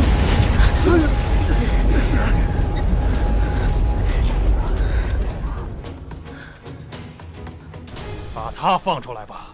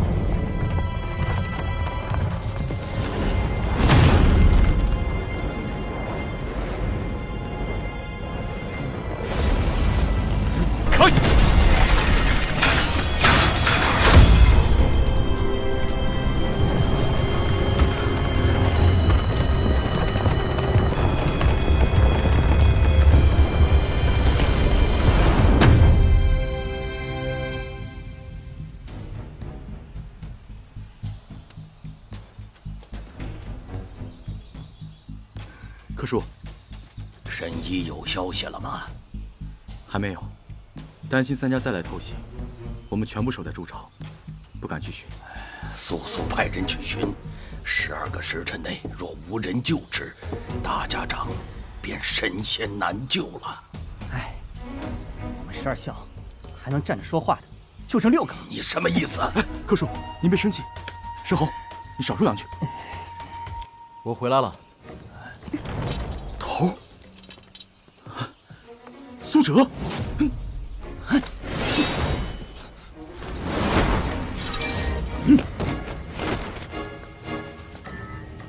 头，他怎么来了？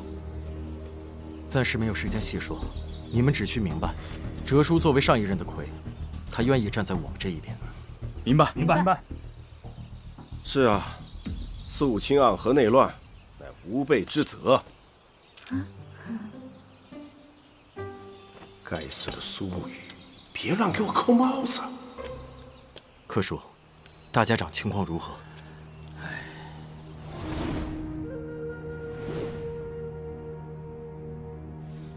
梅香越来越浓了。是啊，越来越浓了。还望神医救治大家长，一解暗河于水火之中啊！放心吧，柯叔，我已经找到医治大家长的方法了。但闻其详。以命换命。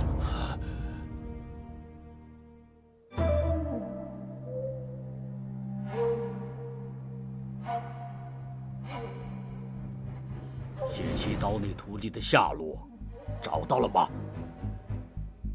回家主，谢不谢败于苏沐雨之手后便离开了。我们派了数名弟子去寻，但还是没有下落。擅自离开暗河，便是叛逃。接回谢路。在。传信给谢七刀，让他来九霄城。想要置身事外，笑话！家主，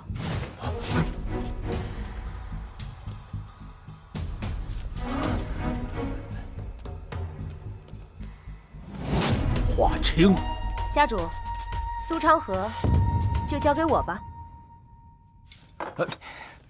大哥，不是我说你，为了一个苏沐雨坏了咱们的计划，知道吗？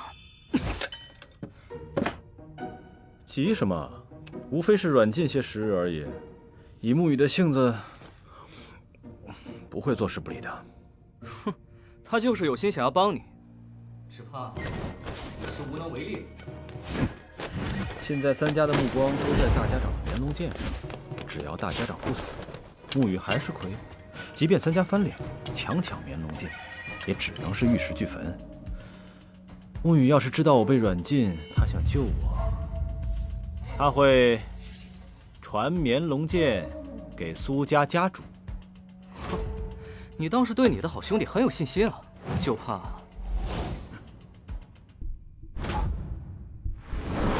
你管好你自己的嘴！什么人？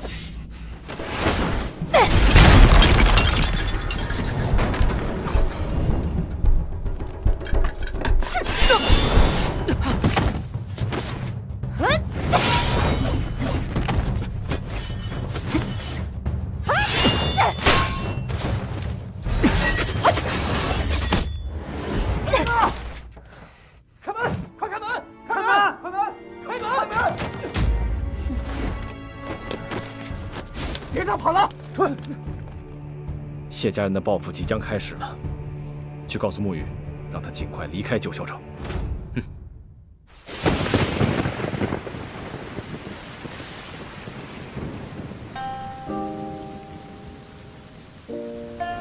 厨娘，是我没有保护好你，没有保护好朱颖12孝。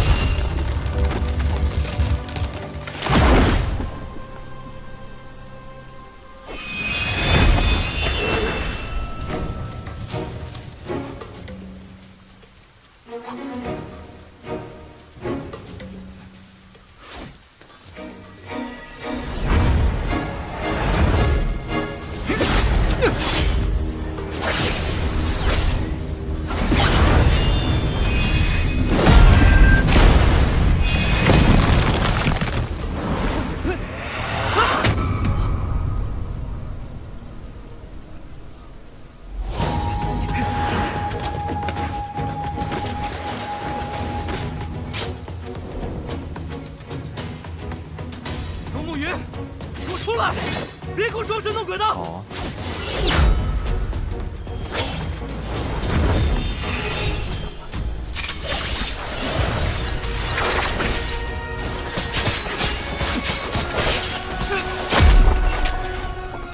苏沐雨，我是打不过你，但是你也别得意。我并未得意，只是疑惑。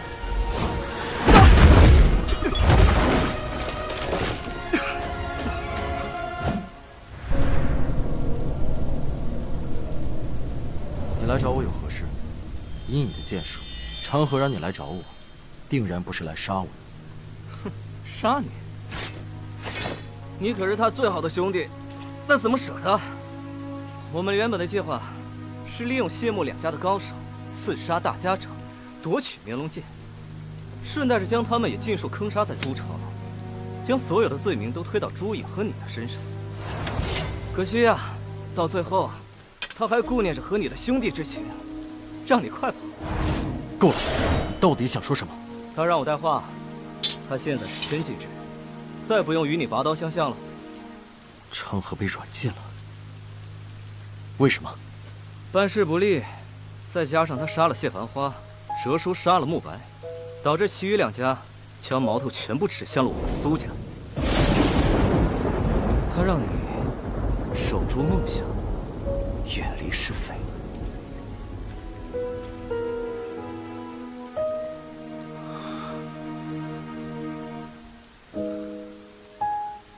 远离是非。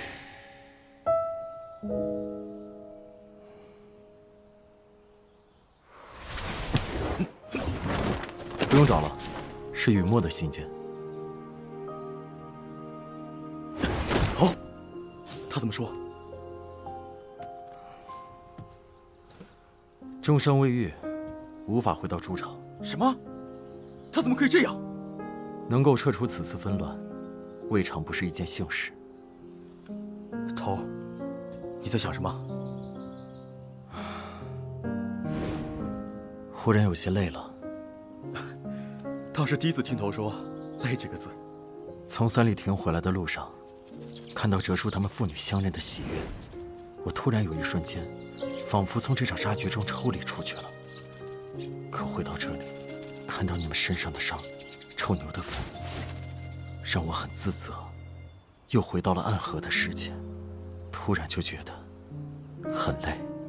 头，若此事能够顺利了结，你会成为大家长吗？不会，我想去家园。头，你认为家园真的存在吗？那个所谓的暗河中唯一的净土，在那里可以真正的放下屠刀，过一个平凡人的生活。可家族中很多人都认为，那只是一个谎言。不，家园是真的存在的，那里有我的亲人。哼，头，你知道我们为何愿意跟着你吗？头，我们跟着你，是因为在你身旁，我们才觉得像是作为一个人，而不是工具存在。我出生于暗河穆家，我自有记忆开始，便在学习如何杀人。我们都是别无选择的人，我们也都是世间极恶之人。在我人生的前20年，我每一刻都想了结自己的性命，结束这罪恶的一生。但是头，你是不一样的。我以为加入朱影，不过是这段噩梦的延续。但是头，你是我在暗河见到的第一个心存善念、心中仍留有阳光的人。你说加入朱影，可以不再是杀戮的道，而是守护的道。那么我愿意为守护而死。即便你守护的是一个极恶之道的掌控之人，不，我守护的是头你呀。那我守护的又是什么呢？没有谁生来就是坏人，而即便成为坏人，心中所喜欢的，也依然还是善良的人。奎大人，若暗河之中是永无止境的黑夜，那你便是我遇到的第一束阳光。头，若大家长生死，请至绵龙剑，继承大家长之位。请奎大人至绵龙剑，继承大家长之位。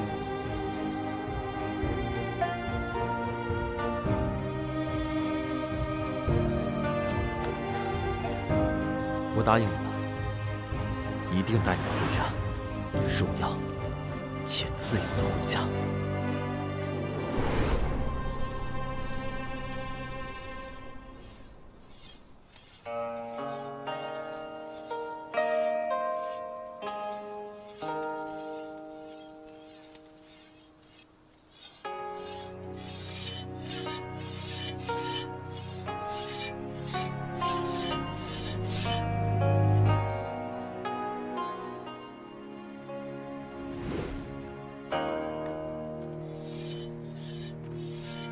师父，不是说无事莫要来打扰我吗？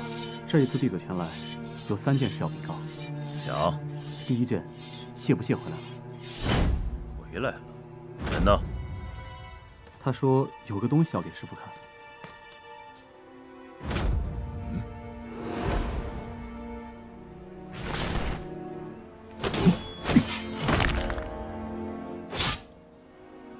他和苏沐雨对战了。这便是他寻到的第8刀。不屑说，这并不是真正的第8刀，他说给他几年的时间游历，得到答案后，他再回来。他罔顾任务，私离暗河是死罪。他10日不回，提魂殿追杀他的手书就会毫不犹豫地发下去。第2件事与此有关。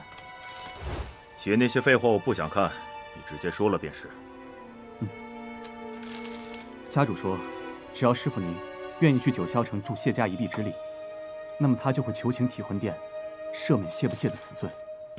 哼，谢霸的家伙，倒是打得一手好算。那师傅，您是去还是不去？第3件事是什么？第3件事是有人送来了一件礼物。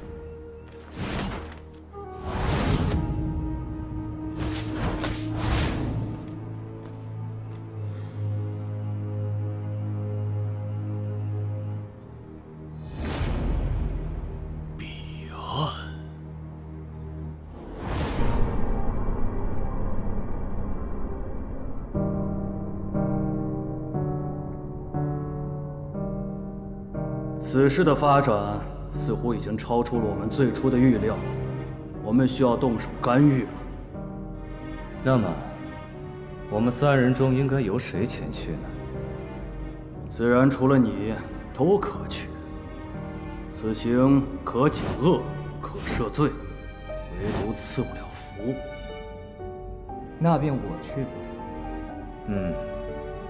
那便你去。此行前去，只需记住一点：谁都可以杀，谁都可以死，但是暗河必须依旧是暗河。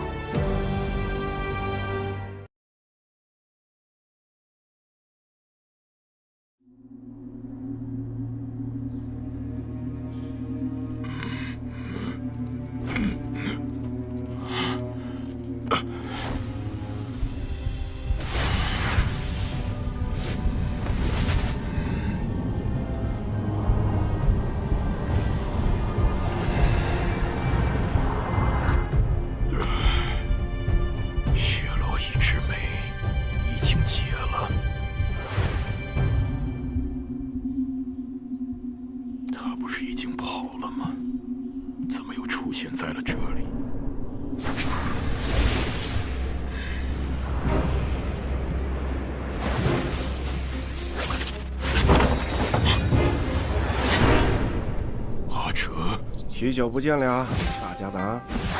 你怎么会在这儿？你真的要听苏晋辉的，要来杀我？大家长认为我会杀你吗？这些年，很多事情都变了。是呀，很多事情都变了，但唯独大家长的谨慎一点都没变。既然不是来杀我，那你是？我女儿说，收了人家的钱就要把你医好，所以冒的办法就来了。女儿，药王谷，温家，她是你的孩子。是啊，所以还得多谢大家长。若不是这一招，我还无法和我女儿重逢呢。当年你那么大阵仗，我想忘记都难呐。大家长，你醒了。神医，不错不错，看来你这毒已经好的差不多了。只是切记这几日不能过分动用真气，否则就功亏一篑了。原来那日神医用移魂大法来探究我的记忆，是为了从我的记忆里寻找你的父亲呢。话虽如此，不过也确实是为了治好大家长的毒嘛。你看，你现在也算是变回一个正常人了，咱们的钱是不是该……答应神医的自然都会给，但是我很好奇，神医究竟是如何医好我的？血漏一枝梅毒液侵入人体后，会顺着血液流过，毒到之处如万蚁噬身一般痛不欲生。我以移魂之法与大家长同感同知之中，我发现52丹穴、300双穴以及50个经外奇穴之中，有一处穴道得以幸存，那就是至阳穴。于是我就用了109根银针，将那血漏一枝梅的毒全部逼到了至阳穴。后在至阳穴再刺一针，方将那毒尽数逼出。我也曾经这样想过，但是若那一针刺破了至阳穴，那结果只可能是真气大泄，毒发身亡。因此，下一步是需要一个内功精湛之人，以手掌附至阳穴，将那毒给吸出来。所以这病最后救治之法很简单，就是以命换命。以命换命，是阿克吗？我还以为大家长猜不到是他呢。我记得第1日我们进这朱巢的时候，大家长明明已经站都站不稳了，却还要在他面前保持着正常的模样，还和我说，要是见过他杀人的样子，便不会再对他放松警惕。可就是这个无法让你放松警惕的阿克，为你献出了自己的性命。他人在哪里？他已经走了。这条路我守了半辈子，无论何人也从未敢踏入半步。这朱巢的无声阵，何尝不是暗河中人的梦魇呐？此番回首，却也恍然。魁大人，在临终之前，就再陪我走完这最后一段暗河之路吧。柯叔，真的不等大家长醒来了吗？你和大家长之间的关系很好吧？就如你和昌河一样，了却恩怨，再无牵绊。对彼此来说，我们都未曾远去。真希望能像柯叔一样，有机会远离暗河，远离纷争，去属于我们的家园。墨鱼呀，大家长没有看错你，你是这一代暗河之中最有天赋和责任心的人。跟随自己的内心，你会是暗河的那一束光。我会记住柯叔的话。那个小神医一直喜欢这个朱巢，改成药府也好啊。他确实想要这处朱巢，但我怀疑，他并不是想要改成药府，而是想直接卖了。神医确实是个不错的姑娘啊。原来柯叔也会调侃人。在人生的最后一段时间，我不再是穆可文，也不属于暗河，没有这些负担。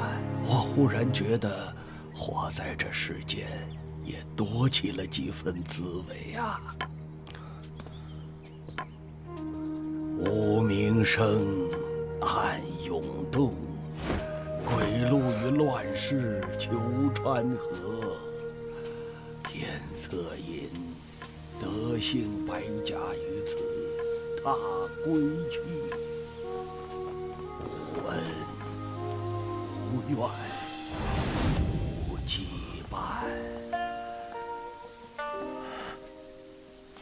阿爹，他们之间又有什么故事啊？他们曾经都是穆家的人，应该是好兄弟吧。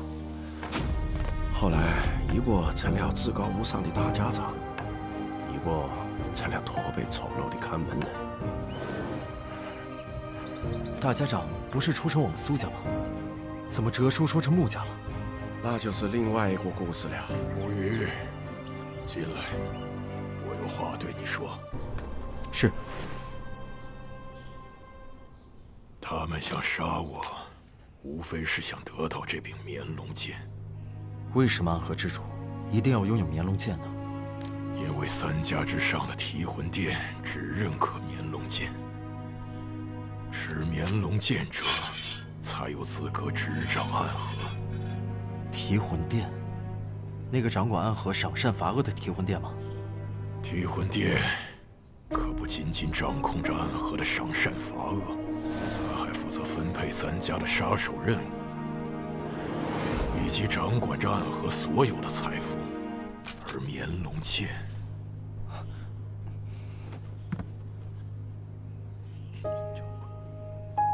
所以剑出无法回鞘。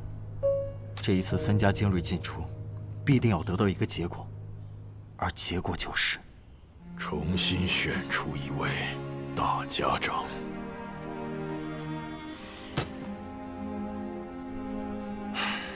老夫纵横江湖几十载，没想到现在却要被人逼着退位。可暗河传承向来是以先代大家长指认继承人，我若认定了就选你，你当如何？我会另找一位继承人，再把剑传出去。你想带领你所有重视的人去往家园，过远离杀戮的日子，可是想要完成这目的，却又不得不在一次次的杀戮中活下来，真是矛盾的人生啊，苏沐雨。可正因为这样矛盾，让你的剑术越来越强。万幸之礼，最后一句话是什么？从此之后，你我皆是血亲，三姓同宗，生生世世都为家人。虽是血誓，却也终究抵不过权力和利益。你认为三家家主中，谁可担当此任？谢家家主谢霸，刀法绝世，性格好，颇有大将之风，但过于冲动鲁莽，不是领袖之才。穆家家主穆子哲，武功深不可测，心思亦是深不可测。统帅暗河不在话下，但是他性子过于阴沉了些。而苏家家主苏晋辉，是这几代苏家家主中最得人心之人，性格沉稳，赏罚有度，是沐雨觉得最适合继承绵龙剑之人。你推荐苏晋辉，不只是因为这个吧？听说苏家把苏昌河监禁了，你想在传绵龙剑的同时，以此为筹码，换出苏昌河？三家家主的性子，大家长比我更明白。至于昌河，就算没有绵龙剑，我也一样会去救他。很好，带上绵龙剑去找苏晋辉，就说大家长之位传给他了。可你需答应我一件事。你说，若最终别无选择，请握住绵龙剑，即大家长之位。但我还是希望你可以有选择。若连苏沐雨都别无选择了，那暗河的末日也将来临了吧？此事之后，我护送大家长北行，去家园。神医果然名不虚传，我感觉我身上的伤已经痊愈了。伤到筋骨至少要调养100天。苏沐雨进去这么长时间了，怎么还不出来？爹爹不是在这里啦，总想着别的男人可不行。头说要把绵龙剑带给苏家家主苏晋辉，尽快解决三家的纷争。临走时，交代了此行凶险，让我们在此处院落保护好大家长和神医。这个臭木头，竟然什么也不说，把我自己扔在这里。不是还有我吗？不行，想把我自己扔在这里想得美！我要去找他，说好的一直保护我。果然男人都是骗子。乖女儿，莫这样看着我啊！哎，对了，你不是想找沐雨那个小子吗？嘿嘿，我知道一条近路，不过嘛，先叫一声爹爹听听。好啊！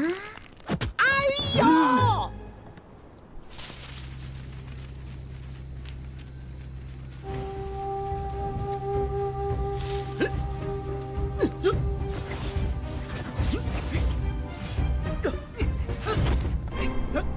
家主，华清啊，回来了。家主，他们这是……也不知道是哪个混蛋散播的消息，说是繁华死了，肯定会另立新的少主，都在积极表现呢。师兄尸骨未寒，他们怎么会轻信这种谣言？就怕是有人刻意为之啊！哎，华清，今日怎么这般狼狈？回家主，昨晚雨夜我去了趟苏家，看到苏昌河受伤被软禁了。家主，苏沐雨真的会拿绵龙剑去救苏昌河吗？哼，他苏沐雨不过是个无名者，有什么资格拿绵龙剑？更何况，就凭他苏昌河也配？启禀家主，苏沐雨带着绵龙剑出了朱巢。你说什么？苏沐雨带着绵龙剑出了朱巢？是，看方向，应该是朝着苏家去的。通知穆家，就说苏沐雨要传剑苏家，此时便是我们夺取绵龙剑的最佳时机。是。家主，为何要通知穆家？哼，穆子哲不是也想要绵龙剑吗？那就得出一份力呀。华清，谢家弟子由你统帅。是。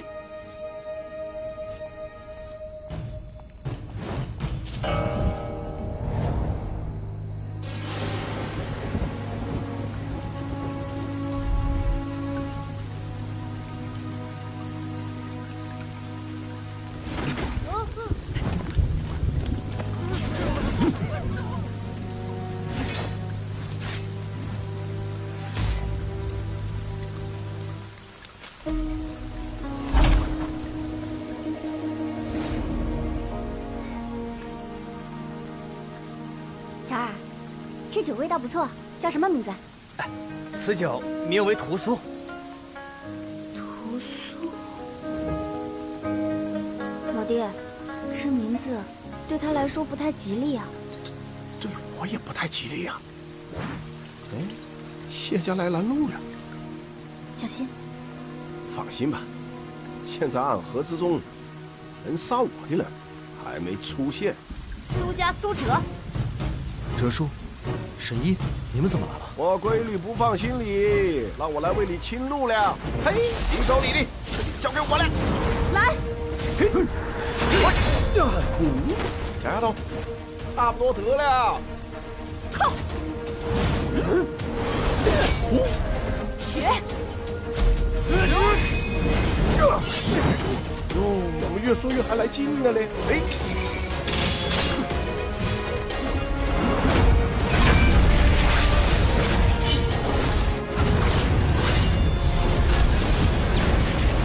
来下苏哲，我去找苏沐雨。丫头，先打赢我再说吧。一起上，你留下绵龙剑。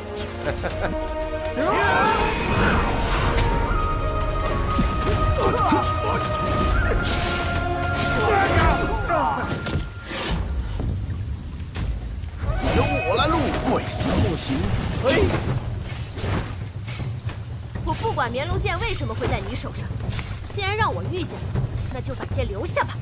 回去告诉谢老爷子，现在收手，既往不咎。我听说过你修炼的是拔刀术，讲究刀出刀回，便得因果。拔刀术，变回。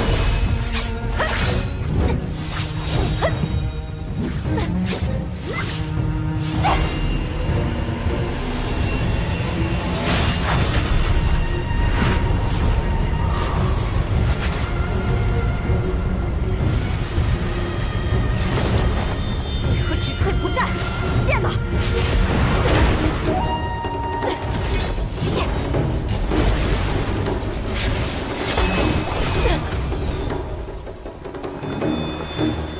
随手揽过雨水，便可成剑。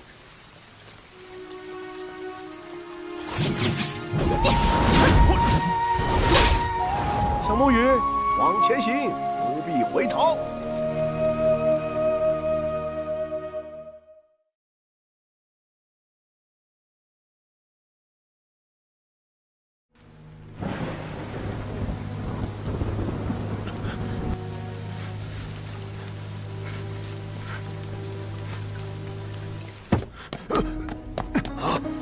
家主，苏沐雨已过清河街，再有半炷香的时间，便要到这里了。他一个人来的？本与苏哲一起，可是半路遇见谢家杀手，苏哲替他拦住了谢家刀客。他来干什么呢？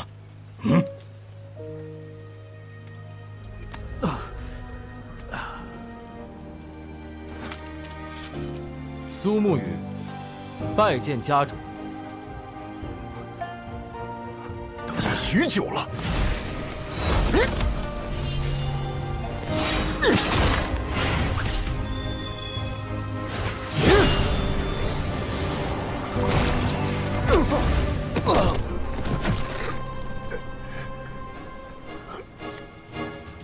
灭破剑法果然不凡啊！多谢家主夸奖。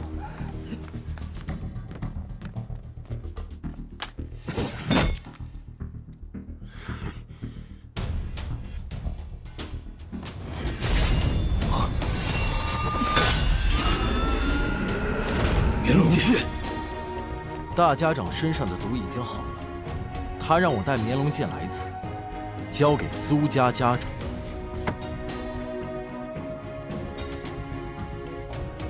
大家长将绵龙剑传给苏家家主，自此暗河大家长之位由苏家家主担任，请老爷子接见。哦，有什么条件吗？其一，老爷子给提魂殿发一道手书，让我、大家长、哲叔以及朱影12校离开暗河。离开暗河，去往家园，条件倒是不难，只是你真的相信家园真实存在吗？这是另外的事，就不劳烦各位费心了。既然说了其一，那便还有其二吧。你说吧。这个家伙交由我处置。不行啊，家主，我誓死要追随苏家，你不能把我交给苏沐雨这个狗腿子。此刻只要老爷子愿意，便可拔剑，继大家长之位。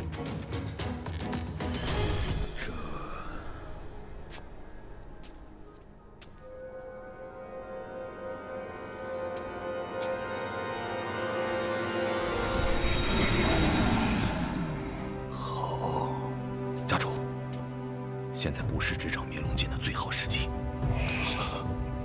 是啊，大家长这是在考验我呀。毕竟只是握住剑还不够，还得活着走出九霄城才行。你不拔剑，那么就由我来拔吧。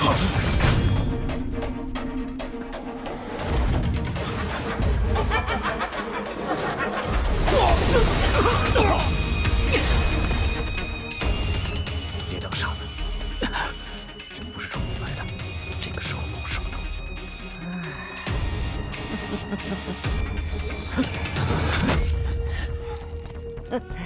什么人，敢来我苏家放肆？好大的一颗光头啊，真像是一颗卤蛋。你找死！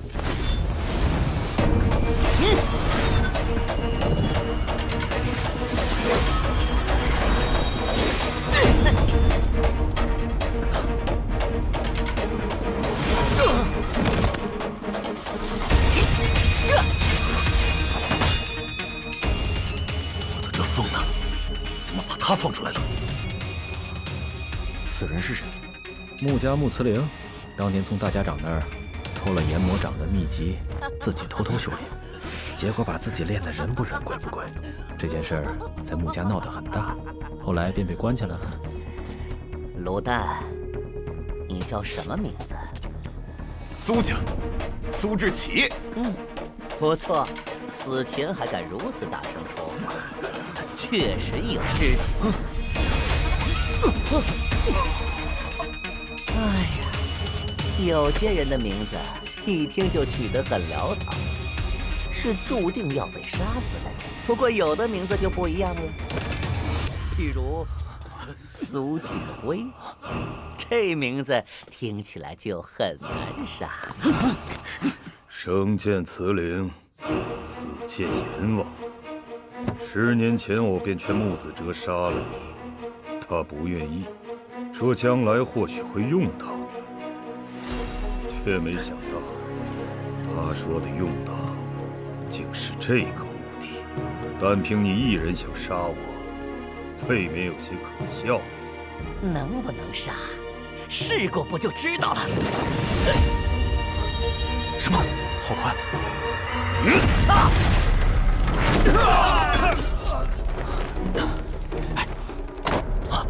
救家主！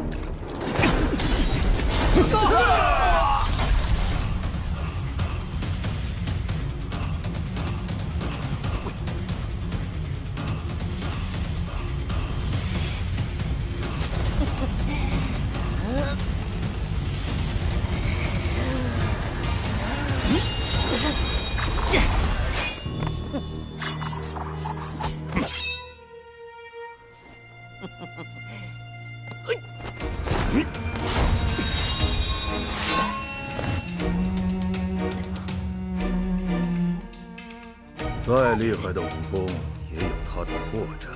当年我们三人合力制住你之后，我便想过如何单独破你的研魔掌。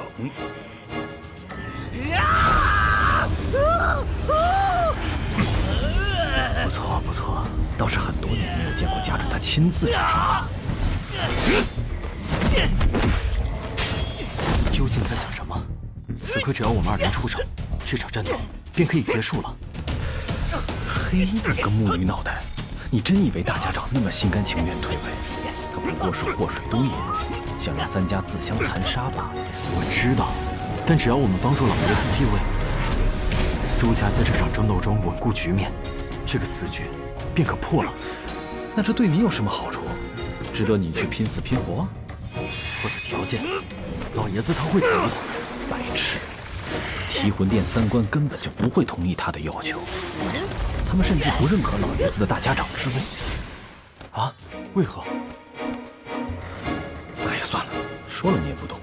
总之，好好看戏，不要乱来。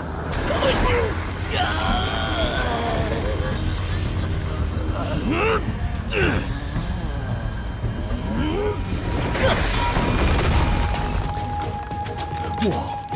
走走走，出去看看。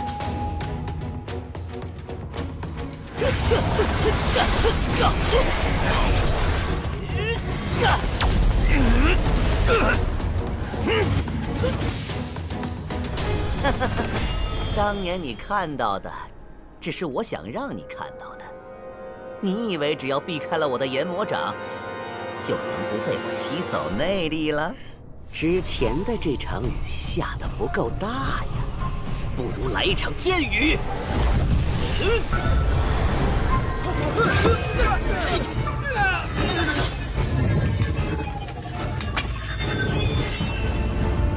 哦，苏家还藏着位高手啊！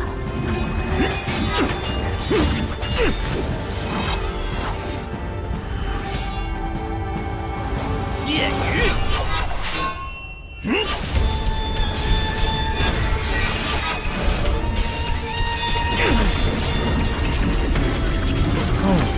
这一招和你的18剑阵倒是有些相似啊。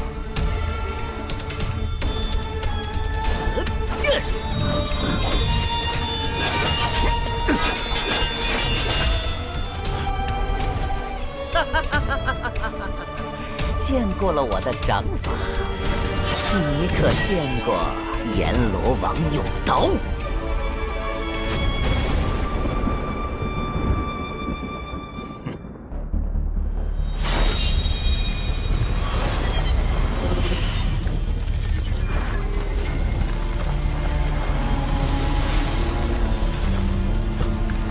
来了，老爷子的寒霜剑气，这下精彩了。可惜了这场好戏，缺了谢家一方，有些遗憾了。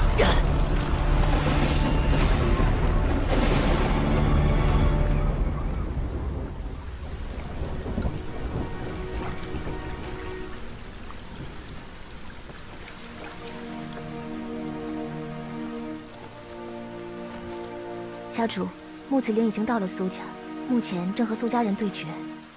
苏家除了苏锦辉，此刻无人能与他一战，如此甚好。杀了苏锦辉，也能少了不少麻烦。可是放出这个怪物之后，我们无法控制他怎么办？这个怪物就算实力再强，也不会影响到暗河中人的利益，因为他从未想过要留在此地。他想离开暗河。所以此件事一了，我也无需控制他了。只是现在还有一件事情令我不安。何事能令家主不安？谢繁花死了，那是谢霸最中意的弟子。以谢霸的性子，不应该这么冷静。如今苏沐雨要去苏家传剑，谢家又想要一同夺取绵龙剑。虽说是想拖我穆家下水，但此事却透着些许古怪。安插在谢家的探子有消息了吗？回家主，暂时还没有。让他们务必盯紧。是。家主，谢家还有底牌吗？有，只看那个人是否愿意出手了。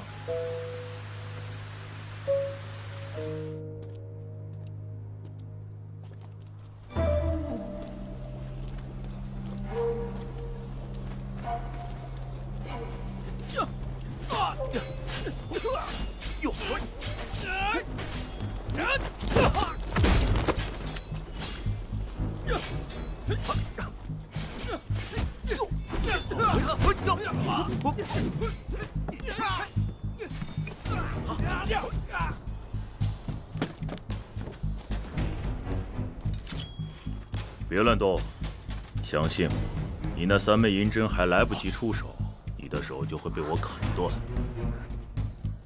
苏哲，好久不见。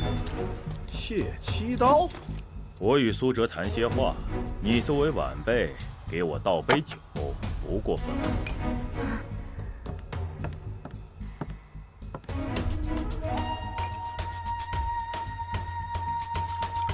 不要耍花样，否则我会杀了你。怎么敢耍花样呢？谢家其他人止步于此。我过去，苏哲你留下，这个姑娘我不杀。看看你们的七刀术，做事和刀法一样的凌厉呀！主要是和你打架太浪费时间，赢了也划不来。来，再倒一杯，我只再喝这一杯啊。这一杯我来给你倒了。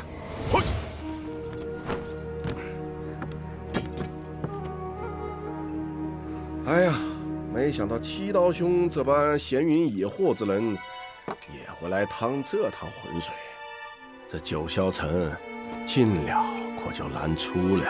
人在江湖，身不由己。那人在暗河呢？人在暗河，是不得超生。此人便是谢家刀法第一的谢七刀，吓死个人了。唉，便是他了。如今的谢家家主之位，可以说是他让给谢霸的。方才他说的是谢家其他人止步于此，他过去，你留下，然后饶我一命。嗯，没错，他是这么说的。那你们这个约定里并没有规定我不能走。哎，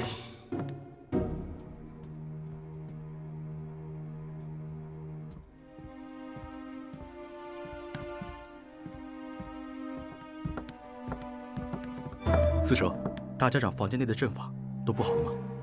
已经布好了。头儿还没回来吗？没有。神医和哲叔跟着头出去，也还没回来。头儿独自去苏家传剑，肯定会被3家盯上。可是，头儿让我们12校守护好大家长，不得去找他。是啊，如今我们12校军事有伤在身，朱朝的守备力量也很薄弱。若是再分出人手，如果此时3家都盯着绵龙剑，那么朱朝暂时就是安全的，头儿那边才是最危险的。好，那咱们就兵分2路，我去找头儿。哎，不同，我去吧。我们也去。那我和阿虎去吧。等我们回来。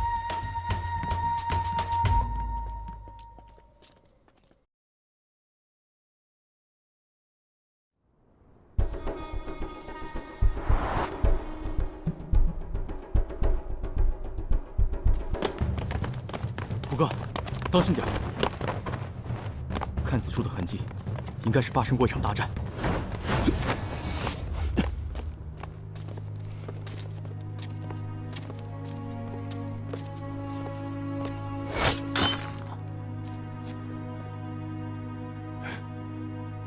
哲叔，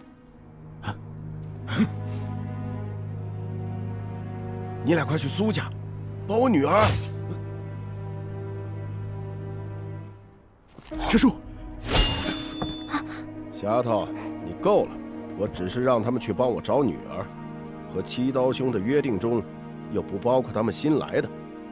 你要拦他们，别怪我不守约。你们快点，谢七刀也去苏家了。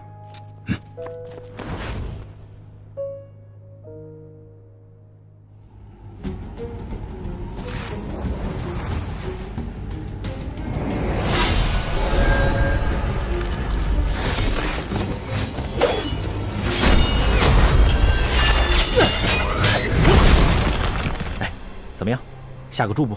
你赌谁赢？家主打算用全力了。穆慈灵就算练了炎魔掌，但毕竟根基不深，时间一久，必败无疑。哼，倒是有几分意思。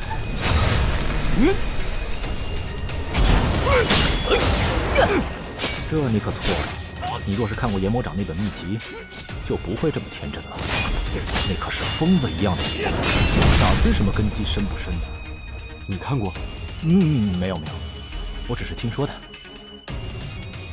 在《西行游记》话本之中，那孙猴子用棍画了一个圈，从此任凭圈外鬼神纷扰，圈内便是一方安稳的小天地。唯一不同的是，那孙猴子的圈困住了人，而我的圈随人而行。我在哪里，哪里便是我的天地。炎魔掌功夫，一进一层楼，登上8层可见天地，而登上9层也是天地。如今我就要入第9层了。看来是我打赌赢了呀。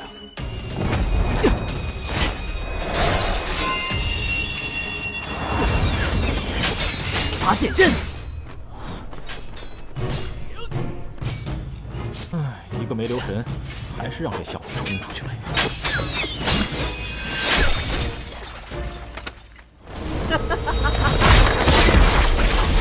没想到你就能重现18剑阵，很好。当年我曾恨不能与苏家高手苏18一战，没想到被封进棺材这几年，苏家便有了重现这18剑阵之人。你的话太多了，比昌河那家伙还要啰嗦。我困于那红棺中多年，自有那说不完的话，拉不完的架。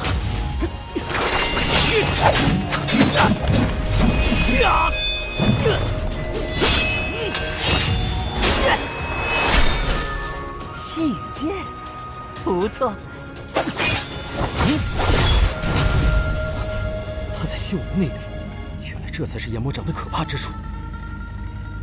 苏家苏昌河虽有伤在身，但拼死亦要护我苏家家主周全。救你来了，呸！还是一如既往的嘴不对心。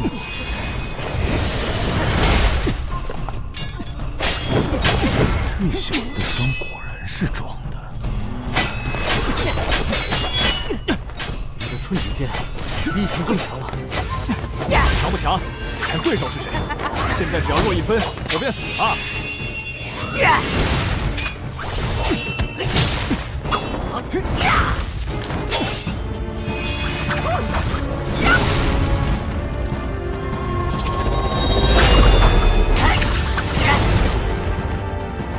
不错，二位的剑法都值得我一战。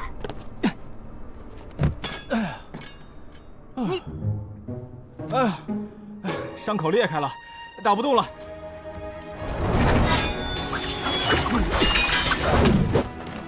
照这样下去，没完没了了。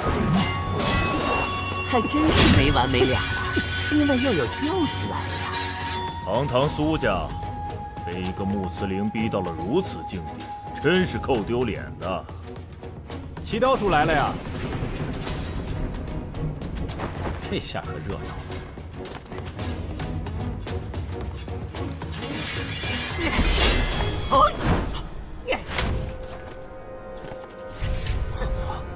想带走绵龙剑，没那么容易。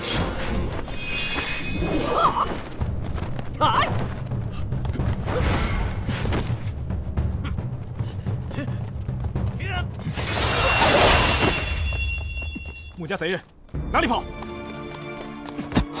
做什么？糟糕！方才我中了一式研魔掌，一点功力都用不出了。你说你一点功力都用不出了，那压住我，不让我走的这千钧之力是怎么使出来的？研魔掌便是这样的武功，能稀释对方的功力，并可以在瞬间反噬对方。你以肉掌接他的研魔掌，没死便是万幸，但你接下来的日子也不会好过。那道真气会在你的体内乱窜，你压不下去，便是筋脉寸断而亡。剑锋一折，苏家家主算是废了。家主，沐雨，回去转告大家长，绵龙剑我没能握住，辜负了他。所有苏家弟子，收剑。号称3家最强的苏家，看来是要放弃了。穆家来了一个活阎罗，但我们苏家亦有一个纸伞鬼，一个送葬师。只可惜，纸伞的有了新身份，而送葬的还不知道要为谁送葬。当然是为自己送葬了呀。你的任务还没完成，接下来打算怎么办？老爷子放弃了大家长之位，之后的事需要重新和大家长商量。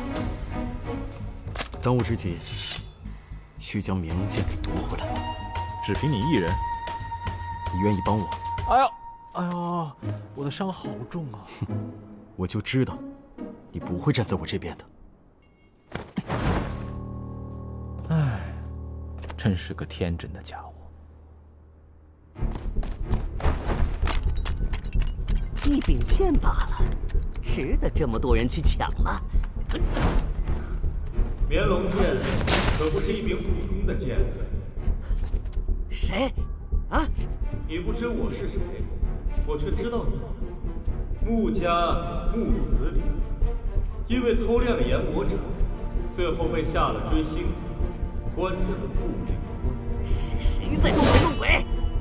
你身穿阎王服，手执修罗刀，还说我装神弄鬼，可笑。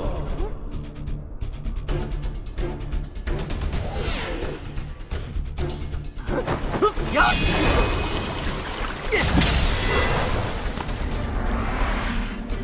装神弄鬼，倒似是穆家作风。你是穆子哲派来的？穆子哲也配使唤我？太看不起我了。那就把剑给我拿来！水由我所控。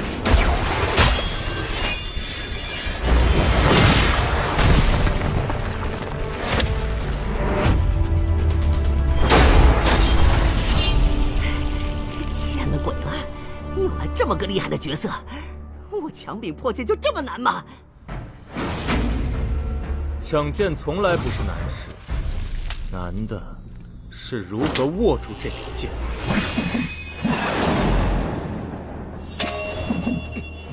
血七刀！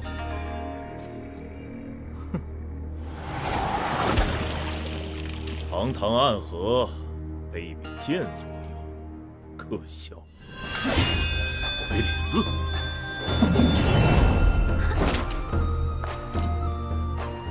绵龙剑是我的了。姑娘，你知道你方才的出手意味着什么吗？意味着你可以杀我了是吗？那得看我俩谁更快了。哎呀，好怕呀！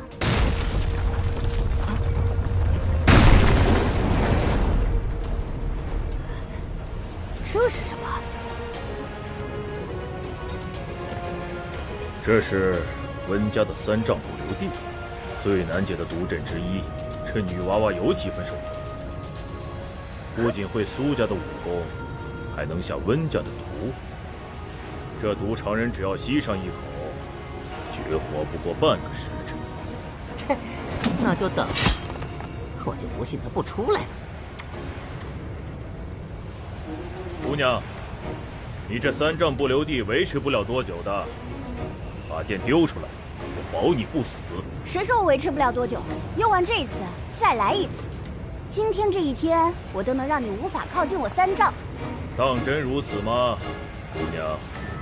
这是假的呀！谁身上藏这么多毒粉啊？苏沐雨，你快来啊！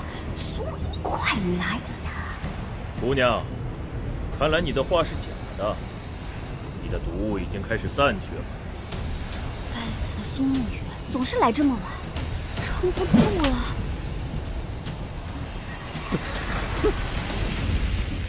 剑给你们，方才说的要作数啊！别杀我，别杀我！这么漂亮的小娘子，谁舍得杀呀？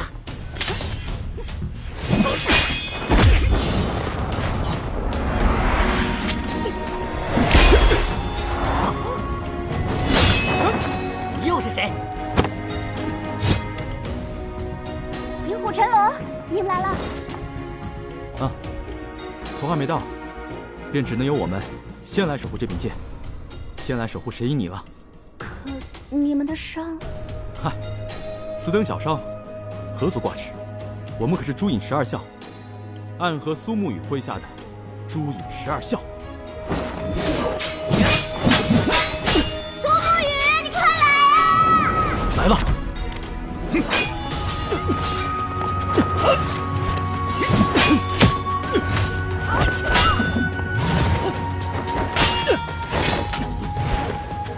陈龙，头来了，带剑去见他。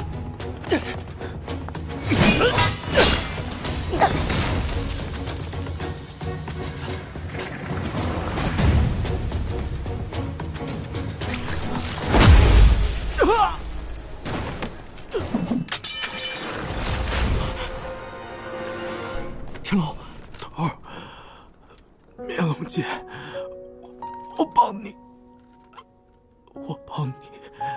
护住了。陈龙，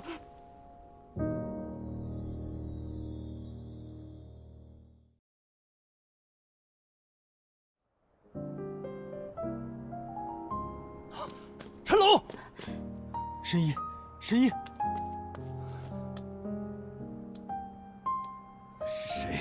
是谁动的手？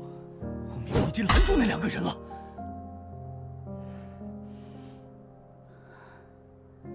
头，我愿意为守护而死。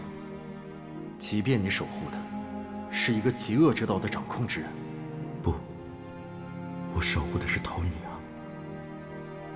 既然大家长和苏锦辉都已放弃了绵龙剑，那么此剑归于谢家，还是归于穆家？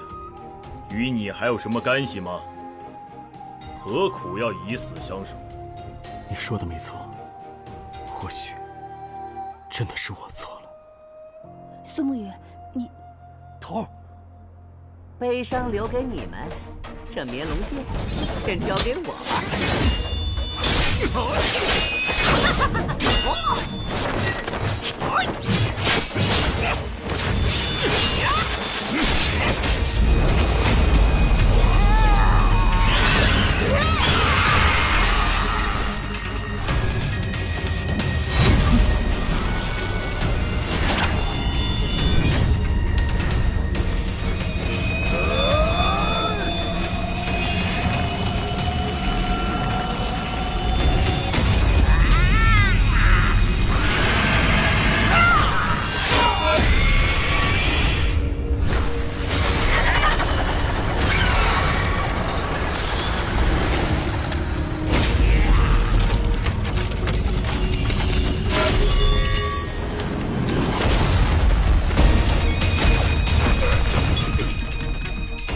再来抢走啊！从我的手中。之强，好强！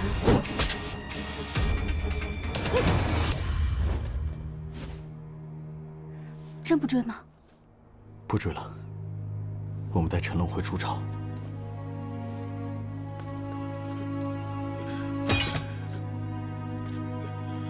谢道叔，我原本以为你不会参与此事。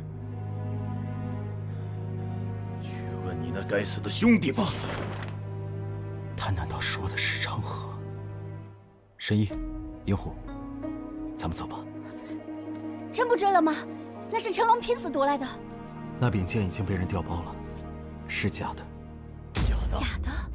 陈龙拼死抢回来的剑，居然是一柄假剑，是谁将剑换走了？应当就是那暗中出手之人。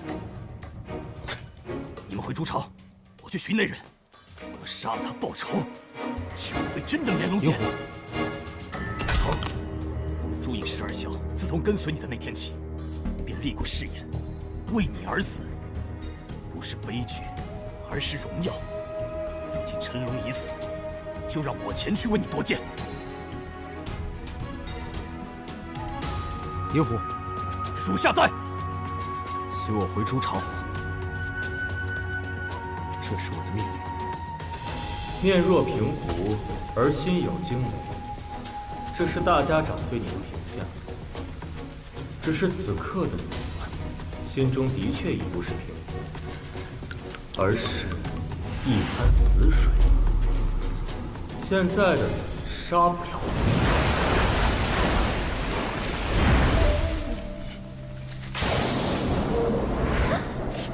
见鬼了！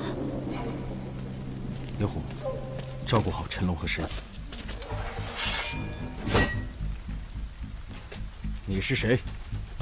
我们曾经见过很多次。你是提魂殿的人。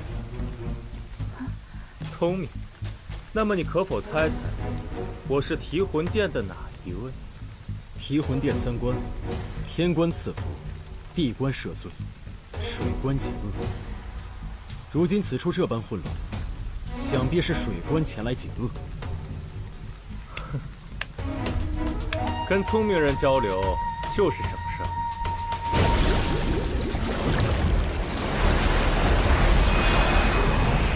美龙剑，你想要这柄剑吗？我可以把它给你。方才动手杀死陈龙的人，是你。没错，我会杀了你。你很大胆，看这样和三官说话。我苏沐雨发誓，不管你身份如何，不管你走到何处，不管我需要耗费多久，我一定会杀了你。听说你向来剑术高超，性格温和，没想到也会说出这等凶狠的话。可现在你杀不了我，因为剑在我手里。你需要先进行另一个选择，拿住剑，成为暗河大家长的第一位无名者。或许距离你能杀死我，才能更近一步。将剑给我，我拿给大家长，剩下的事由他定夺。这倒是有意思的很。有的人在争夺权力，而有的人只想逃走。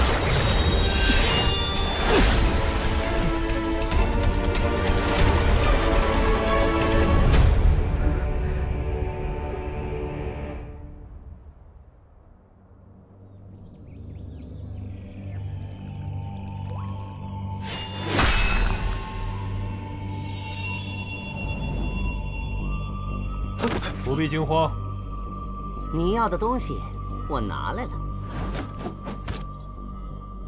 这是花镜水，喝下以后运气3日，你体内的锥心骨就去了。那从此以后，我和穆家就没有关系了。接下来，提魂殿会下手书，追杀你到天涯海角。哼，来杀来杀，能杀得了我，便尽管来试。那么穆家主，不对，应该叫大家长了。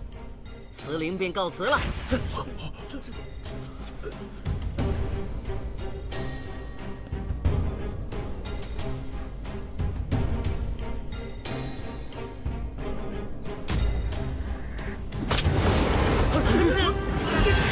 告诉苏家和谢家的人，炎龙剑已被穆家所得，即刻返回宗门。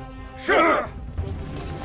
一个人都别想从这里走出去。谢奇刀，如今绵龙剑在我手中，我已是暗河的大家长。握住绵龙剑还不够，你要有命活着将剑带回宗门，拿到提魂殿三关的面前。等他们承认了你的身份，你才是暗河的大家长。但你走不出九霄城，甚至你走不出这间院子。哼！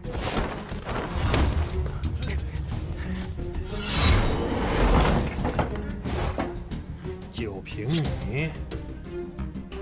自然不止他一人。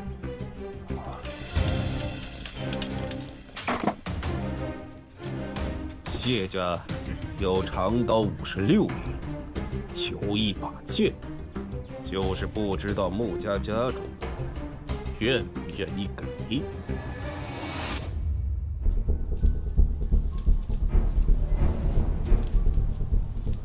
来的居然是你！天官赐福，地官赦罪，水官解厄。如今暗河混乱如此，自然是由我来消灾除恶。杀唐二老爷的任务是谁给的？哼，自然是你知道的那位。他的目的，自然是打造一个全新的暗河。新的暗河，不该再有你。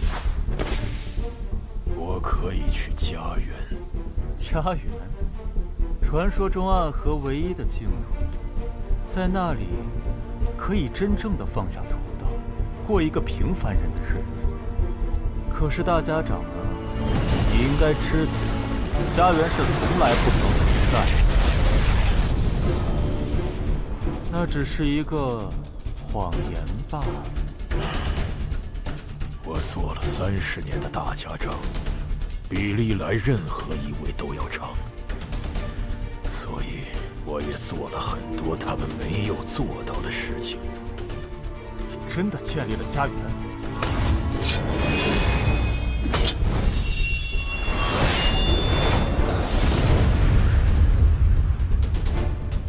你们想用我的死血洗出一个新的暗河，可我觉得，只有你们的死，暗河才能有新的未来。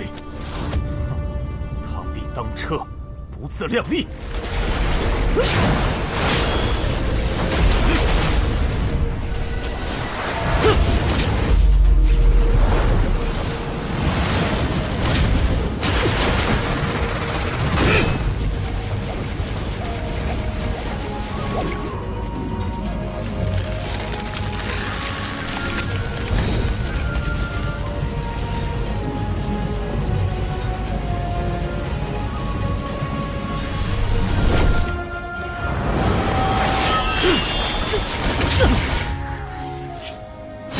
即便我满头白发，即便你们觉得我已不堪此位，但我依然是暗河之中最强的那一位。大家长，没事吧？连提魂殿都动手了，看来我们想结束这里的事不容易了。暗河水官也来了，看来真的遇到了暗河几十年来最大的变局。既是变局，我便不能是落子房。暗河大家长，你的命暂且留一留吧。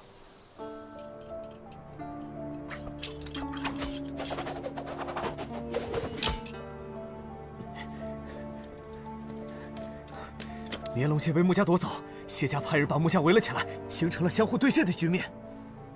对峙只是暂时的，估计用不了多久，双方就会发生一场恶战。苏瑞为什么没和你一起回来？我们的行踪被谢家发现，苏瑞被杀了。他们围困穆家没有动手，但是却杀了我苏家弟子。是的，谢爸说了，他与穆家的争夺战不希望看见苏家的身影。这次只是还花之仇的一点利息。你退下吧。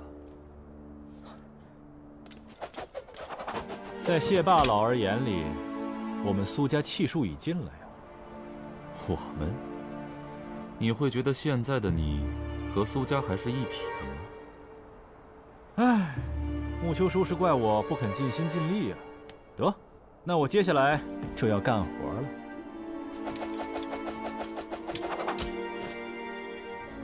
家主不让任何人进去。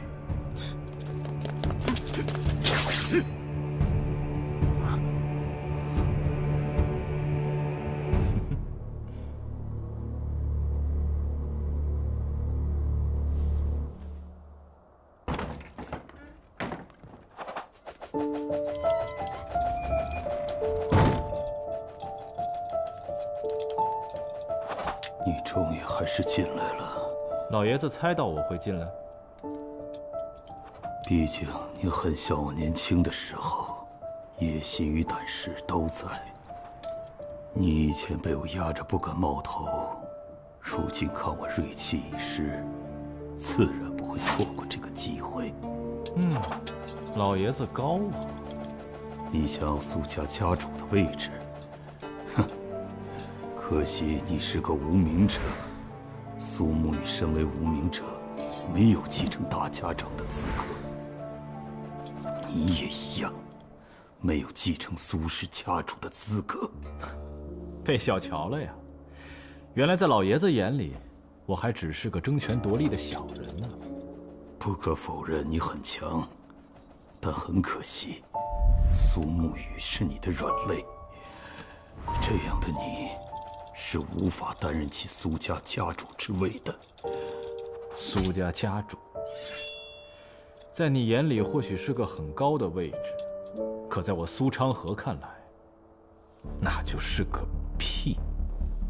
我要做的，是一件暗河几百年来从未有人做过的事。我要实现的，是你们无人敢想象过的宏愿。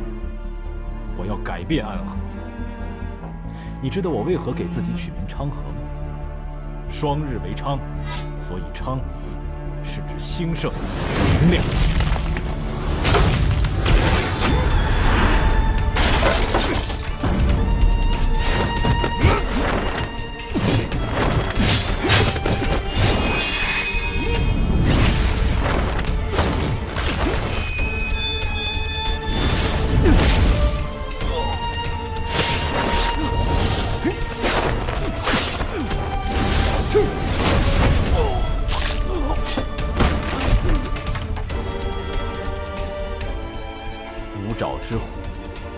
惊之龙，前方已无路，你还不愿止步？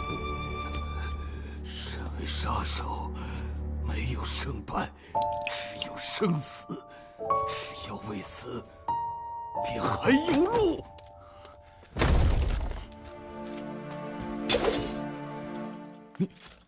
是我。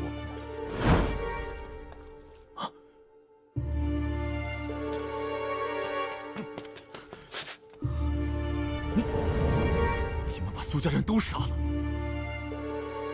你们这是要谋乱？发现的有些晚了呀。你居然……我居然也会研魔掌吗？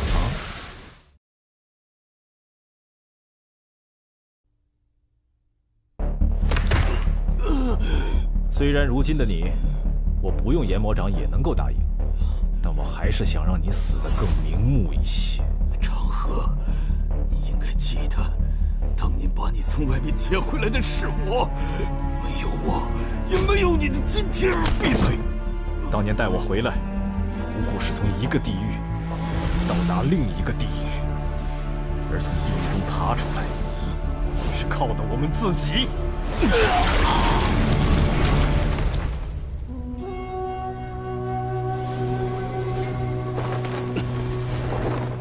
再见了，苏家家主。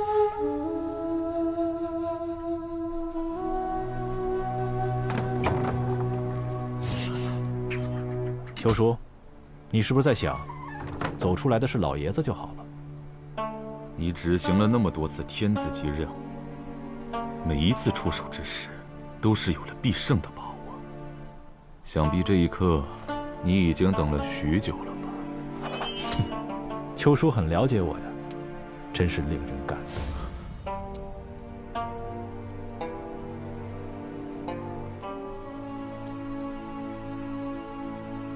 跨过暗河，便能到达彼岸，而在彼岸之处，不应当只有长夜，还应有光明。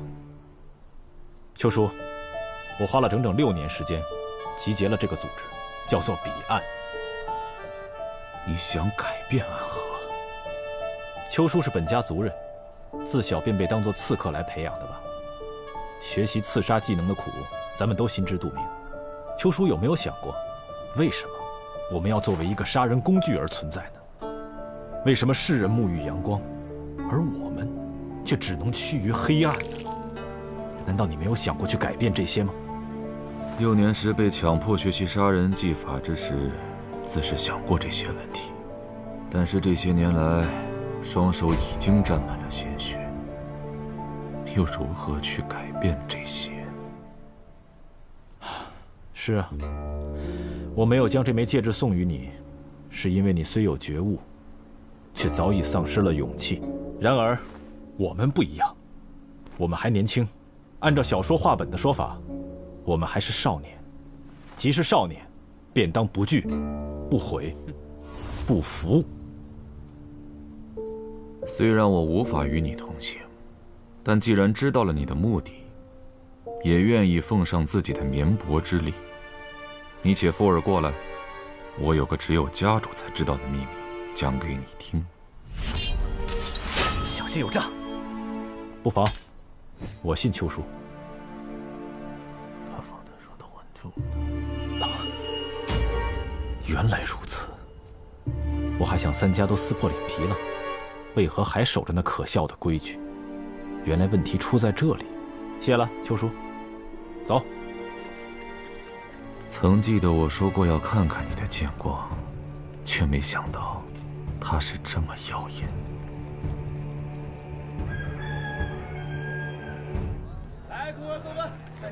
爹爹，你就带我去吧。啊！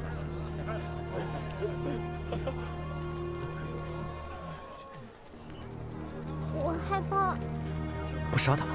毕竟是秋叔，他方才说的那句话，也救了他。接下来，我们是去穆家吗？苏沐雨去哪儿了？他回朱巢了。那我们就去朱巢。难道是为了保护你的那位兄弟吗？当初加入彼岸之时，我们便一直在为今天做准备。你身为我们的首领，不应该徇私。你说什么？你想杀了我？这就是你所谓的新暗河？你给我听清楚了，以苏沐雨的性格，除非他死了，不然他是一定会将绵龙剑给取走的。既然他选择不追绵龙剑回到朱巢，那就说明穆司令带回去的绵龙剑是假的。也只有谢霸那样的傻子才会去拼个你死我活。你若也这么蠢，便去给他陪葬吧。既是如此，说清楚便是。长河，住手！另外，你有句话也说对了，苏沐雨，他的命，我还真就保下了。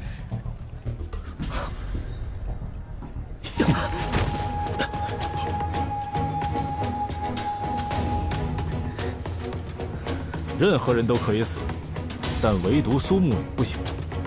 不行就是不行，除非我先死。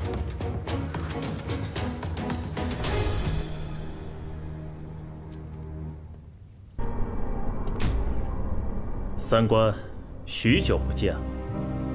天官已经动身了，在你面前的只剩下了我和地官。使者来此，可是宗主有了新的指令？是的，宗主命令三官即刻离开提魂殿，撤离暗河。撤离暗河。宗主说，新的暗河即将建立，这一次，即便是我们也无法阻拦了。既然如此，那就让新的暗河流淌开来吧。只是当他们走到尽头时，会发现我们依旧站在那里。宗主的意思是，我们会以另一种形式掌控新的暗河，而提魂殿将不再有存在的必要了。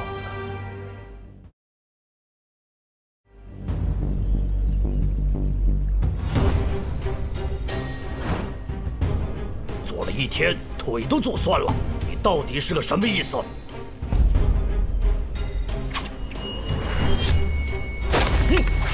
那就打吧！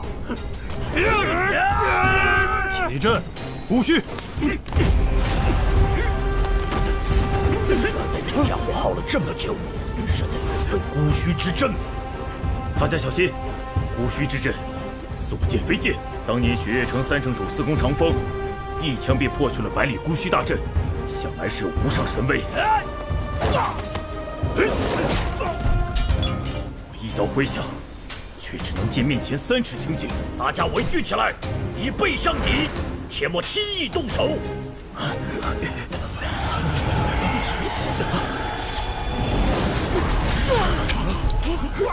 家主，下面有手！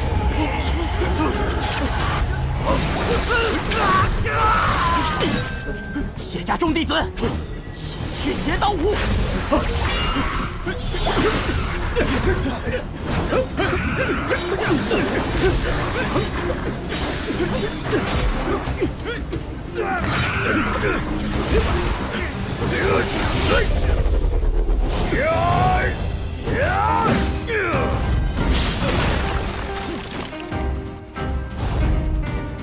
蝶舞9章记。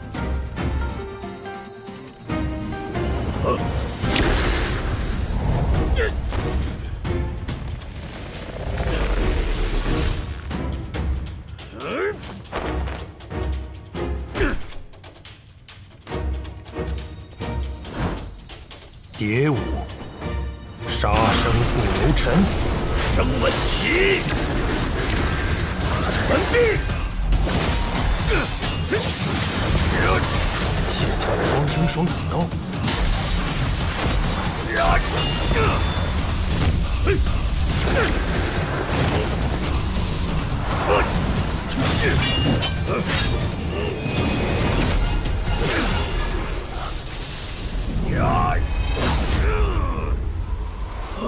这就是你们穆家的千机手，旁门左道。你想试试，是你的刀快，还是我的旁门左道快？或许我们一样快，但可惜我还有一柄刀。我从来都不是你的刀。为什么？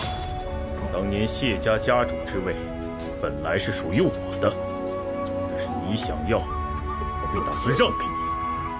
可是你不相信我，你娶了师妹，强迫师父把家主的位置让给你。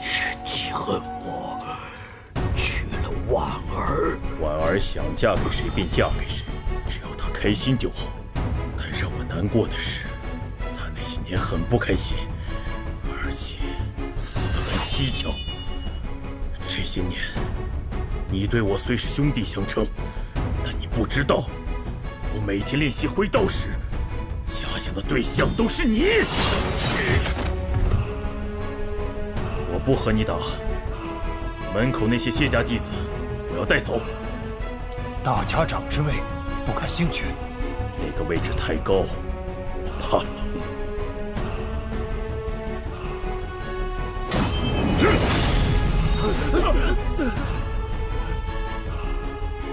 谢霸已死，以后谢家由我谢奇刀统帅，有异议者出阵，与我一战。有意思。若无异议，便随我离开此处。大家长之争，自此以后与谢家无关。撤阵。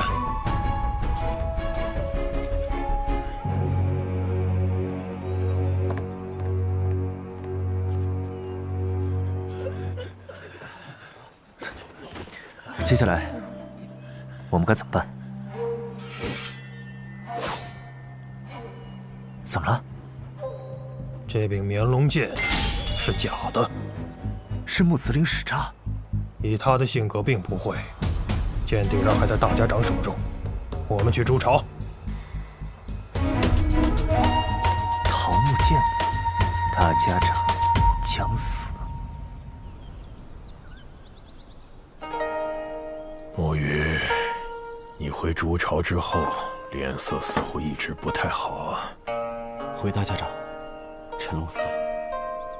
难怪。你是否觉得自己选错了？墨雨觉得自己的路从未选错，只是我并没有做得很好。你呀，总喜欢将很多事情扛在自己的肩上。哼，你苏沐雨的好兄弟苏长河，你不是受伤了吗？哎呀，装的装的，是苏家老爷子让你来的。苏晋辉吗？他现在可指派不了我了。什么意思？哎呀，这么隔着门说话挺累的，你让我进去。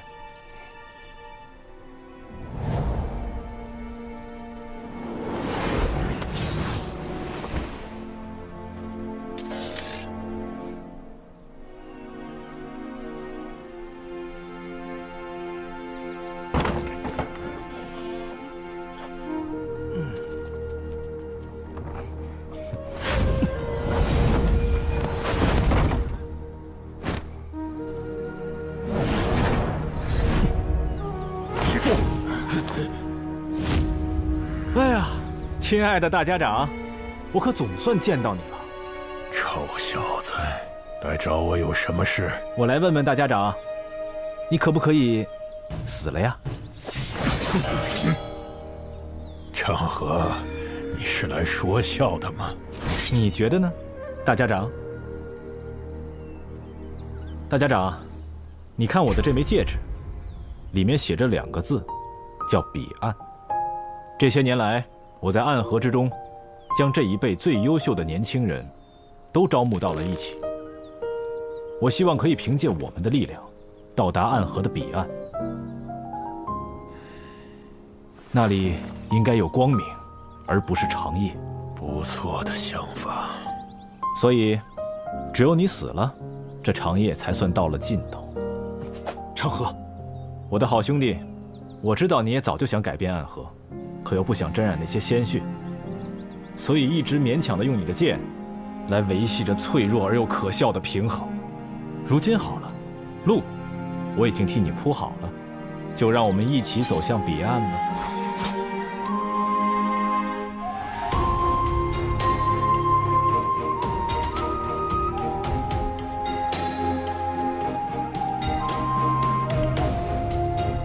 或许还有第2条路。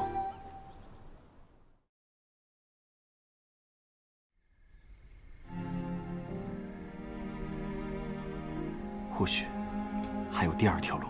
第2条路，有些事情可以妥协，有些事情我也可以为你背负。可是今天大家长必须死，否则彼岸组织何以树立新的规矩？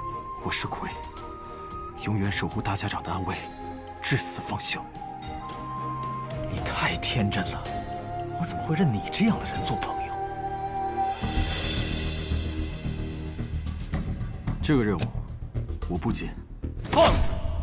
提魂殿下派的任务，岂是你一个小小苏家弟子可以拒绝的？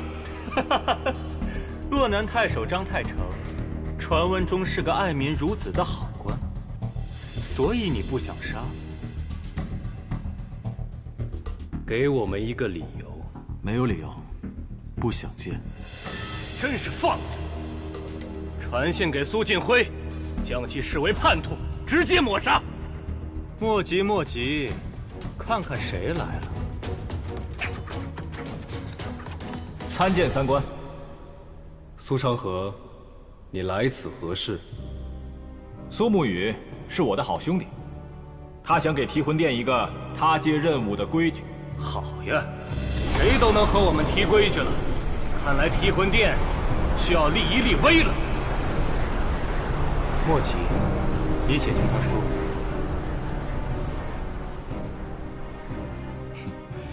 我兄弟说了，他有3不接：屠戮满门的不接，不知缘由的不接，不想接的不接。而我苏昌河来此，也立一个规矩。哼！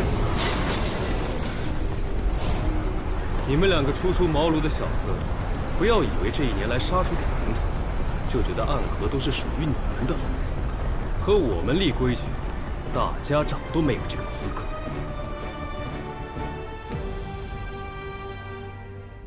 我倒想听一下，他要立什么规矩？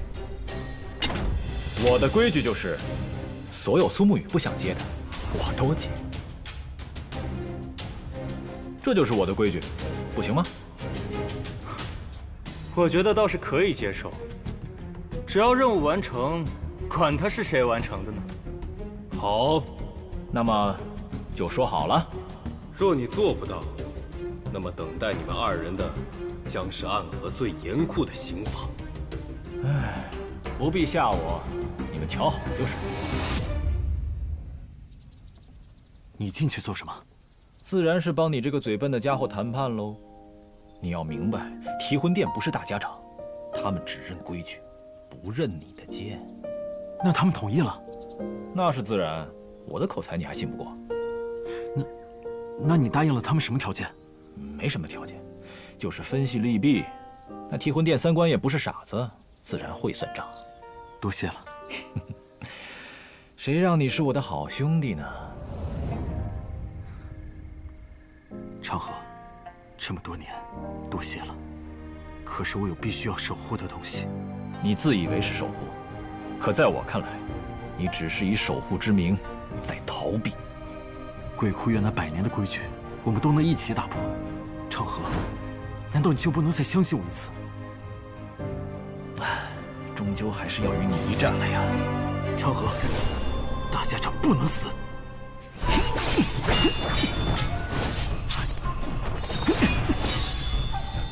当年我说一起练寸指剑，这样身上藏10级柄匕首也没有问题，你偏要练18剑阵。18剑阵用一次就得收一次，今日你对那木子林已经用死了，如今光靠一柄细雨剑，你能赢我？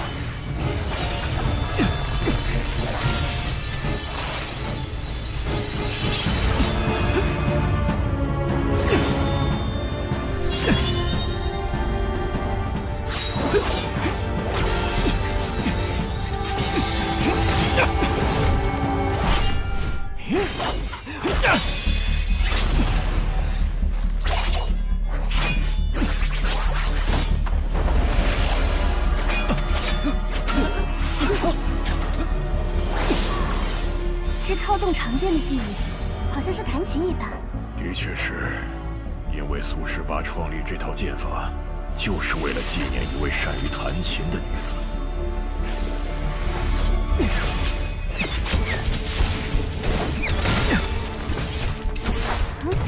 看来又是一个痴情的故事。痴情谈不上，疯魔比较恰当。当年苏18爱上了一个善于操琴的女子，可是女子却是他的击杀对象。无奈何，苏18为了任务，最终击杀了女子。可是为了纪念那女子，他模拟着女子弹琴的技法，创出了这套18剑阵。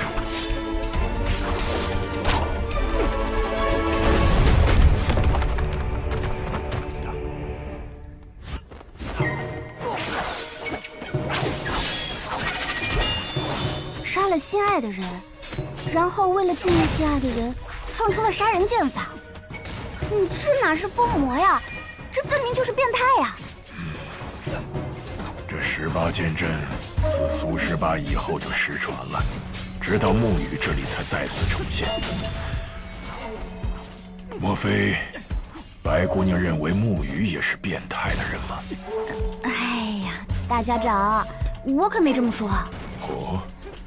那你觉得沐雨是个什么样的人呢？老实人。白神医，你可真是个妙人呢。喂，白神医，你是不是喜欢上我这位好兄弟了？哼！嘿，你这人怎么一边打架还一边偷听别人说话？因为和苏沐雨说话实在太无趣了，还想办法劝我。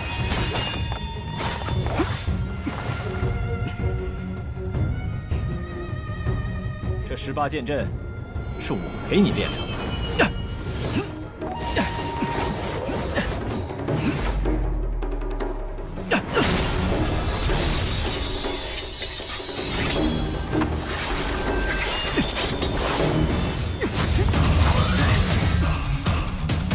谁都知道你这破绽。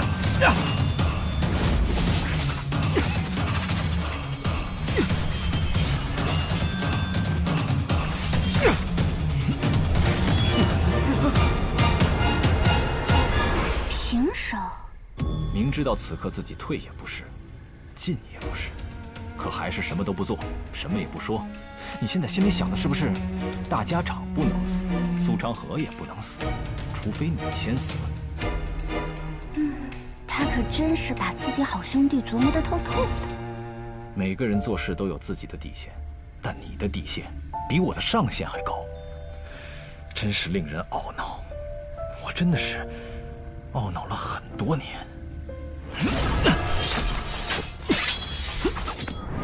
炎魔掌。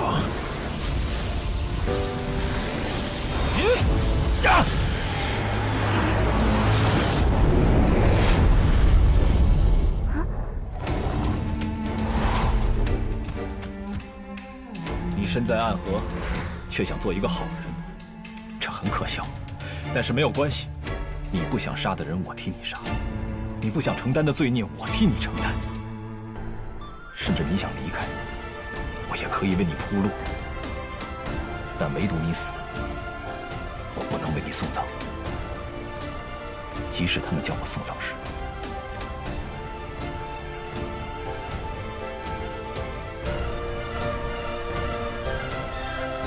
大家长，好。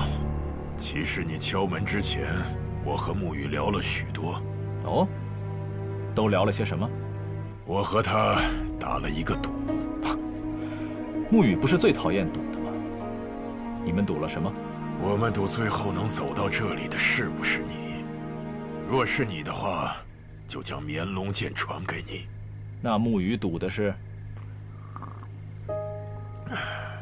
这，你便自己问他吧。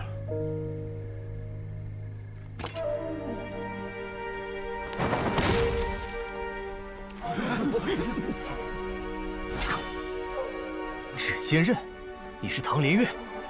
你们可是要拦路？路我们已经让了，至于能不能进这扇门？ 就得看玄武使的本事了。我为唐门市而来，非玄武使。不是说了吗？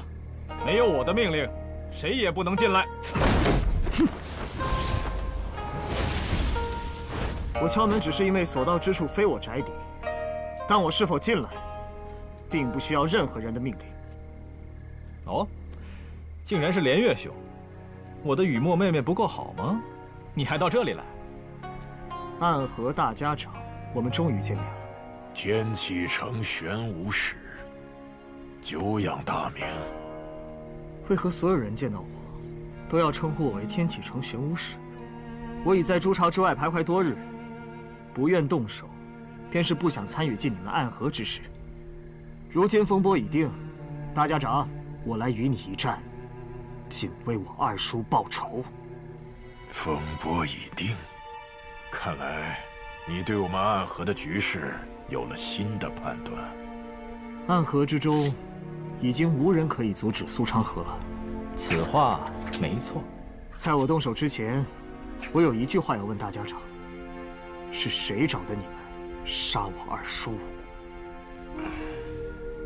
收钱办事不提主顾之名。 这是规矩，但是我今天可以为你说一些其他的事情。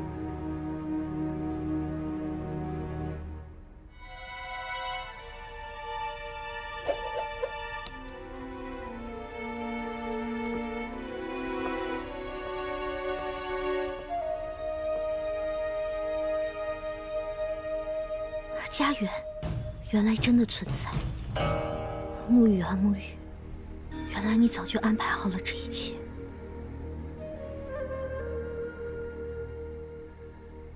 唐二老爷早已不插手江湖之事，但是在唐门之中却最看重你。唐门从天起召你回蜀中，你不愿意，他都会义无反顾地站在你这一边。就是这么一个独自搬往孤冷地方独居的人，却受到了来自我们的暗杀，其中情有令人思量啊！原来是因为我的原因，感谢大家长告知连月。从你踏入天启城的那一刻起，你就不单单是唐门的唐连月了。我虽明白了，但我依然要杀了你，为我二叔报仇。既是如此，出手吧。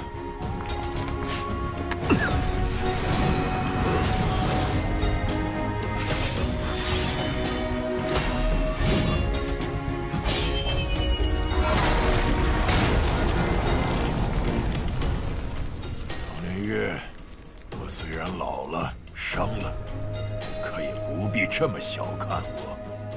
唐连月，这不是你该来的地方。无妨，我这把骨头还未曾枯朽。有意思，有意思，总有事情是你护不住的啊！不如随我一同看戏。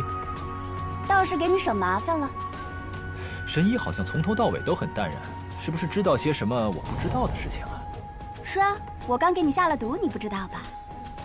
难怪方才我一看到神医，心就扑通扑通的跳得越来越快了呢。你个小混蛋，真不害臊！哼！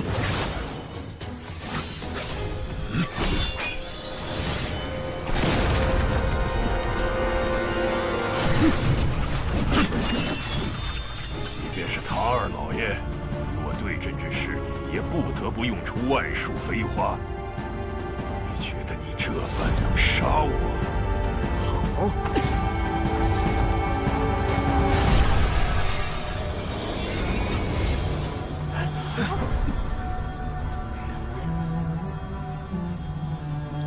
你想要看万术飞花，便让你看看那万术飞花。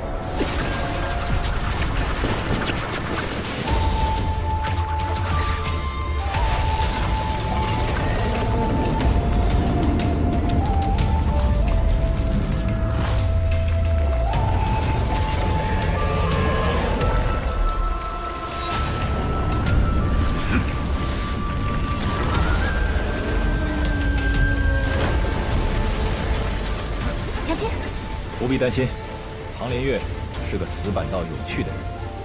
放心吧，伤不到我们。你二叔能以化为花，你却仍以银针作花，无法化天地万物为暗器，不如你二叔啊！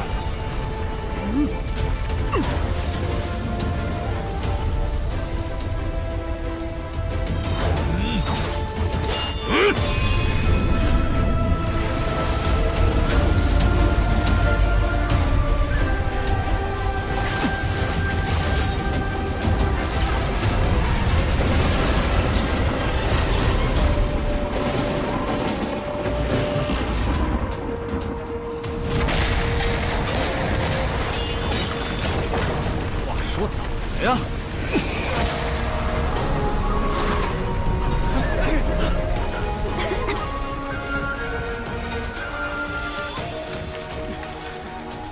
这银针之中藏着雷门的火药。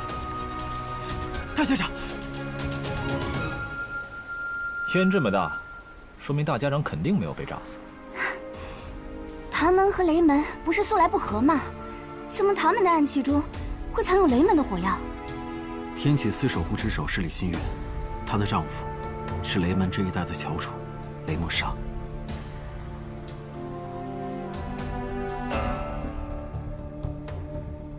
这就是我的第二道暗器，天雷无望。可惜今夜无云，不然引雷而下，你必死无疑。暴雨梨花针。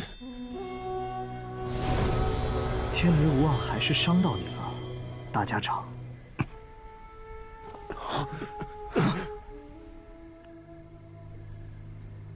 好浓的梅花香。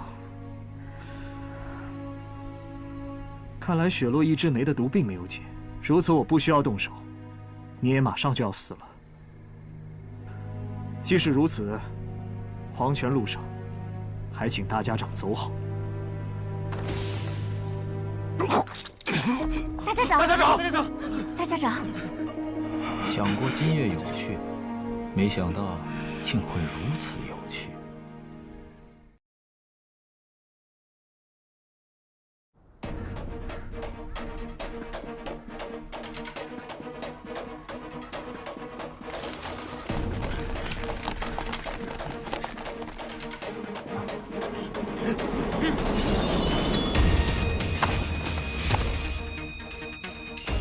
我们这边看来是来活了呀！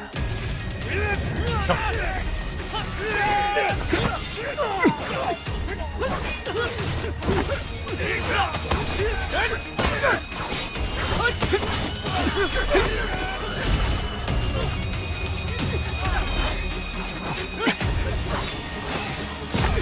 苏家，你们怎么会在这里？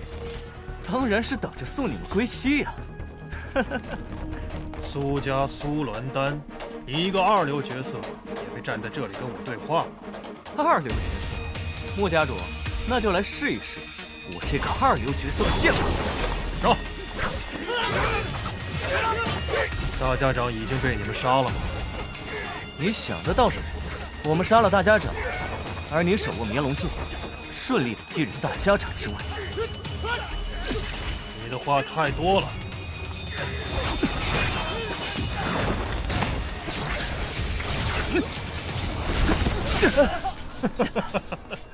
你以为凭借你们几人就能对抗我们穆家这么多的高手？却也不止他一人。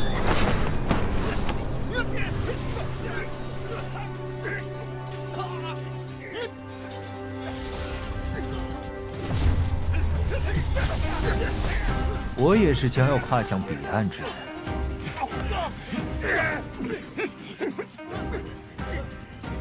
穆青阳，背叛我！你忘了，我是无名者，你本就不曾把我当做过家人，又何来背叛一说？给我杀了他们！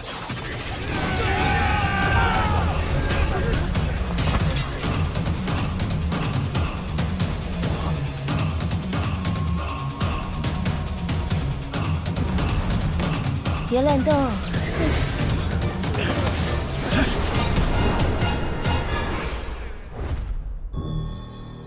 好啊，穆雪薇，你可是我从小看着长大的穆家人，你竟然……我们都是被这世间抛弃的人，唯有相互信任，才能到达彼岸。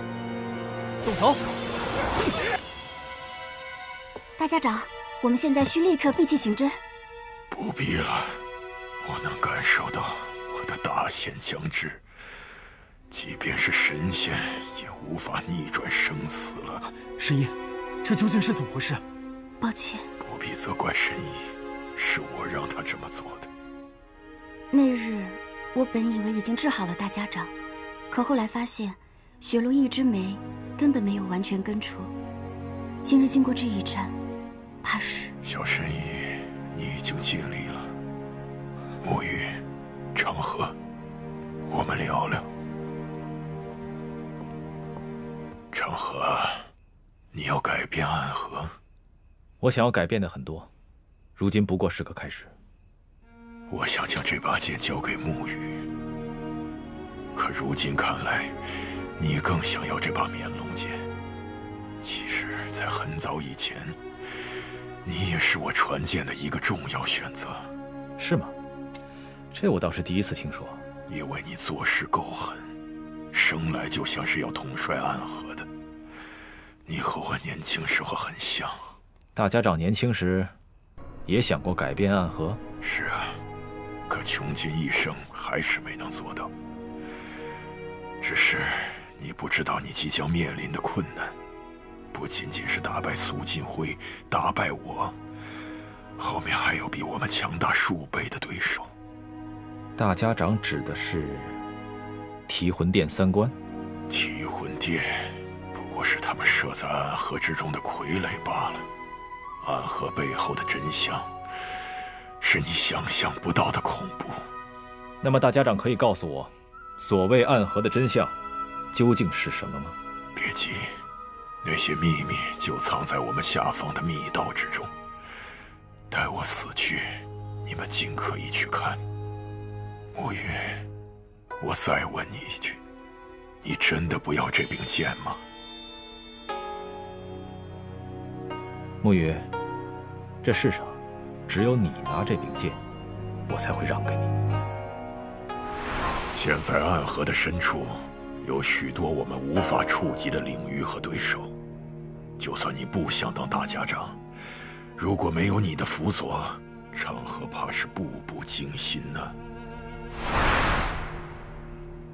长河，你真的想要改变暗河吗？我说过，我要改变的很多，这只是个开始。双日为昌，从我取名苏长河那天起，就不想让暗河永远生活在黑暗之中。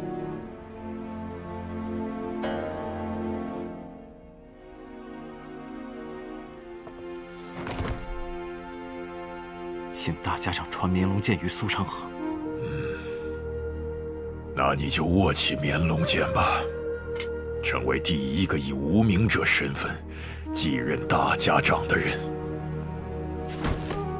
苏长河，恭请大家长赐剑。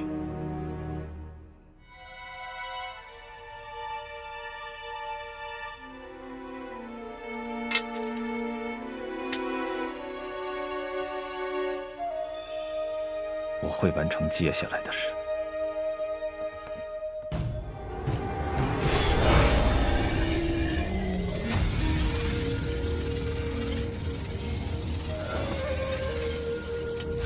今日以后，暗河便没有送葬师。我走了。今日以后，暗河也再没有执三鬼。我会铲平提魂殿。知道你一直想去家园，只希望每年秋日开花之时，我还能与你重逢一日，畅饮一番。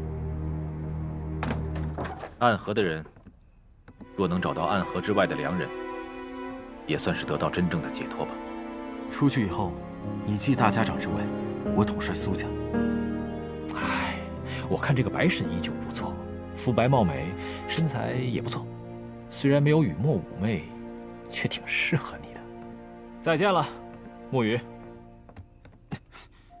我们一起带来一个新的暗河，但我需要先和神医去往江南处理一些事情。好。沐雨，你真的决定留下来吗？我相信你的选择，也相信你可以做得比我更好。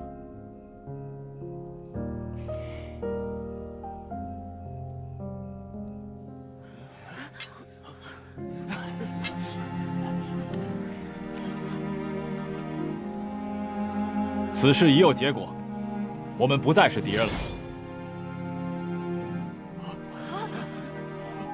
武器全都放下吧。拜见大家长。沐雨，你现在还有机会，可以改变主意的哦。不用多说，我们出去吧。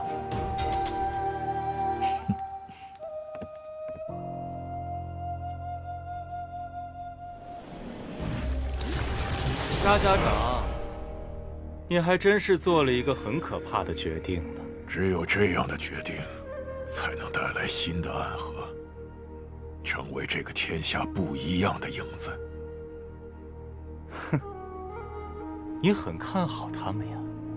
一个组建了新的势力，一个收复了我的烛影12校。那我便看着吧。只是大家长，不管结局如何，你都看不到了。我如今已不是大家长了。我信过木，也信过苏。却从来没有走出过这片暗河。影子就是影子，走不到我们的地方。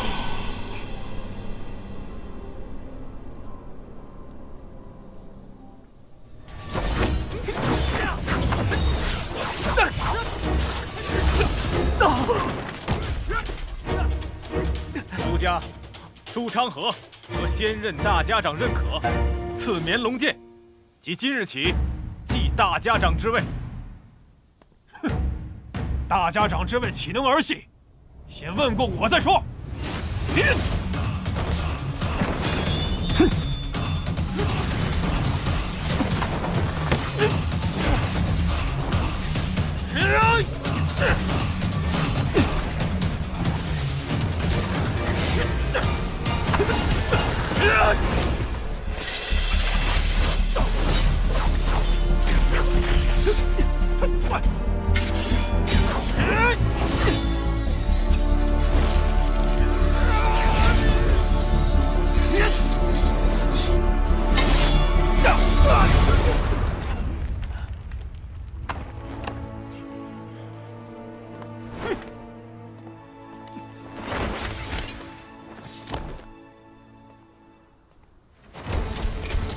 拜见大家长。朱影杀手团苏沐雨谢魁之位，任苏家家主。拜见苏家家主。从今日起，暗河将不再有无名者，不再有所谓的鬼窟渊试炼，暗河弟子都能走出黑暗，立于光明之下。暗河三姓皆为家人，我们建立起一个全新的暗河。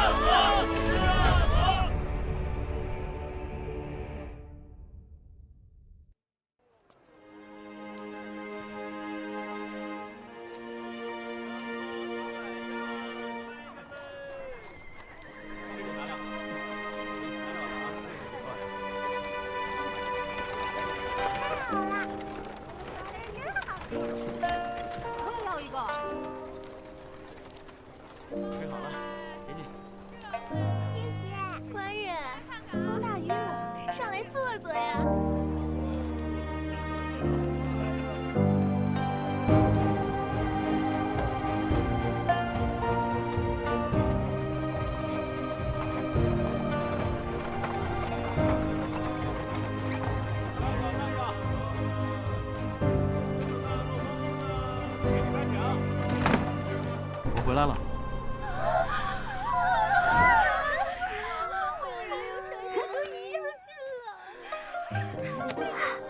还热乎，还热乎，太好吃了。神医满意就好。今日怎么人更多了？春日谷雨，风吹心动，易发病。发什么病？发春病。哪里不舒服啊？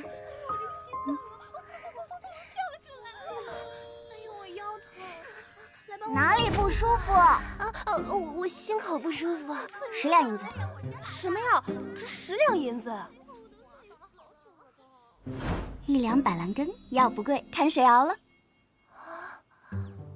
你去春望楼找个托儿相公聊聊天，也得30两银子吧？比得上我家这位半分容貌吗？不要，我就给别人了。我要的。兔儿，不对，苏公子，帮我熬药。下一位，我出100两，我要让他跟我睡觉。没有这个服务，最多让他喂你喝药200两。中，这不是钱塘城吗？怎么还有中州来的？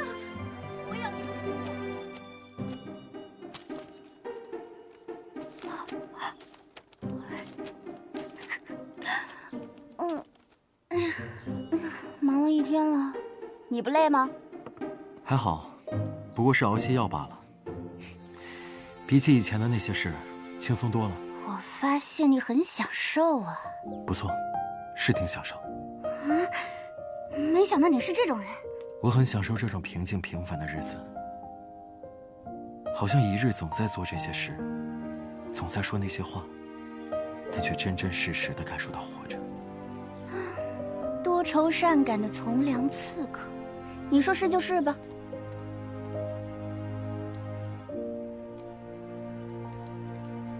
饿了吧？来，尝尝这个。我不饿。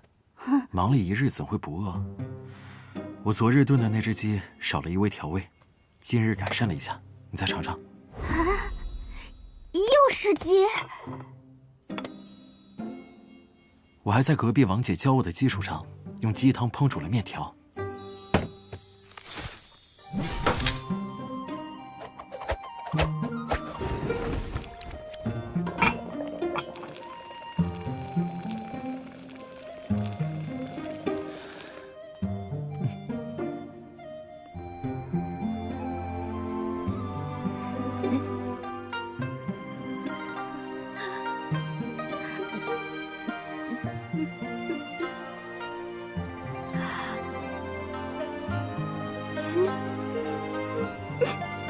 苏沐雨，你能告诉我为什么你的剑法这么好？因为我面却做的这么难吃。那要不我再问问王姐？哎，苏沐雨，答应我一件事好不好？沈姨，你说。答应我，放过王姐，也放过我。多试几次总能成功的。练剑这样，做饭肯定也是这样。为何当年无名者100人，只有你和苏昌河2个人能活下来？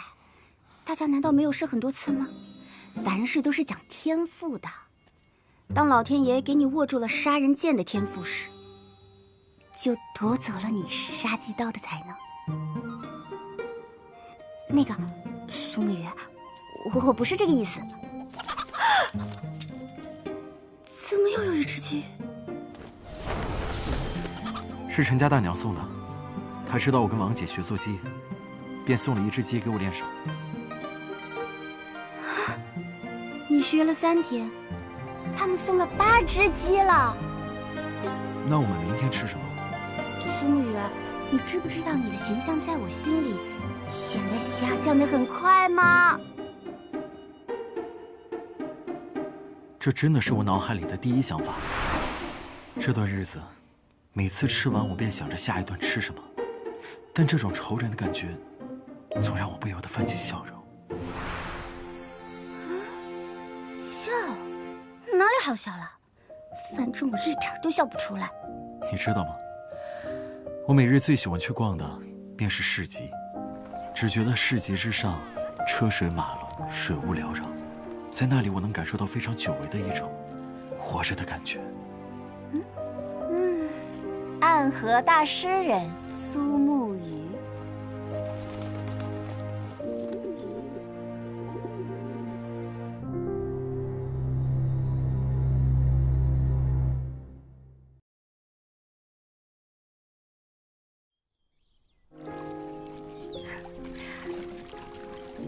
这里的景色真美啊，是吧，长河哥哥？是啊，没想到苏沐雨念叨那么久的家园，我居然先来了。沐雨哥哥为何不来呢？我怕他来了就走不出去了，所以让他去了另一个地方。哪里？那家伙在钱塘城，事情还未彻底了结，他有义务护神医度过这段时间。沐雨那个人啊，你我都了解他，重责任。不过他和小神医之间，或许还能有更多的故事发生哦。钱塘城也是个有意思的地方，那里还有一处隐士之所，里面的人要是知道苏家家主来了，想必会很紧张吧。你刚继任暗河大家长，着急来家园做什么？自然是等人呢。什么人？唉，等身穿官袍的伪神，游离世间的亡魂呢。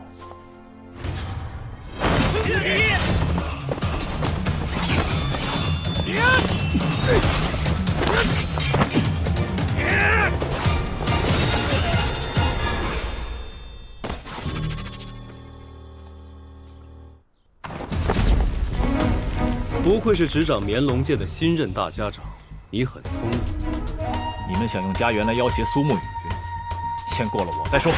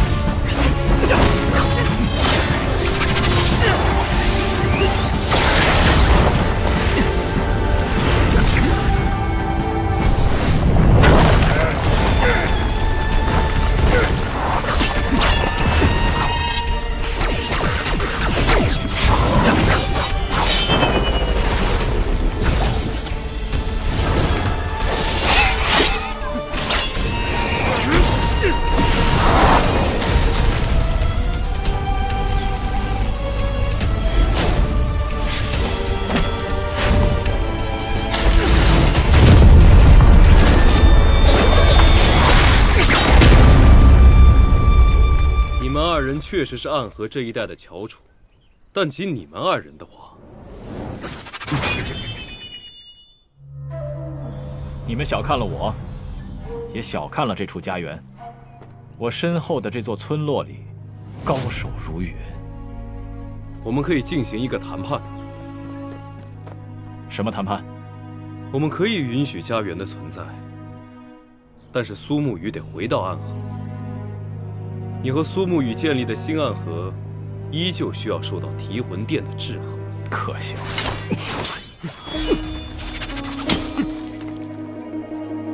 我给你时间想想。我们走。他们还会再来吗？不会的，知道我们早有准备后，他们应该就明白计划无法成功了。唉，只是沐雨，他的好日子要到头了呀。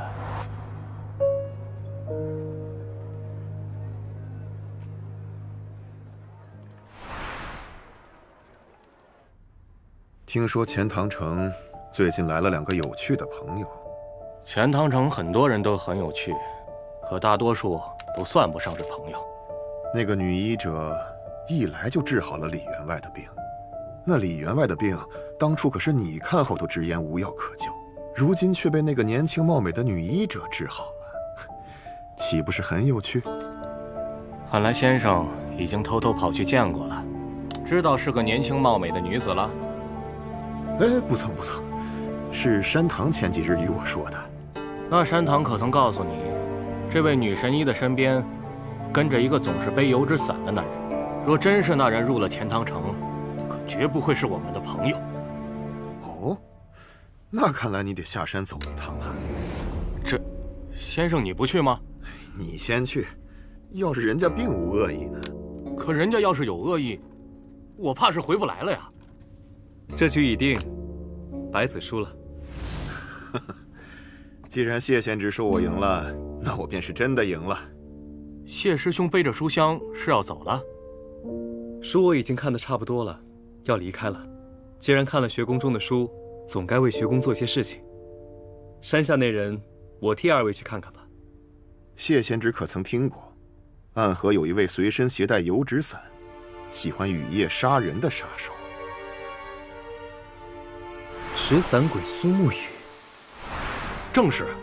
看谢师兄这神色，莫非与他相识？有些交情。交情？谢贤侄在暗河之中，竟然也有朋友。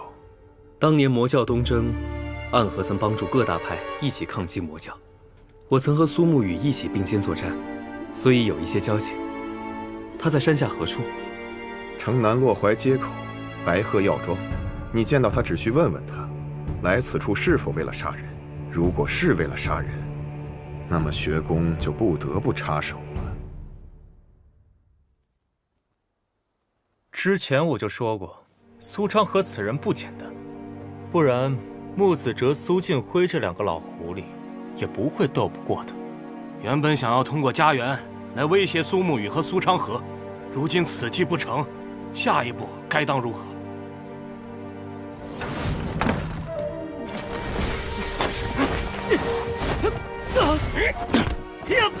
是你？是我。宗主说什么？宗主说，江湖之事便于此平息，接下来的事留待天启处理了。宗主要亲自出马吗？你们与新的暗河已经无法共存了，接下来宗主会亲自和他做一个交易。苏昌河倒是个很会做交易的人，宗主有信心在他身上得到便宜。每一位暗河家主都会有不得不做的交易，即便是苏昌河，也逃不过。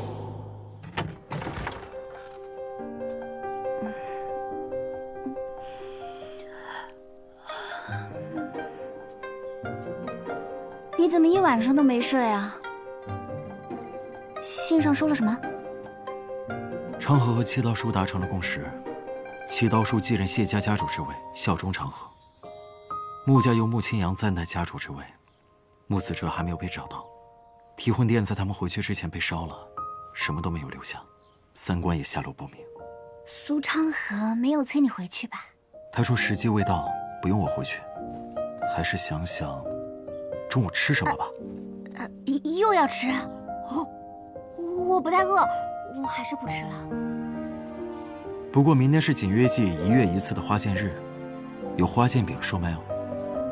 花剑饼，锦月季的金字招牌。苏沐雨，你要是能买来花剑饼，明日不管你做什么，我都吃完，全部吃完。哦，此话当真？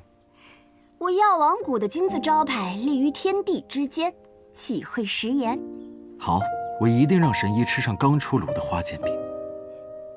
好，开始今日的问诊吧。外面的那些人可是等急了。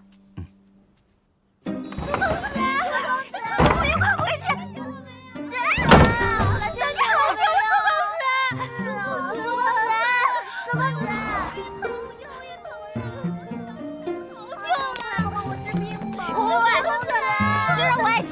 神医，但之前真的也太漂亮了！喂！神医，快点！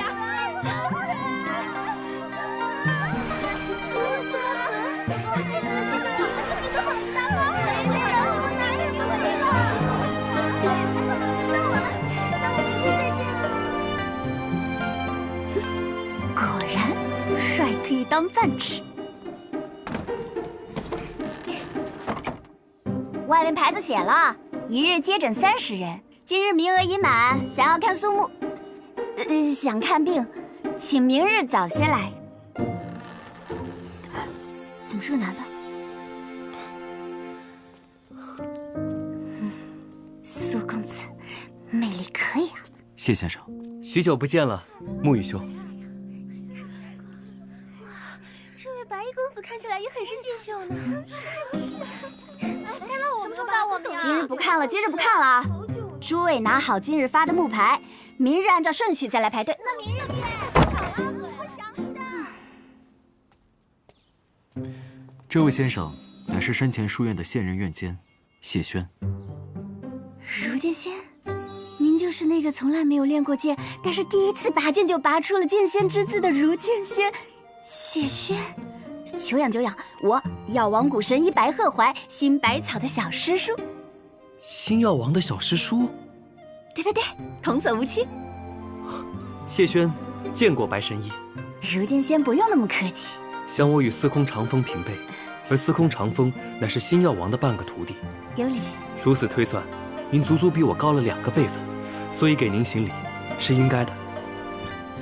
谢先生来此，是特意来找我的吗？托一个前辈的请愿，想知道你来钱塘城的目的。不为杀人，那便无事了，告辞。我最近在学坐鸡。坐鸡？小鸡快跑！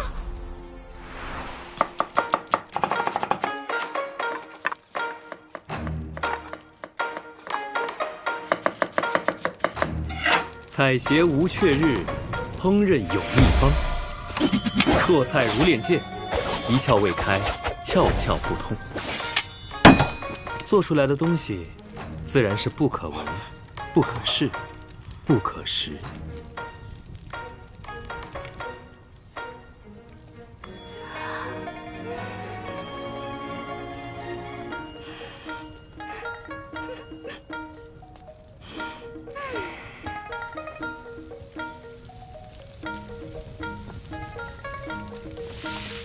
如剑仙，居然是一位厨神啊！不是厨神，只是看过的食谱多，去过的地方多，吃过的美食多，所以会做的也就多了。所谓食道，讲究很深。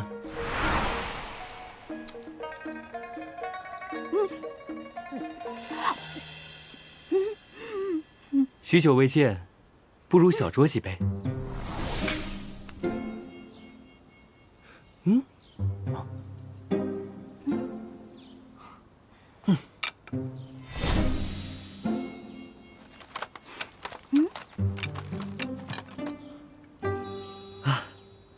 谢先生的书箱中居然还有酒。若书箱里只有书，那这千山万水，我这一路行来就略显乏味了呀。这酒名唤桃花，那是青城山的一位朋友所送。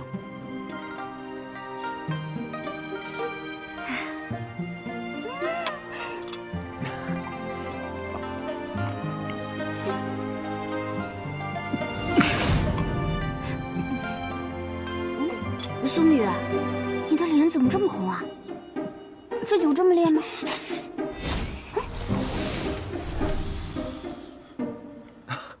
原来沐雨兄不能吃辣呀！你不能吃辣。我谢轩此生还是第一次见到有人用真气强行压制住口中辣味，有意思，有意思。谢先生，可愿意教我做菜？书中有颜如玉，有黄金屋，自然也有八珍玉。这本食谱借给你看，看上10年。北离出神就是你，多谢了。那若只能看上10日呢？那做这碗牛肉面还是没有问题的。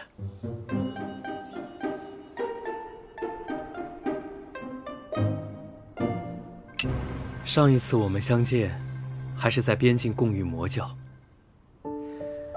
如今却在这钱塘城的小院里喝起了酒，这感觉还真有点不真实。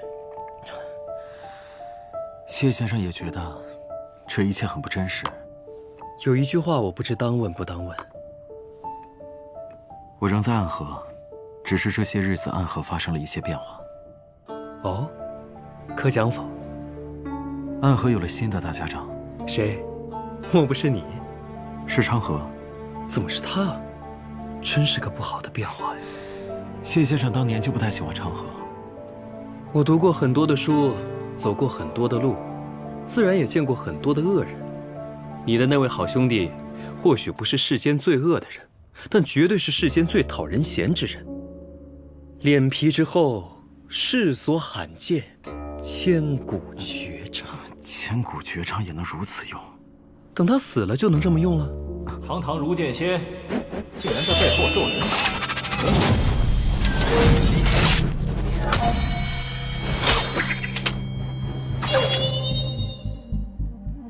你居然也来钱塘城了？是啊，我来杀人了。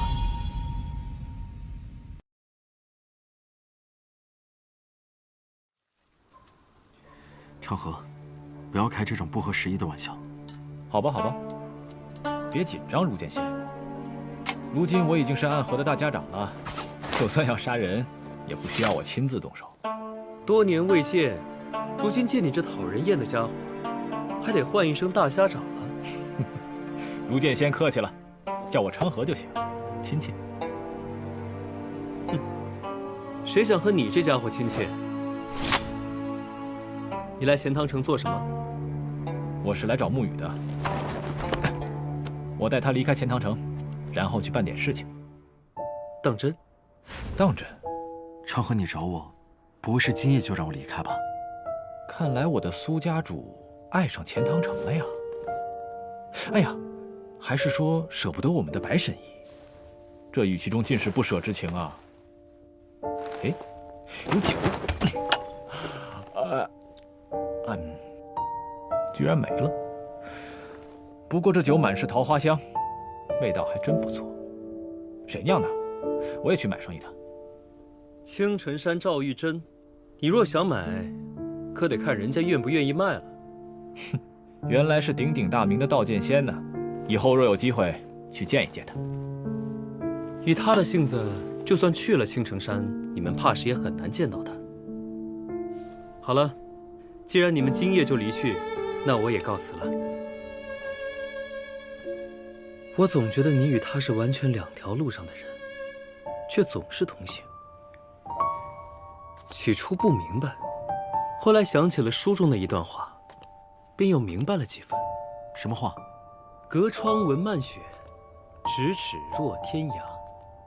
是说我们两个虽然相隔很近，但实际上却相距很远吗？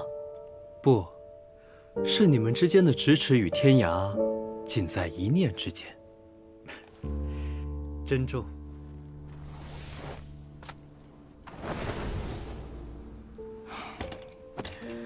我前日才刚接到你的飞鸽传书，今日你便来了钱塘城，难道暗河之中的事情都已经解决了？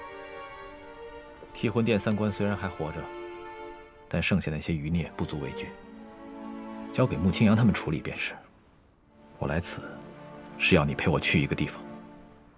什么地方？黄泉当铺。那个神秘的钱庄，去那里做什么？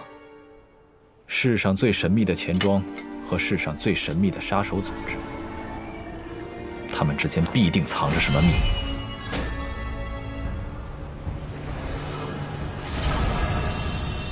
这也是为什么当初几位家主完全无视了暗河中的规矩，却依然坚持要抢到这绵龙剑才敢登大家长之位的原因。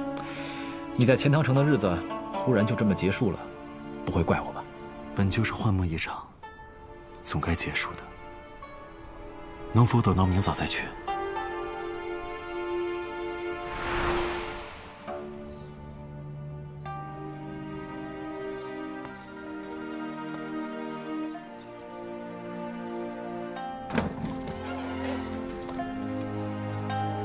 这么睡下去，怕是要惹上风寒。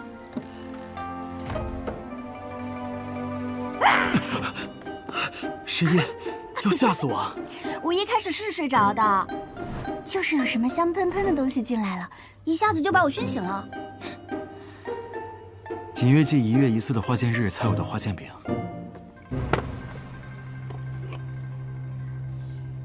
哇，好香！我说过，保证每月都让神医吃上的。你又只睡了2个时辰，便去锦月祭门口排队了？好吧，那我也不能食言。看在花剑饼的份上，明日不管你做什么，我都吃。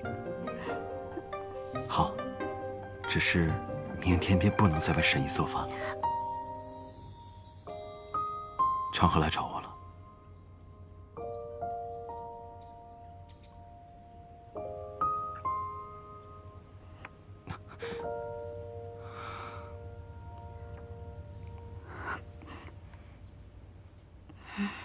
去吧去吧，你本来就有事要做，待你功成而归，呵怀药府在这里等你。钱塘城的所有女孩子们也都在这里等你。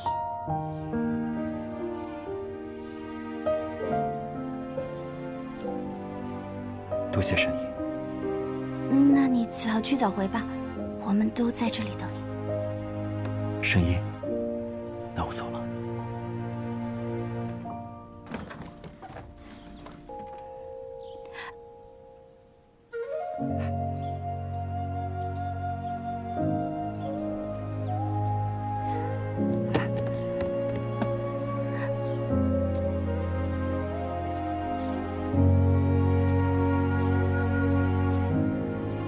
早日回来，做碗好吃的面给我吃。好。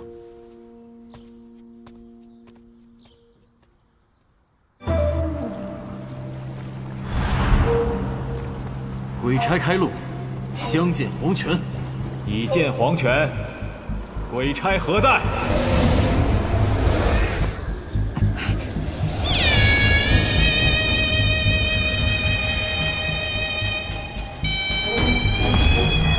身高9尺，纸伞碧阳。黄泉的鬼差，身上果然是一股阴气啊！主人派我等在此等候许久了，暗河大家长。素闻黄泉的主人神通广大，居然早就猜到了我要来此。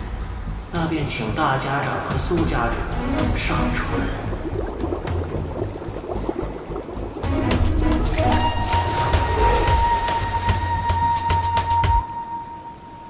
他又是何时出现的？这样难道不是很好吗？至少在这世间，还有比我们暗河更不可理喻的东西存在。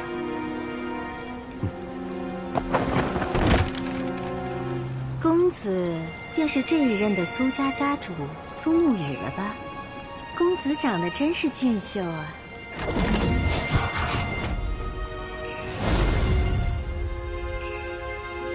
姑娘也是美人，过赞了。我也是美人呢。这样也是吗？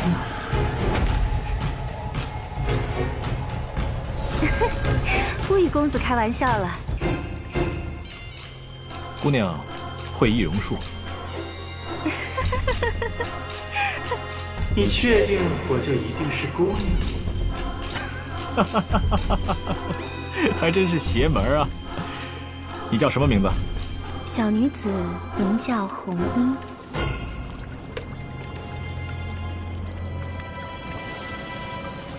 黄泉当铺到了。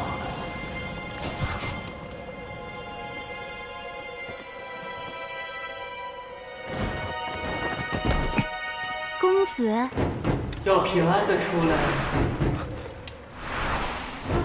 见了鬼了。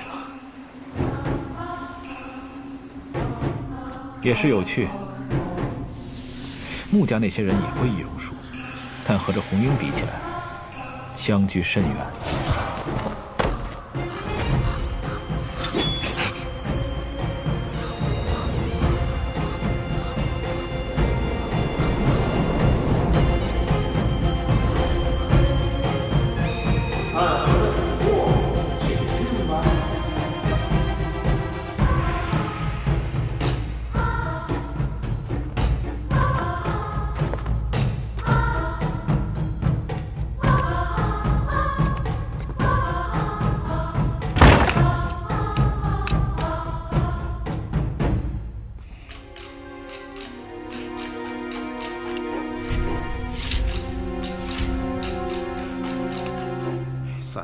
算不清楚了，不算了，把他们都杀了。掌柜所言可是当真？杀了，一了百了，死不认账。遵命。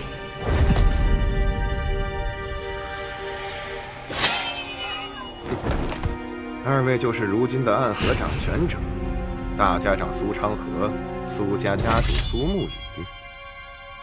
有趣。不成想，如今的暗河竟是有2个无名者掌管，你们是怎么做到的？这与我们此行似乎并没有关系。在黄泉当铺中还敢这么和我说话，不愧为曾经的魁。所谓魁，人中之龙，与我们是同路人。阁下便是黄泉的主人。哎。这话可不能乱说呀！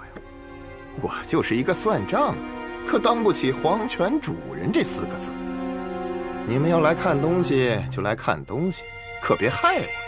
不敢，掌柜的言重了。那便不废话了。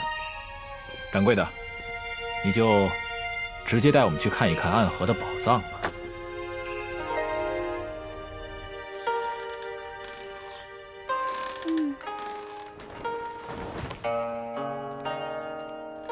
如剑仙，你怎么又回来了？叫我谢轩便好，冒昧打扰，没有事先知会神医，还请见谅。那我便叫你谢先生吧。以谢先生的行事作风，没有敲门就进了院子，想必是有特殊原因吧？但是我已经得到了答案。想必谢先生是来看苏沐雨走了没有？放心吧，钱塘城中没有什么值得他们留恋的。说走便走了，看来是我小人之心了。神医看的什么书？不是什么正经书。哦，不是什么正经书，就是一本小说话本。虽然看着故事好看，但是没什么大道理。对于你们读书人来说，算是下品吧。神医此言差矣。所谓的道理，从来都是自己悟出来的，故事只是一个媒介。既然姑娘说这个故事好看，那便是好书，可否借我一阅？自然。大秦末年，王朝崩塌，群雄崛起。后来的北离开国大皇帝萧绎自西南起兵，军号天武，一路征伐，百战百胜，被奉若神明。但萧绎的麾下，藏匿于冲锋陷阵的天武军之后，还有一个神秘的刺客组织，名曰影。该组织专门负责一些刺杀敌方主将之类的任务，首领名易水寒，可以在黑夜中彻底隐匿行踪。杀人时若鬼魅现身，杀人后又能如烟尘消散。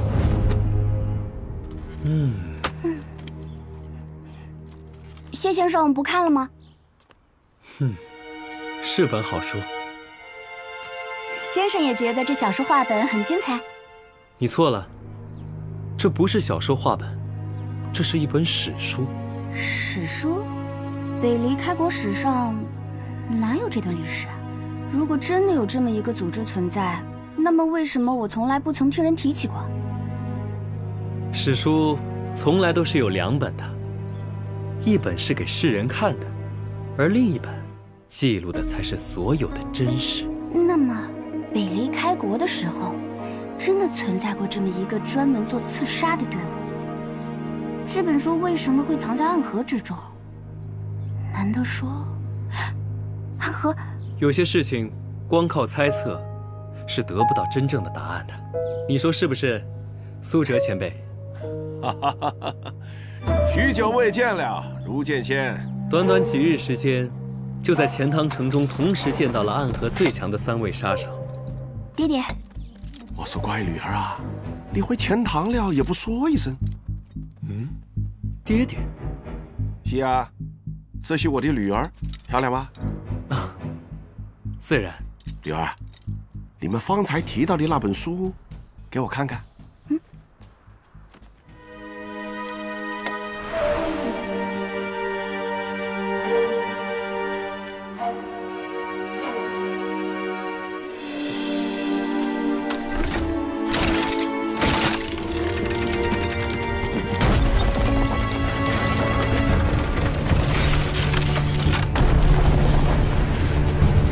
来吧，一起看暗河的宝库。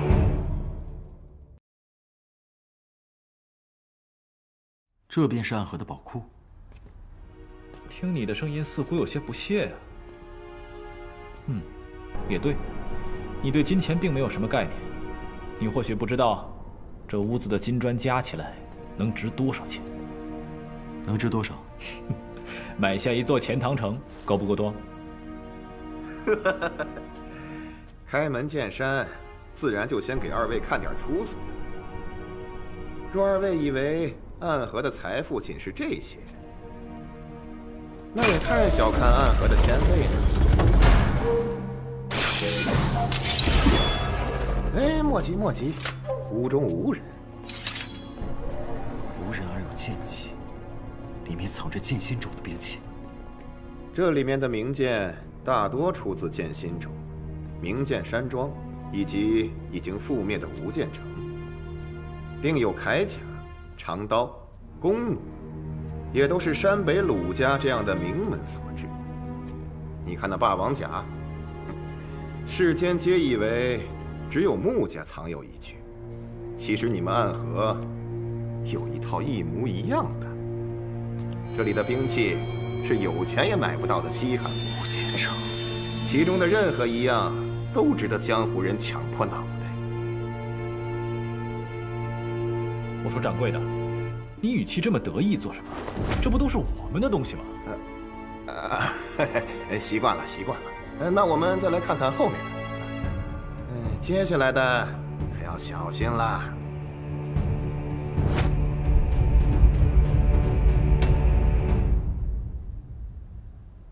我曾与雷门雷千庭一起参与了对叶鼎之的围杀之战，这些名字我曾听他说起过，都是雷门中最厉害的火药。暗河中居然还藏有雷门的这些物件。除了麒麟火牙之外，雷门之中天字级的火药，这间屋子里全都装满了，所以要格外小心。若这里的火药同时引爆，整个黄泉当铺都会被夷为平地。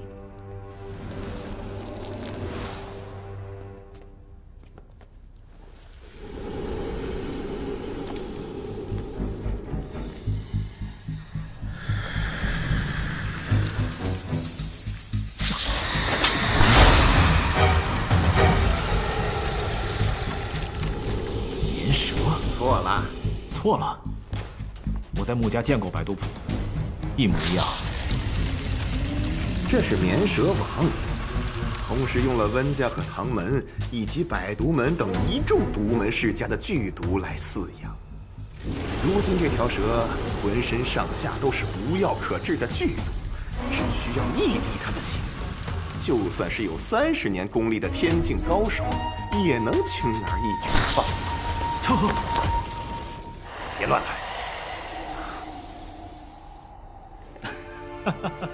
只是开个玩笑。那么旁边这2个药柜呢？自然亦是天下奇毒。若我没有猜错，剩下的1道门中，藏有各类暗器。你很聪明，没错。接下来的这间屋子里藏满了各类暗器。除了没有唐门的暴雨梨花针、佛怒唐莲、孔雀翎这类秘传暗器外，其余的也是应有尽有。这院子中不止这几间屋子吧？还有接下来的那几间屋子，分别藏有奇门阵法之术、各重要城池的官家堪舆图等等。只要你能想到的，暗河的先祖们都已经将它们收纳其中了。所以，这便是暗河的宝藏。你看起来好像并不是很高兴啊。这是暗河传承100年才堆积起来的财富，只有拥有这些，才能将整个暗河运转起来。所以为什么说得到绵龙剑才能继承大家长之位？你以为只是一柄剑的象征？如果只有那3间屋子的金砖，或许我能这样认为。但是今日看到这些，我只有一个想法：若将这些带回暗河，暗河随时是一支军队，一支全天下最强的军队，所向披靡，神挡杀神，佛挡杀佛。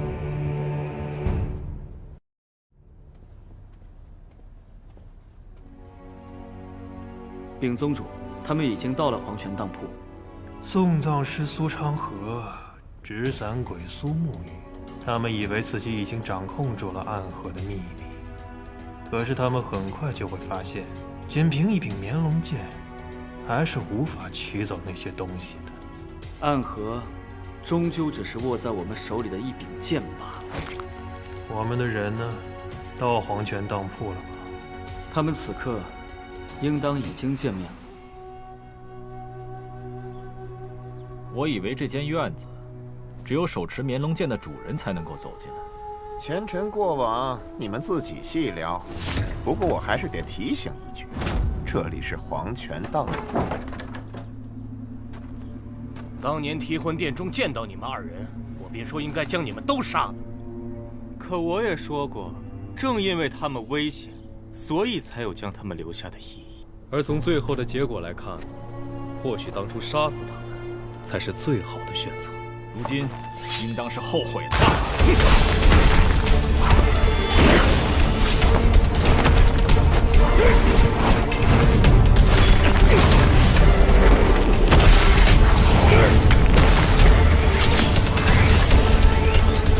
这是炎魔掌，不要硬扛。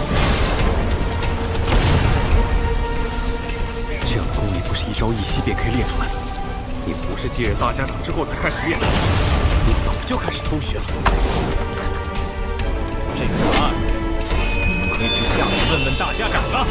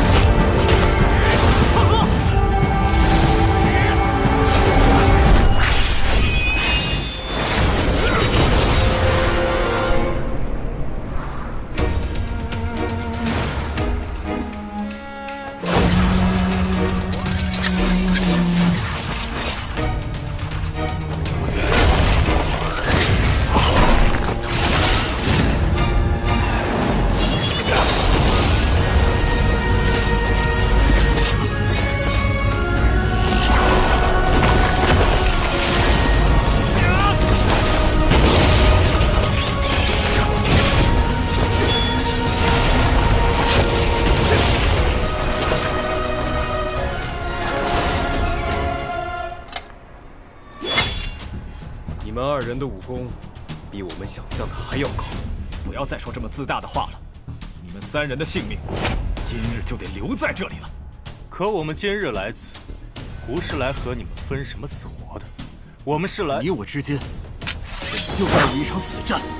还记得你那手下的仇？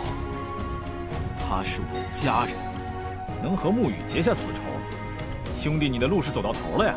既然如此，那就……诸位，还是儿小了。我方才说过，这里是黄泉当铺，我只允许你们在此聊一聊那些往事，可没让你们把我这里给拆了。王掌柜，有些话你怕是还没有和他们2人说完吧？大家长，我还未说完的是，你们手里的钥匙只是能打开这间院子罢了，但是要拿走这里的东西，还需要另外一件事物。哦，什么事物？这个，正是这个。钥匙可以打开这间院子，而这块腰牌可以取走院中的东西，二者缺一不可。哦，难怪提魂殿3关始终能够凌驾于3家之上。我知道你在想什么，你太小看我们，也太小看黄泉当铺了。哼，3关这是认可我和苏沐雨来执掌暗河了？你觉得如何？你们好像忽略了一件事。哦，我们忽略了什么？我们并不认可提魂殿，更不认可你们3关。新的暗河之中，不需要你们存在。看来是我们自作多情了呀。只是你们把事情想得过于简单了。这是一份邀请。莫不是3关中谁要成婚了，邀请我们前去赴宴？你们想要一个答案，想要建立一个新的暗河。苏昌河在家园拒绝了我的交易，可今天这个交易你无法拒绝。这个地方你们一定要去，这个约你们一定要赴。去哪里赴约？天启城。天启城？那所见之人又是谁？所见之人的先祖在100年之前创立了暗河，至于剩下的，等你们到天启城之后，自然便会得到答案。有意思。可为什么我一定要对暗河这个答案感兴趣？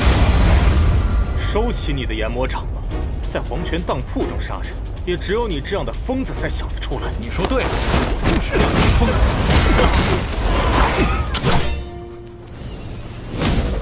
你说的约我会去赴，你的命也先留下，还是让沐雨亲自来去吧。要不，你现在就动手？这是不把我们黄泉当铺放在眼里。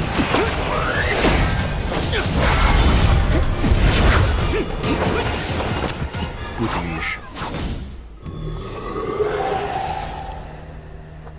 疯子！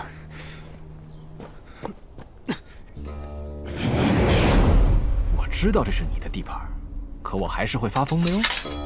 抱歉，掌柜。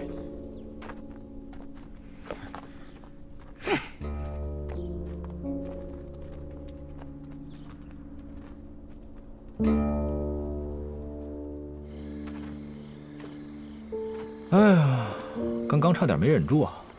但是不理清暗河背后的隐秘，我们确实举步维艰。他们主动来寻我们，倒好过我们去找他们。不过，天启城是不是听起来也有几分趣味？如果你曾经去过天启城，就不会觉得那里是什么有趣的地方。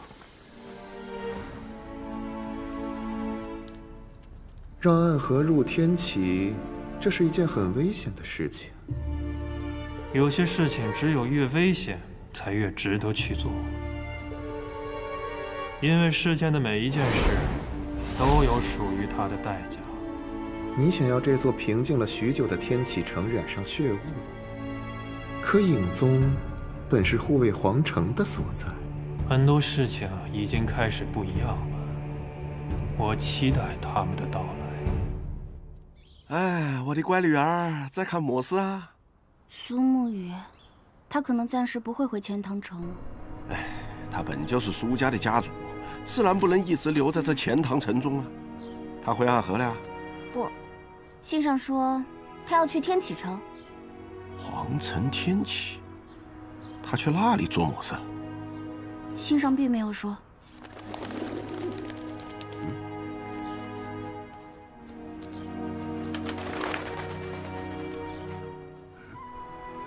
看来我也要准备动身了。皇城天启，阿爹，你去过天启城吗？那是世间最繁华的城池，是世间最安全的城池，亦是世间最危险的城池。世上有2个戴恶鬼面具的人最可怕，一个是我，白小堂之主姬若风，另一个便是他了，暗河的魁，人中之鬼。我本以为暗河会在这一次的混乱之中彻底离开历史的舞台，可却在他和另一个年轻人的手里得到了新生。所以，他们真的在来天启城的路上？消息不会有错，他们这一路前行，肯定是冲着天启城而来的。据说，世上有一条河，是常人无法看到的，只有在最深的深处，顺着月光，你才能依稀看见它。而沿着这条河流往上走，就能找到他们。他们是黑夜里的利刃，最凶狠的刺客。而如今，这条暗河要流入天启。